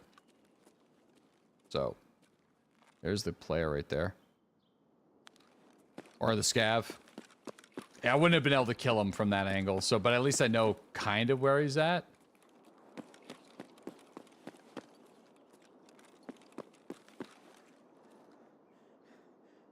Okay, he's pretty, looks like he's pretty geared, no sack. He's going left to right there. Might actually be camping, this guy. Okay, hopefully this scav doesn't spot me.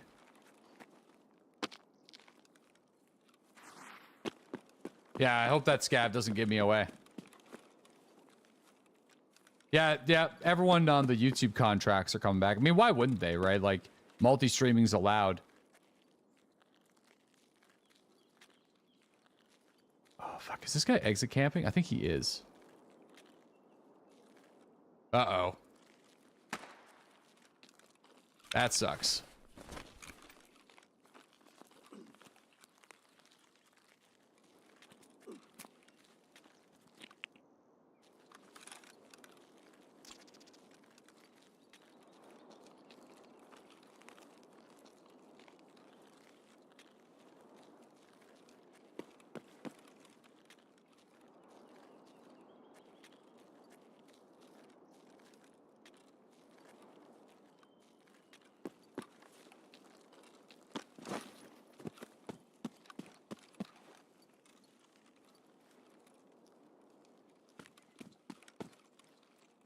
I watched him go a bit to my right here.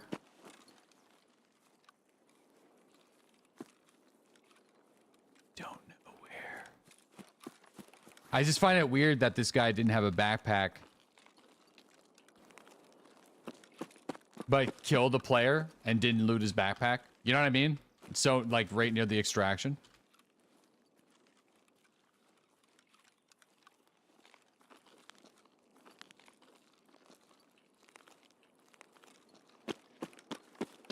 Maybe he's just doing PvP for the event.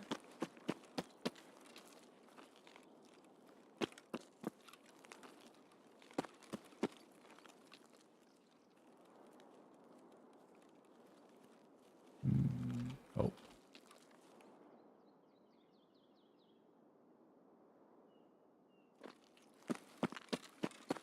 F? No?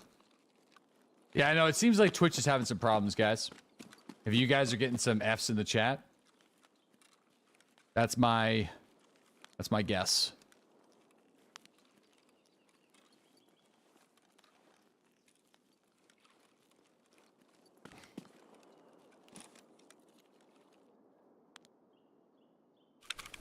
All right. It's fine now. Yeah, because I had to restart my stream. So if there's things going up and down, you know. All right, we got that. We got out there. All right. Yo, we got Beaten Owl. Thanks to the 13-month sub. Smokestacks. Thanks to the gifted sub as well. I'll try to get to these. I'll try to get to these subs on the next Q&A because I feel like we're probably gonna do another raid and then likely get prepped for Space Marine 2.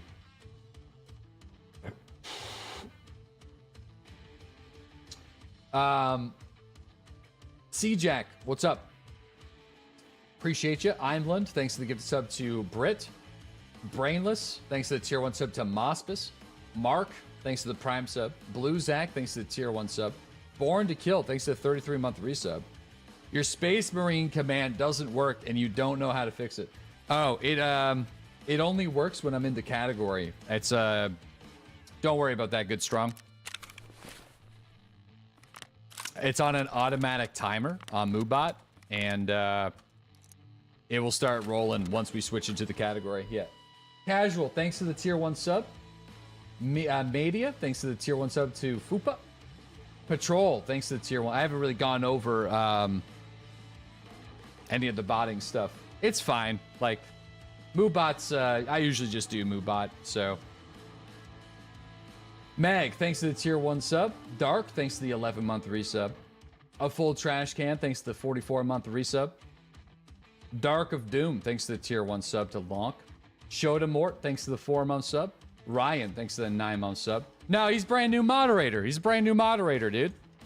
And I never even went over it with him. I just gave him the mod sword and then gave him permissions, and that's it. I haven't even done it. He's doing his best. He doesn't know what he's doing, which is precisely why we gave him mod.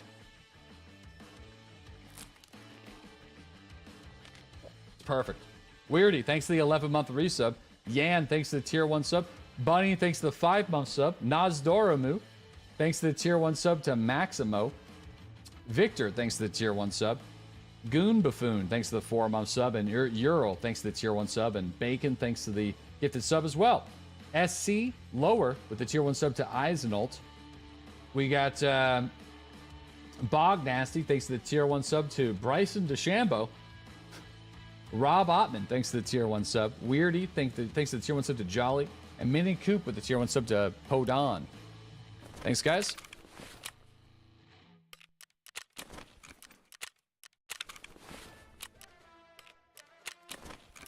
Okay. Let's turn these in.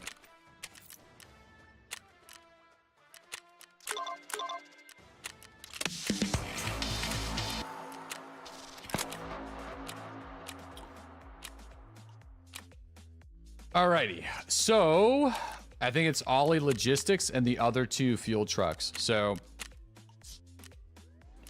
see, everyone and their mom is already in the Space Marine 2 category. I mean, I could just take a quick back. I mean, it's gonna be 30 minutes though. I mean, we could always do a brush up on some lore, but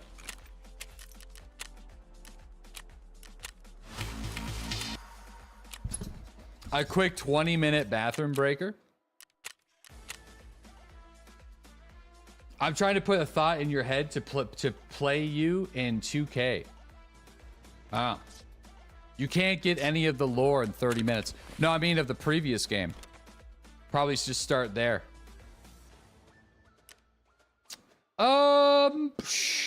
Yeah, maybe. You know. I can, like, we're gonna be streaming for a while, so maybe we do that. Get ready for it. I'm gonna take a quick bathroom break then, and I'll get prepped. I want to get into Discord. I want to change some things around too with a couple of the streams, and then also set up the YouTube stream as well. So, yeah, I'll be right back. Let me just take a quick bathroom break then. Give me a sec.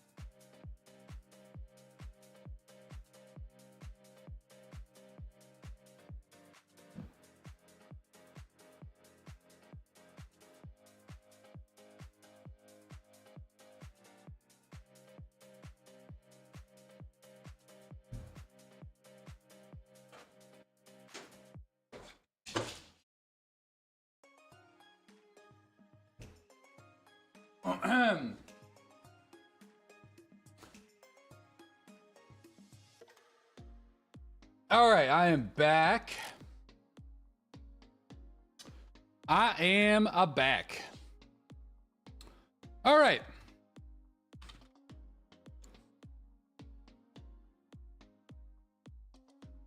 Sweet. All right, let me get this set up here. So we're going to do, I need some commands as well because there's a lot going on here. So this is not a sponsored stream though. I just got to set up some information in regards to the drops. Because we got 2 drops happening today in different categories. So I want to make sure I'm going to do this EFT. I'll rename that one.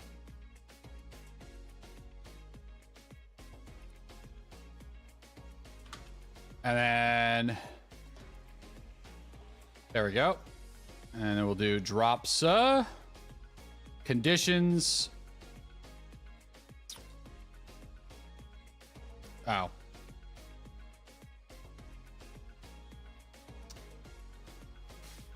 Okay. We'll do that. And then I'll do,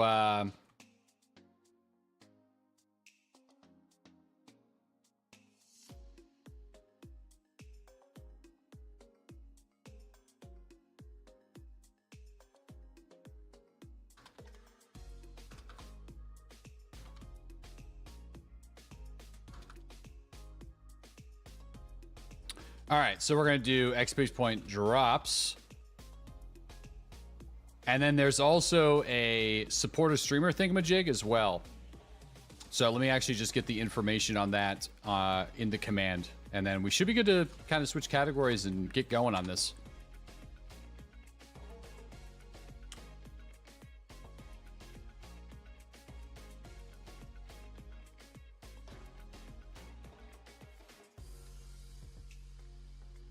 Okay, there we go. And then I'll call this a streamer, exclamation point streamer, or exclamation point support, exclamation point support. We'll just do that.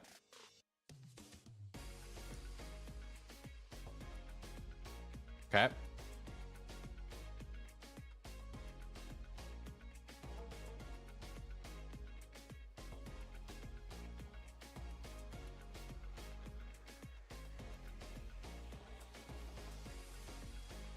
All right.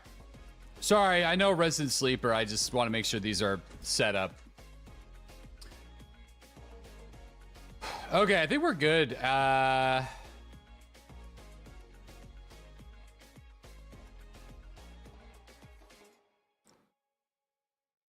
think we're good. All right, come on, Boomer. Well, I can't even stream the game right now anyway. All right. Can't even do that.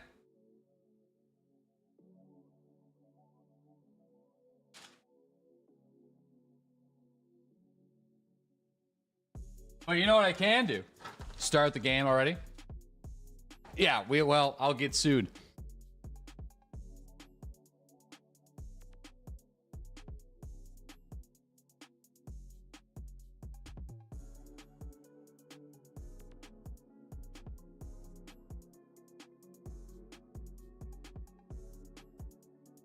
Start the movie. Holy shit, empty threats. Give me a sec. Give me a sec. All right. Jeez, let me just, I gotta work. I gotta work here. We gotta work before play, boys. You know what they say, work before play, work before play. Work before play, fellas, work before play. Work before play, Ricky. Jesus, work? That's right. That's right, fellas. Work before play. Because it's time for our weekly Manscaped placement. Since we got some time to kill, we will be playing Space Marine 2 in about 20 minutes. So we got to do this ad today at some point. So why not today? For the next 30 days, we are sponsored by Manscaped, the company that is specialized in knowing how to shave your balls. They hooked me up with a bunch of stuff. and a sweet discount code. So if you go to manscaped.com/slob, S-L-O-B, you can get 20% off and free shipping. Also, we have one of these funny little, we got one of these. If you're a Zoomer and you don't know what a website link is, we got you covered. We got a QR code. It's right. You just scan that with your phone and bam, you're good to go. It's just that easy. We got both of you guys covered. They hooked me up with a bunch of sweet tools. So we're going to go over it very briefly. We got the Lawnmower 5.0, specially designed to smoothly skim over your nuts without actually pricking you at all with a sweet foil blade. The foil blade's downstairs. I didn't bring it up because, you know, it's just down there. All right. It's still down there. Show us a demo. Well, I think I got to charge the nose. Oh, no, I did. No, I can't show you shaving my balls on stream because that would result in an immediate ban. But what I can do is trim my nose hairs on stream. I can get in there with the weed whacker. It's perfect to get into those nooks and crannies and your ears too. It's just as simple. Doesn't even hurt. You just stick that bad boy right up your freaking nostrils. And you give it a little whirly bird and boom, no more nose hairs at all. Just ready to go. Perfect. It works for your ears. Also for if you got hair growing in really weird spots too, it probably can just sneak right in there and get the job done too. It's just that simple. What's the world coming to? Just you wait. A product you never knew that you needed, but maybe you do. This is called the Crop Preserver. Do your balls smell really bad? Well, maybe it's time for some ball deodorant with the Crop Preserver. You know what I mean? It might be the deep summer heat. You might be down in the Florida swamps. I don't know where you are, but it doesn't matter. The Crop Preserver got your fellas covered every step of the way. All right? Don't be out there working and coming home. It's called a shower. Well, listen, actually, after you shower, what about the Crop Soother? To soothe your balls after a nice warm shower, and it's a great moisturizer aftershave lotion. You get the fellas all trimmed up and ready to go in the shower maybe, and bam, we got something for you too. There's even something called the Shed to store all your tools. The Shed 2.0. Also, we got the blade, but I don't have it here. The plow, which is a safety razor, which is a replaceable blade safety shaver, which is sweet. But if you don't trust me, don't worry. They sent me a newspaper because they knew you guys were boomers of testimonials. We read this one the first time, but we'll hit it this time again. As a man of Japanese descent, I pride myself on my cleanliness. Did you know that we shower twice as often as Americans? I digress. Apparently, I'm not as clean as I thought I was, because after I discovered Manscaped, I realized I was as clean as a wild hog after a 2-hour mud wrestling match before using it. The pH balanced deodorant, the moisturizer, is like bathing your balls in a Hawaiian waterfall on a continual basis. And the Crop Reviver Spritz, damn, they didn't send me that, is like serving your junk a round of sangria on the regular. So now I bathe in the wonder that is Manscaped, which I guess makes me 3 times as clean as an American. Well, there you go. So, be like that guy. Bathe in the waters of the Hawaiian waterfall with Manscaped. Thanks again, Manscaped, for sponsoring the stream into September for the next couple of weeks. I believe the discount code is going to be up until September 20th. So thanks again for sponsoring the stream. I appreciate you guys, and keep on keeping on. Well, that's right enough ball talk for me. I'll see you in a half hour. That's enough talking about your nuts. That's enough ball talk. That doesn't sound like a Japanese man. Listen, who knows, all right? He wrote it in the newspaper. It's got to be real, all right? They wouldn't lie to you in the newspaper, would you? All right, you really want to try that nose trimmer? Yeah, all sponsorship memes aside, the nose trimmer is actually sick and probably the best nose trimmer I've ever used. As somebody that actually does have to trim their nose hairs, and my wife would frequently just use tweezers to pull those bad boys out like an absolute savage. I definitely prefer the weed whacker as opposed to pulling them out with, yeah, that'd be great. All right, why don't we do, we're in the category. We got all the things up. I'm not going to start the YouTube stream yet because I want to make sure that that kind of starts roughly around the same time as, like, well, let's do. I wonder if there's a recap here on the first game.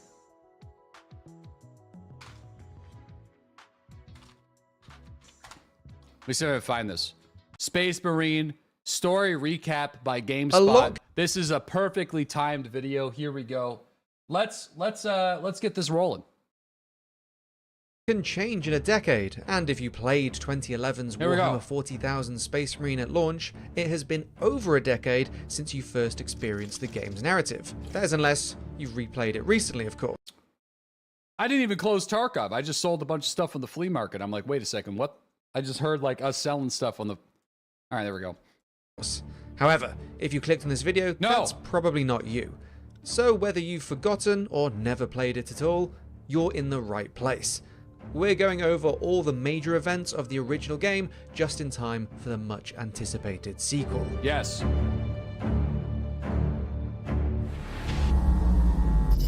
Alert!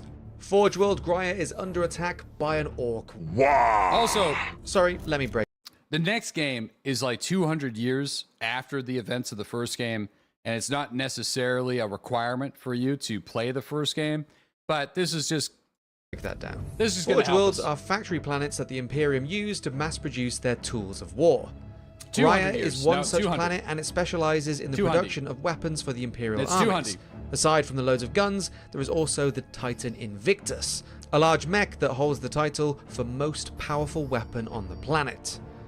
These battle titans are of extreme importance, and the Imperium would hate to see them falling into the wrong hands. As it turns out, those hands are green.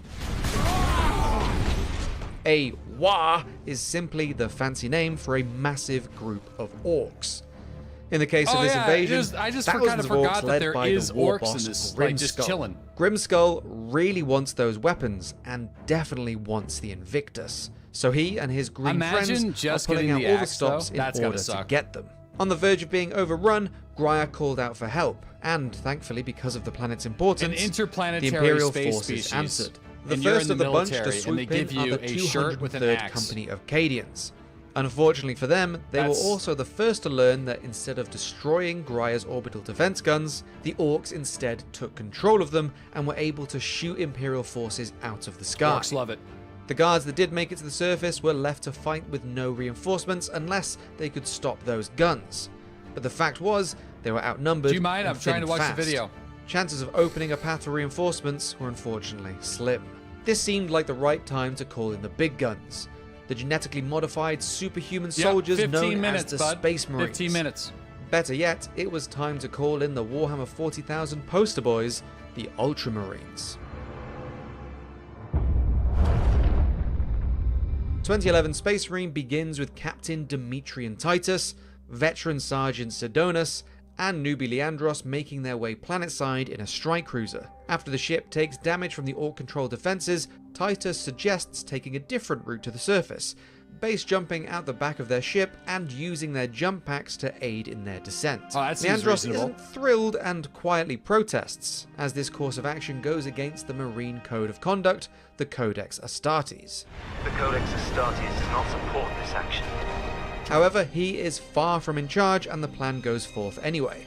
On the way down, the three Marines are separated as Sidonus and Leandros fall to Grya's surface, and Titus lands onto an Orc ship instead. There, Titus begins slaughtering the Orcs aboard before getting his first meet and greet with Grimskull himself. Instead of taking the war boss out with his bare hands right there and then, Titus turns the ship's guns onto itself, causing it to fall from the sky into Grya's surface. A bit of a risky move, but Titus survives the crash and successfully reunites with a very cranky Leandros. Are you wounded?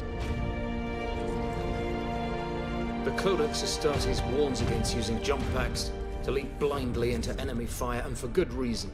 After wiping his tears, Leandros accompanies Titus in reuniting with Sidonus, and together the three Marines fight their way through hordes of orcs in an effort to save the Imperial Guard, aka the Astra Militarum, aka the normal human soldiers. It wouldn't be long before Titus and crew shift the tides and secure the battlefield. With the situation briefly in favour of the Imperium, the Marines meet with 2nd Lieutenant Mira of the 203rd Cadian Regiment, the only surviving Imperial Guard officer left on the planet. Titus thanks Mira for her service and compliments her leadership, especially under the circumstances. But their meeting doesn't last long as the goal is clear: take back the orbital defense guns from the Greenskins. And by take back, I mean blow those frackers up. With that objective complete, the Imperial Guard are saved and can once more replenish their numbers. From here, Titus and crew set their sights on the Manufactorum in order to secure the planet's battle titans. When they arrive, the Marines encounter a distress signal from an Inquisitor named Drogon. The message describes a device he is developing that is at risk of falling into green hands if he doesn't receive help. Thus, the Marines gained a new goal: find the Inquisitor before the Orcs do. Where you Horde fuck shit after up. Horde, Titus fights his way through the Manufactorum until he finally reaches the Titan Invictus and Drogon soon thereafter. It turns out that the device is a power source of Inquisitor Drogon's own creation, and an object that, if it falls into the wrong hands, could easily destroy the planet. With the possibility of Grya's demise looming over their heads, the Marines follow Drogon's advice of recovering the power source. Unfortunately, Grimskull wasn't far behind and put a damper on that plan. That delay doesn't last too long though, as the war boss's goons weren't a match for the strength of Titus. After the Orc and Marine scuffle, Titus retrieves Drogon's device from the generator room of the Manufactorum, causing a massive explosion. Oh yeah, everything has got the thorium in there, the Sanctuarium. But similar to the start of the story, Titus survives, rising from the rubble and securing the device in its case. Once again, Titus battles his way through Xenos and reunites with his fellow Marines just in time to see Orc reinforcements arriving planetside. Time to grab Drogon and get the hell out of here with the device. All of this sounds like a pretty good plan, but Drogon is much more concerned with how Titus was able to handle the device without its shield and live to tell the tale. This is because, to the shock of the Space Marines, it conducts raw energy from the warp. How are you still alive? What the heck is the warp? Well, it's basically hell. It's an alternative dimension of purely psychic energy that is home to the Chaos Gods and their unending legions of demons. Man, it sounds like I don't want to live traveling here. Through the warp, Honestly, I don't want to live here at all. Races in Warhammer 40,000 travel huge distances. Although it isn't seems like necessarily you're having a something you bad want to be time associated most with of the time. if you want the Inquisition to leave you well alone. After Leandros slings some accusations of heresy towards Titus, Drogon explains the device powers a weapon that the Imperium hopes to use against the Orcs, the Psychic Scourge. This untested weapon could either take out all the Orcs on Grya or split the planet in two. Out of options, Titus suggests taking the chance. A risky play, but the Emperor protects. So, with the help of Lieutenant Mira, the Ultramarines get a ride to Drogon's research facility. A bumpy ride as they are attacked by airborne Orc Stormboys. Inside the lab, Titus inserts the power source into the weapon and, despite another interruption from Grimskull, manages to fire the Psychic Scourge. Space Marine! Was that supposed to hurt? However, instead of killing the Orcs or splitting the planet in two, the Scourge opened up a Chaos Portal that spits out demons as well as their leader, Lord Nemeroth. It turns out that Drogon died a long time ago, and Nemeroth was using his corpse as a puppet to trick the Ultramarines into opening the portal. During the commotion, Grimskull is knocked over the edge of the spire when the demons emerge. This doesn't kill him though, as he climbs back up and picks a fight with Nemeroth, sending them both over the edge. Maybe Grimskull isn't such a bad guy after all. I ain't so easy to kill. Dude, this guy's literally the Juggernaut. Now, alongside the large number of Orcs, Grya is now being flooded by a growing number of Chaos Space Marines and demons from the orbital spire. The only way to end this mess of a battlefield was to use the Titan Invictus to destroy that spire. The new goal was clear, but Leandros still had some things he needed to get off his chest. You're still talking shit? Astartes warns that those in league with Chaos can withstand the warp's touch. This guy checks the codex every time he needs to blink or breathe. To those who never played the original game, no one likes Leandros. Anyway, after dismissing Leandros' concerns, Titus makes his way to the Titan Manufactorum, where he bumps into Grimskull. As in a showcase of Orc resilience, that second fall didn't kill him either. After Titus and Grimskull battle one last time, Grimskull's death finally leads to the end of the Orc War.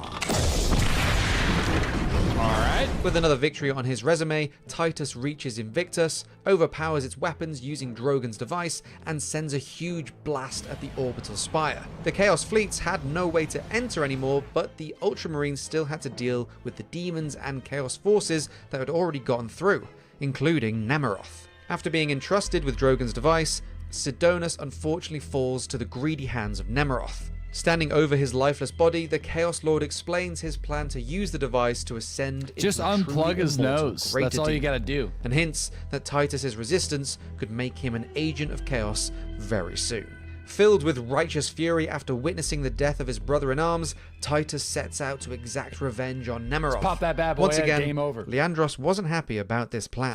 Titus fights his way to Nemeroth, joined by the Ultramarine 2nd Company, as well as reinforcements from the Blood Ravens chapter. That's the fun novel. These being the stars of Relic's Dawn of War titles, until finally reaching the spire and ascending with the use of a jump pack. Before the final confrontation, Nemeroth insists that Titus's connection to the warp means he is destined to fall to chaos, and lead his own band of traitor space marines, with Titus proclaiming his only destiny is to destroy the Emperor's enemies. A battle ensues, and Nemeroth's ascension to demonhood is cut short before it completes. Titus uses his warp resistance to tackle Nemeroth from the spire, and spends the time it takes for these two foes to fall to Earth, giving Nemeroth a well-deserved kicking. The Chaos Champion is destroyed, and Titus shatters the warp-infused power source. A wounded but victorious Titus takes in the view of Graia, a world he has saved. But this moment of calm is interrupted by the arrival of Inquisitor Thrax and his escort of Black Templars. It turns out Leandros snitched all the way up to the Inquisition, and thus Titus is given an ultimatum. Surrender to the authority of the Inquisition, or doom his fellow Ultramarines and Astra Militarum allies to be found guilty by association. Titus leaves Graia in the custody of Thrax, but not before delivering Leandros one final savage emotional blow. And you have failed. As the ramp of the Inquisitorial craft comes to a close, so does the story of 2011's Space Marine. All right, so yeah, so the next game, which we're going to be playing in basically 5 minutes, is 200 years after the events of this game, and yeah, in like 5 minutes. So, dude, that's a long time. So basically, space orcs doing orky things, and then some demon fellas like, shit, I'm jumping in here. I want to start taking over some worlds. I got some chaos power, and then boom, they just stop them. There it is. Boom, got it. Easy peasy, lemon squeezy. And Leandros is an asshole, more or less. It's kind of what we're putting up. All right, listen, YouTube guys, we're gonna see you all in 5 minutes.